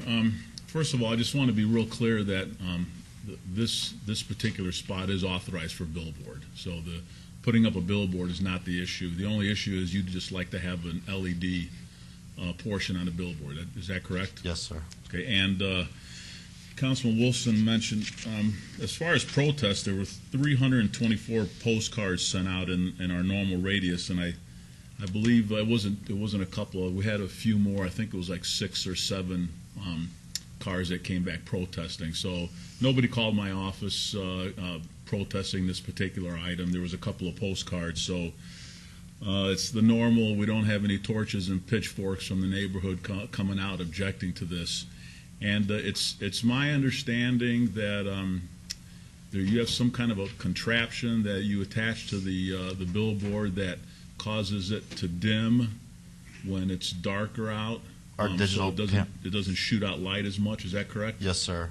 Our provider, Daktronics, supplies us with a auto dimmer that has a photo cell that adjusts to the intensity of the daylight, whether it's dark out or at night or at day. We also have a backup with a network operations center where they monitor the units to make sure they're performing at optimized levels. So at nighttime they'll be dimmed down. In the day they'll be a little bit higher. And we can add that as a condition, correct? Yes, if you so choose. Okay, I would. I like that, and you agree to that, obviously. Yes, sir. And then you mentioned it changes every 10 seconds, so it's not that constant changing. 10 seconds is kind of a normal standard for the industry. For our company, yes. Okay, and we'll put that as a condition due so we don't have a strobe-like effect out there. And the other thing you mentioned when we discussed it is you're going to be very friendly to nonprofit organizations and charities and help those folks out. Absolutely. This vehicle of digital technology allows us to be more of a community partner and do more community involvement with charities and such. Okay, very good. Then my motion will be to approve item number 95. Thank you, Councilman. With all conditions. There's a motion. Please vote. Please post.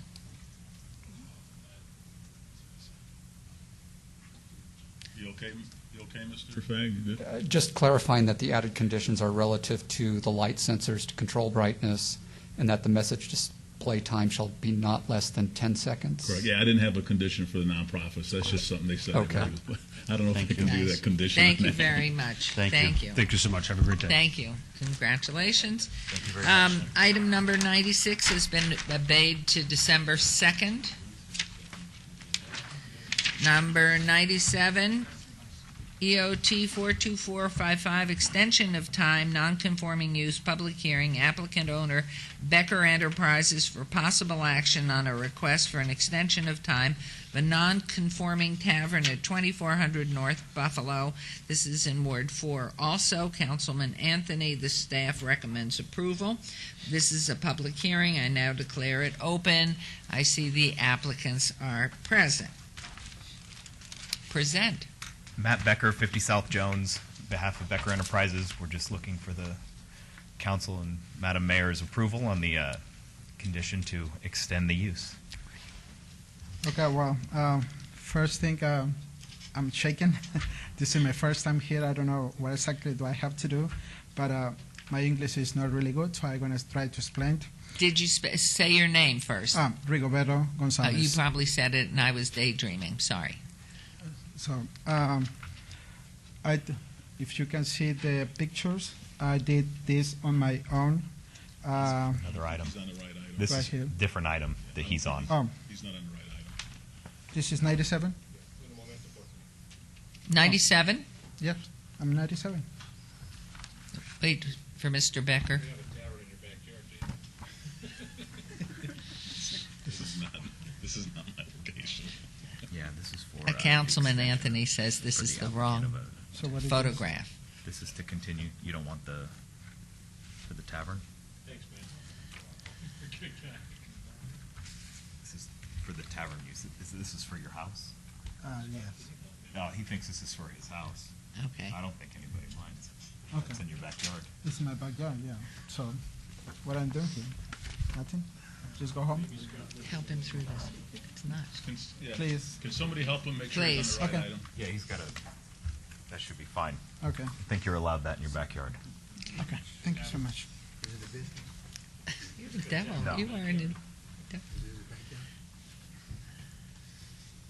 It's a backyard patio.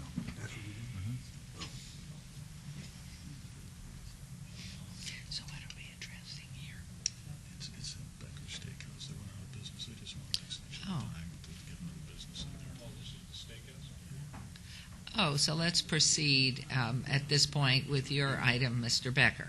Thank you very Thank you. much. I don't know how the confusion came. Please go forward.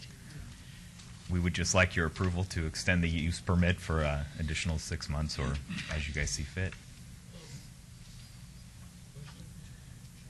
You have a question, Councilman? Yeah. Ross? I see the director's working on, Mayor Pro Tem, what's the extension, how long is the extension for? I mean, how often do we do this? Or how often does the Becker family have to come in here and do this for this non-conforming use? I guess is what I'm asking. Director Fag? In terms of the extension of time, you're allowed to have 1 year extension of time on a non-conforming use, and that's with the new ordinance that we just passed late last year. So what does he do after that? He needs to establish a tenant within this 1 year extension period. Okay, So with that use? Yes, Okay. correct. All right, thank you. Any public comment? Please come forward, state your name. My name is Anthony Hodges. So you said it's within the 1 year review? And so you can still rule on it for the greater good. Okay, well, I hope it passes for the fellow. He's been here all day. Thank you.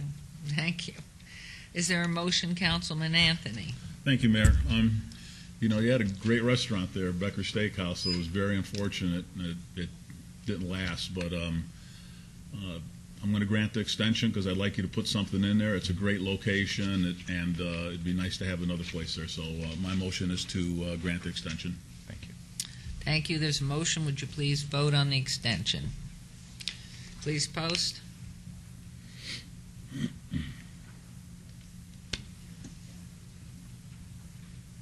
You have your extension. Thank you very much. Have a great I day. vote with Mr. Anthony here. Absolutely get that steakhouse back to us. Mayor, if I may? Yes, That, please. My good friend Freddie Smith is in the audience. Maybe you could do a Freddie's Steakhouse. We'll work out a lease. That's no problem. I just want to see the look on his face. Thank you. And we're now on to item number 98, ROC 42775, review of condition, public hearing.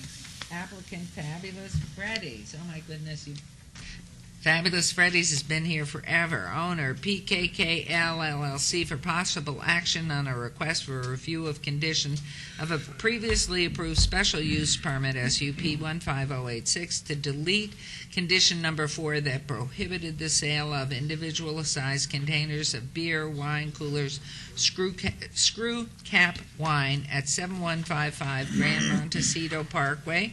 This is in Ward 6, Councilman Ross. Staff recommend denial, and this is a public hearing that I now declare open. Is the applicant present? Yes, hi, Freddie Smith, owner of Fabulous Freddy's, 4350 South Durango, just asking for approval. Thank you. Any comments? Being a public hearing, would anybody from the public care to comment? It's late in the day. It's time to go home. My name's Anthony Hodges. Mr. Ross, good luck. Thank you. Councilman Ross. Thank you. Director, what is the notification radius for this? Notification radius is 1,500 feet. I am all the way out at Tule Springs, and I got notification of this. So I'm much farther than 1,500 feet from this. I want to explain again to the council. We've had these items before us, and of course to the public. Oftentimes when we approve these uses, these types of uses, these convenience stores and that sort of thing, a condition gets put in there that does not allow single sales, does not allow screw caps. And a lot of our businesses and retail stores and convenience stores didn't know that, and they're out there selling these all the time, and now we've got code enforcement going out there and enforcing this code. So we're going to see more of these coming before the council in all wards. Mr. Smith is a great asset to the Northwest. Every time I go by there, every time I go in there, you're packed. People love what you're doing over there, Freddie. I want you to take this moment to kind of talk your business up, because if there's one thing we can do now is you're on camera and you can talk about your business out there in the Northwest. No, well, we're fabulous. I mean, that's our name of our building. We've got 5 locations here in Las Vegas. Currently, we pump people's gas for them. We believe we're the best, most fabulous car wash in town. And we're convenient, quick, and we have a lot of fun. Our people are passionate. We're lucky to We currently employ over 500 people, so. And that's important. Yeah. Freddie, I'm glad you said that because that's significant to our economy. Now, Jim, Mr. Lewis, my wife has dedicated herself to washing her car at his car wash. Am I okay to vote? Mr. Councilman, through you, Mayor, you're fine to vote because your wife, is in no different place than anybody else that uses that car And wash. she so loves please go ahead. fabulous Freddie's car wash. So, with that, Mayor and council members, I will move to approve the reviewed condition agenda number 98. I think I did want Flynn to make mention about why staff recommended denial. In our initial observation, we noted that there weren't any issues relative to concerns from Metro, or there weren't any code enforcement issues. They were compliant with their license. However, we did have a concern of the proximity of the business to the baseball fields that are just there immediately to the east. However, in further looking at that situation, you can't walk directly there, that the driveway is much further to the south. So we would rescind our recommendation of denial. Thank you, Mr. Fagg. That's my motion, Mayor. Thank you. There's a motion on item 98. Would you please vote? Please post. Motion unanimously approved. Good luck. Thank you. Have a fabulous day. Thank you. Okay, item 99, DIR 42742, Director's Business non-public hearing. Applicant, owner of the Howard Hughes Company, LLC, for possible action on a required review of an annual development report as required by Section 11.01 of the Howard Hughes Properties Limited Partnership Development Agreement for Summerlin West area, generally located west of the 215 Beltway and north of Charleston Boulevard. This is in Ward 2. Councilman Wolfson. Staff recommends approval. Is the applicant present? Please. Julie Cleaver, Vice President of Planning and Design at Howard Hughes Corporation, 10801 West Charleston Boulevard. And we're here at the pleasure of the councilman's request. I'm Josh Johnson with GC Wallace Engineering at 1555 South Rainbow Boulevard. I assisted Ms. Cleaver in preparing the 24-month report, and we're just here to answer any questions that you may have. Any questions? Councilman Wolfson. Thank you. Flynn, I'm looking for some direction on your part because the way this agenda item reads, it says director's business, so you're the director, and it says that it says for the possible action on a required review of an annual development report. And I've read the report, so what are we supposed to do right now? What we're supposed to do is that as the applicant has entered into a development agreement with the city, we are required to periodically review that development agreement to ascertain that the developer is in compliance with the terms of that agreement. Typically, there will be things relative to number of units, maximum allowed, open space provided, parks, amenities, things like that. In looking at the terms of the Summerlin West agreement, we find them to be in compliance, and consequently we've recommended approval of this report that they're presenting before you today. I am aware that there are some concerns about items that they are to provide in the future. For example, there is some language in the development agreement about the provision of a swimming pool, community sports park, and a community center, among other amenities. However, there is no timeline established in the development agreement for the provision of those amenities, but rather there is language to the effect that states that the applicant, the Howard Hughes Corporation, and the city shall come to agreement on the time frame for the establishment of those amenities. So I can understand that there's some elements that they do need to provide to us. However, in terms of the time frame, they have not violated any of the terms of the agreement. Okay, and this was an agreement that was entered into in, was it I looked at the backup. I don't remember the first year. The agreement was originally entered into 1997. And then it was amended in 2003? Correct. Okay. Just yesterday, I spoke to a bunch of seasoned citizens, and I always open it up for questions, and one of the nice gentlemen stood up and said, I live in the Vistas. Where's our pool? Mm-hmm. And I knew that this was on today, and that's why I said, well, why don't we have somebody from the Howard Hughes Corporation come and address that? So I know that technically they are not out of compliance. You're in compliance, and I know that we have been in a recession, and we're coming out of a recession. In a perfect world, you'd like to build sports parks and pools and all sorts of recreational facilities, but I've got some constituents out there that want their pool in the vistas. So when are they going to get their pool? Well, I can only answer that by saying, first of all, the pool can't be built by itself. The community center is also a part of that. There's a 6,500 square foot community center that's part of this, also accompanies this pool complex, because the community center is where the bathrooms, locker rooms, other facilities that are associated with the pool would be accommodated. So, she did. First of all, you're looking at a fairly big project. It's a project that probably would have been built because we already have approved plans through the Las Vegas, through the city. It would have been built if we hadn't had to deal with this economic downturn. But one of the things that has happened as an impact of this economic downturn is that it's had it's severely hampered our new home sales. We have a ton of facilities, as you know, in Summerlin, recreational facilities, land. We're twice as much acreage in parkland as we are, as is required by the city, 66 acres versus 31. In terms of the pool and the community center, it just didn't seem that we could build that at this time if it meant that we couldn't get the homeowners association dues that are required to pay for this, to pay for the operation and maintenance of the pool and the community center. If we're going to have to raise, I guess what it really comes down to is we don't have the new home sales. We don't have the new home sales to pull in the HOA assessments. And if we go ahead and build it now, we would have to raise homeowners association dues. And right now, that just doesn't seem like a good play.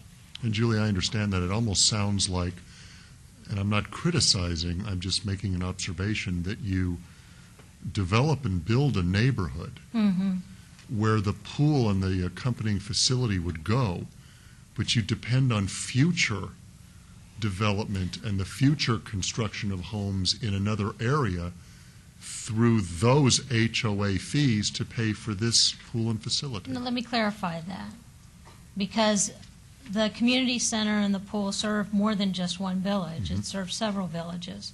There's about 5,000 homes right now in Summerlin West. And that's what, if we're looking at what it would take to get to the tipping point of where we'd be able to build this pool and community center and have that supported by the HOA assessments, we're looking at another 15 to 2,000 homes. So when you look at the South, we have two community centers in the South, in Clark County. They serve a lot more than just the villages that they're in terms of the area. And same thing with the West.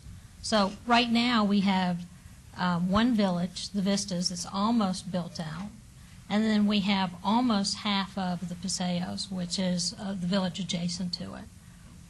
So what I'm saying is it's not just the future home sales. I was just saying that we haven't really gotten to that tipping point where we can go ahead and say, well, it does make sense right now because we wouldn't have to raise people's assessments to go ahead and build that facility.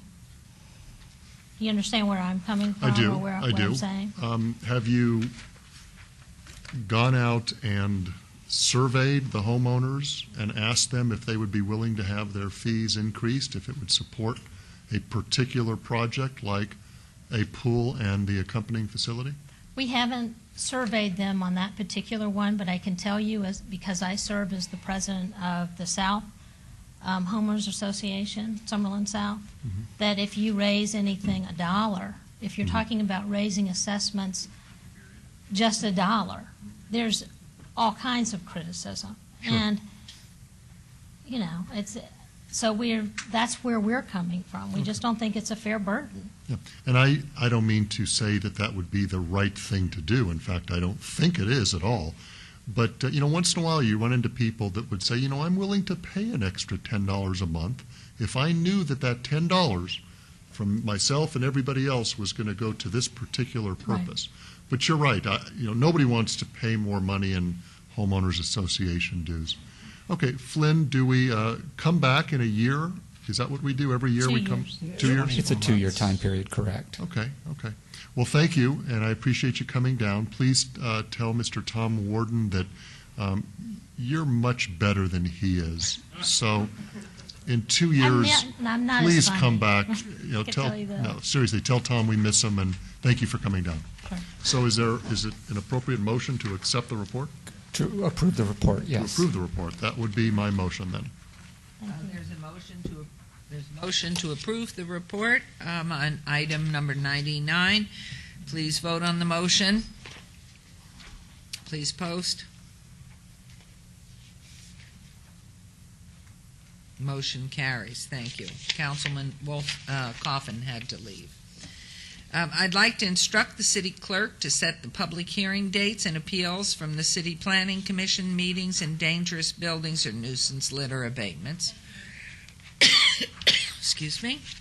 And we will now go into citizen participation. Citizens' participation, public comment during this portion of the agenda must be limited to matters within the jurisdiction of the City Council.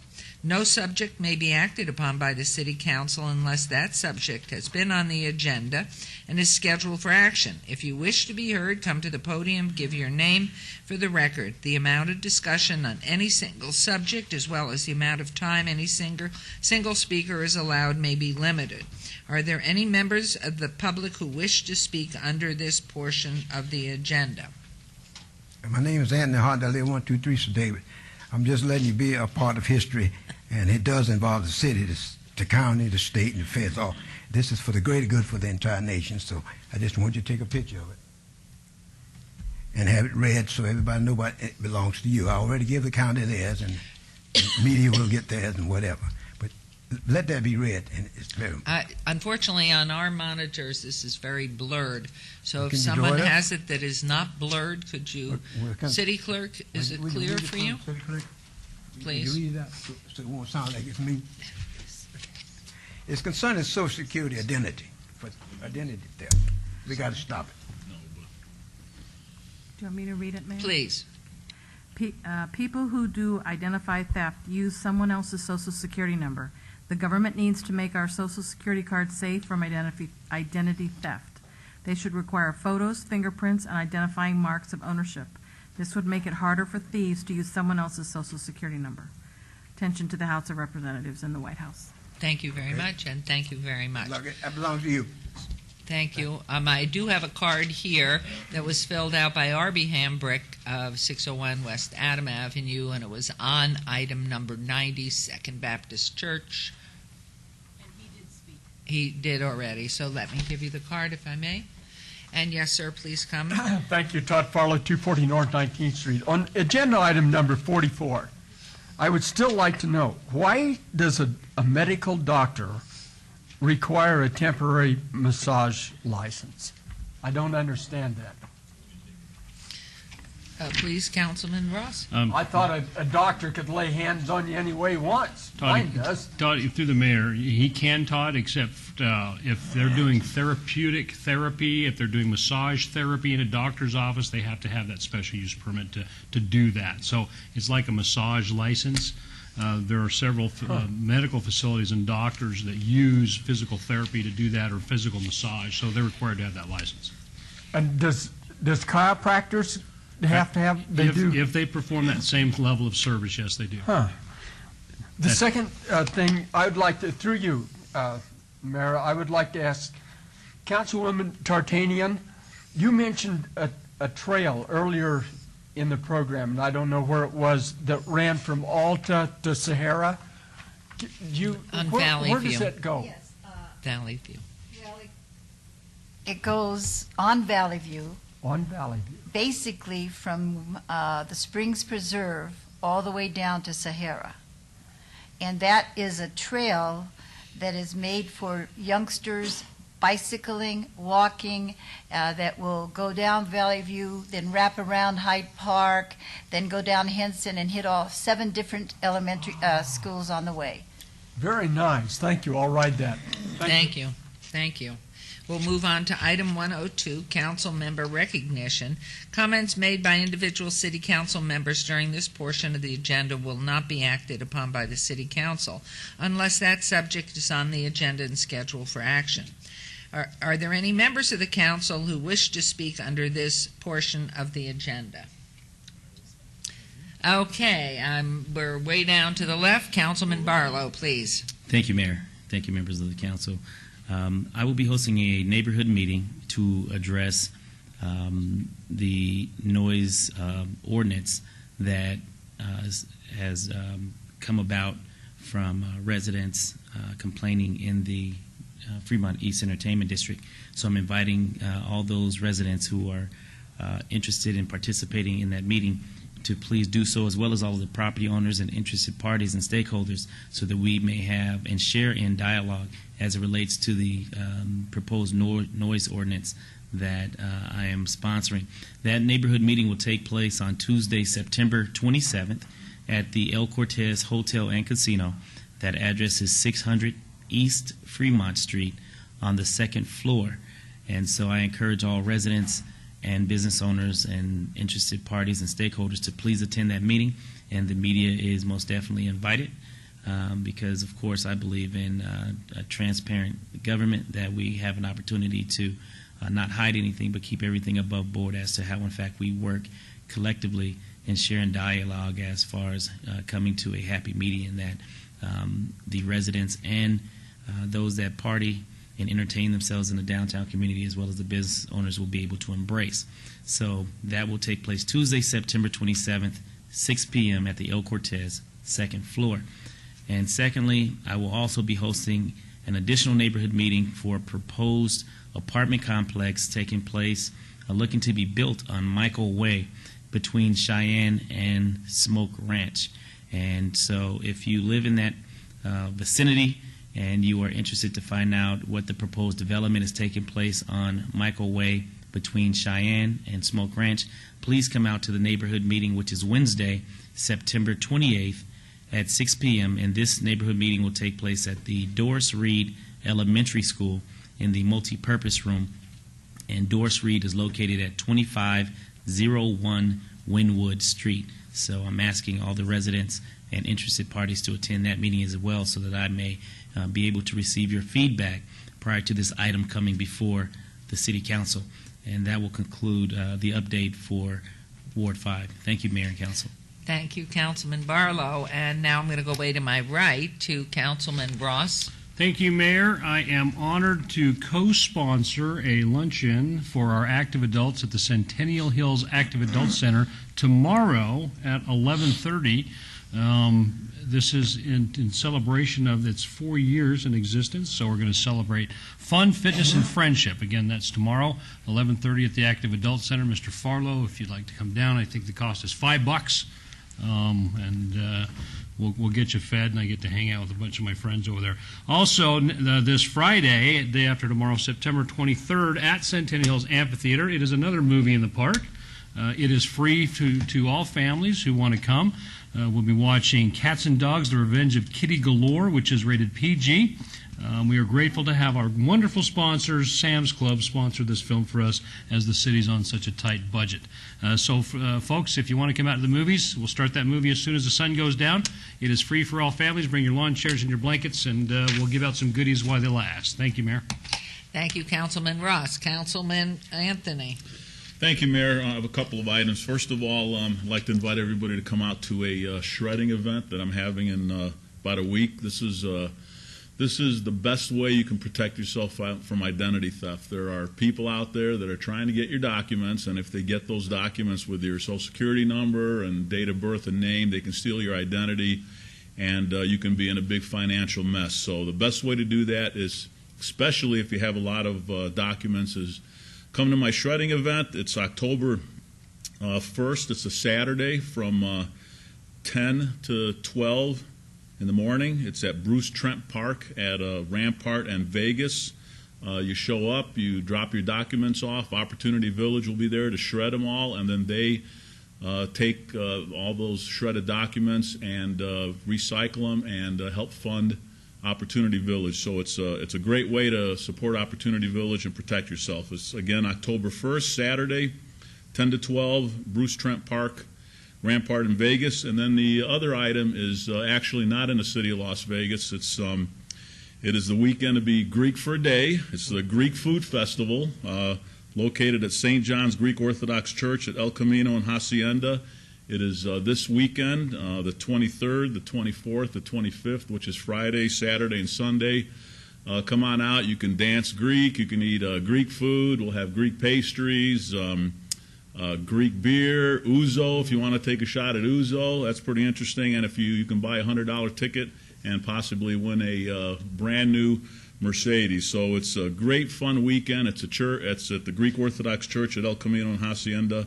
And come on out. You'll have a great time. Thank you, Mayor. Thank you very much. You owe Mr. Pappas a lunch or something anyway, so you go back to him, please. Councilman Wolfson, please. Thank you, Mayor Goodman. Every week I talk to you about a missing child, and this time I'd like to highlight something. And before we get to our missing child for this meeting, I'd like to talk about, at our last meeting, I showed you the picture of a young man, Anthony Alamillo, who had been missing since February of this year. So this young man had been missing for about 6 months, and I'm very happy to tell you that the day after our council meeting, where we highlighted the fact that Anthony was missing, he was located. And we are at a point right now where almost half of the people that we have highlighted have been located. Now, I'm not going to say it's because of our highlighting that it has caused these young people to be located, but every little bit helps. So I feel very good that what we're doing is a good thing. So let's see if we can get our current young lady found. Her name is Tammy Gillis, and there's a picture of her on the screen. She's been missing only for about 10 days, since September 13th. She's 15 years old, 4 feet 9 inches tall, weighs 112 pounds, hazel eyes and red hair. She has a birthmark on the back of her right leg and a scar on her right shoulder. She was last seen in the area of 14th Street and Linden, 1 block south of Bonanza. She likes to hang out in the areas near 28th and Stewart and may be carrying a backpack with personal belongings in it. So like all our missing children, if you know where they are, please contact Nevada Child Seekers at 458-7009 or Las Vegas Metro Missing Persons Unit at 828-3111. Thank you, Mayor. Thank you. Councilwoman Tarkanian, please. On October 7th and 8th, Bob Baskin Park on Oakey Boulevard, near being intersected near Campbell, will be closed for refurbishing. We are fortunate that 500 individuals from 2 LDS stakes have volunteered to assist, and numerous businesses and trained individuals are providing their skills as well as all the materials needed for cement work, paint work, trimming, and things along that line. We feel that probably by the time we're finished, we'll have some hundreds of thousands of dollars donated in time and materials and efforts. They're going to be adding a gazebo to the center of the lawn area there. They'll be adding some trees. They'll be cutting down trees that our maintenance department said if we did nothing else but get rid of those 3 trees, they'd be happy. Well, we're going to make them happy because we're going to take out those trees and whatever else needs taking out and plant beautiful, healthy trees in their place because these other ones had been dying. So we're all excited. We'll have benches refurbished, picnic tables, and the landscaping, and it'll take 2 days. We'll have lots of fun, and when it's over on the 10th, everybody's invited to come see it. Don't come on the other times, though, because there'll be so many people there already. Thank you. Thank you. Any other comments or any notices, anything? No, I guess we've done a day's work. So we are adjourned. Thank you all. And staff, thank you very much. We're nothing without you.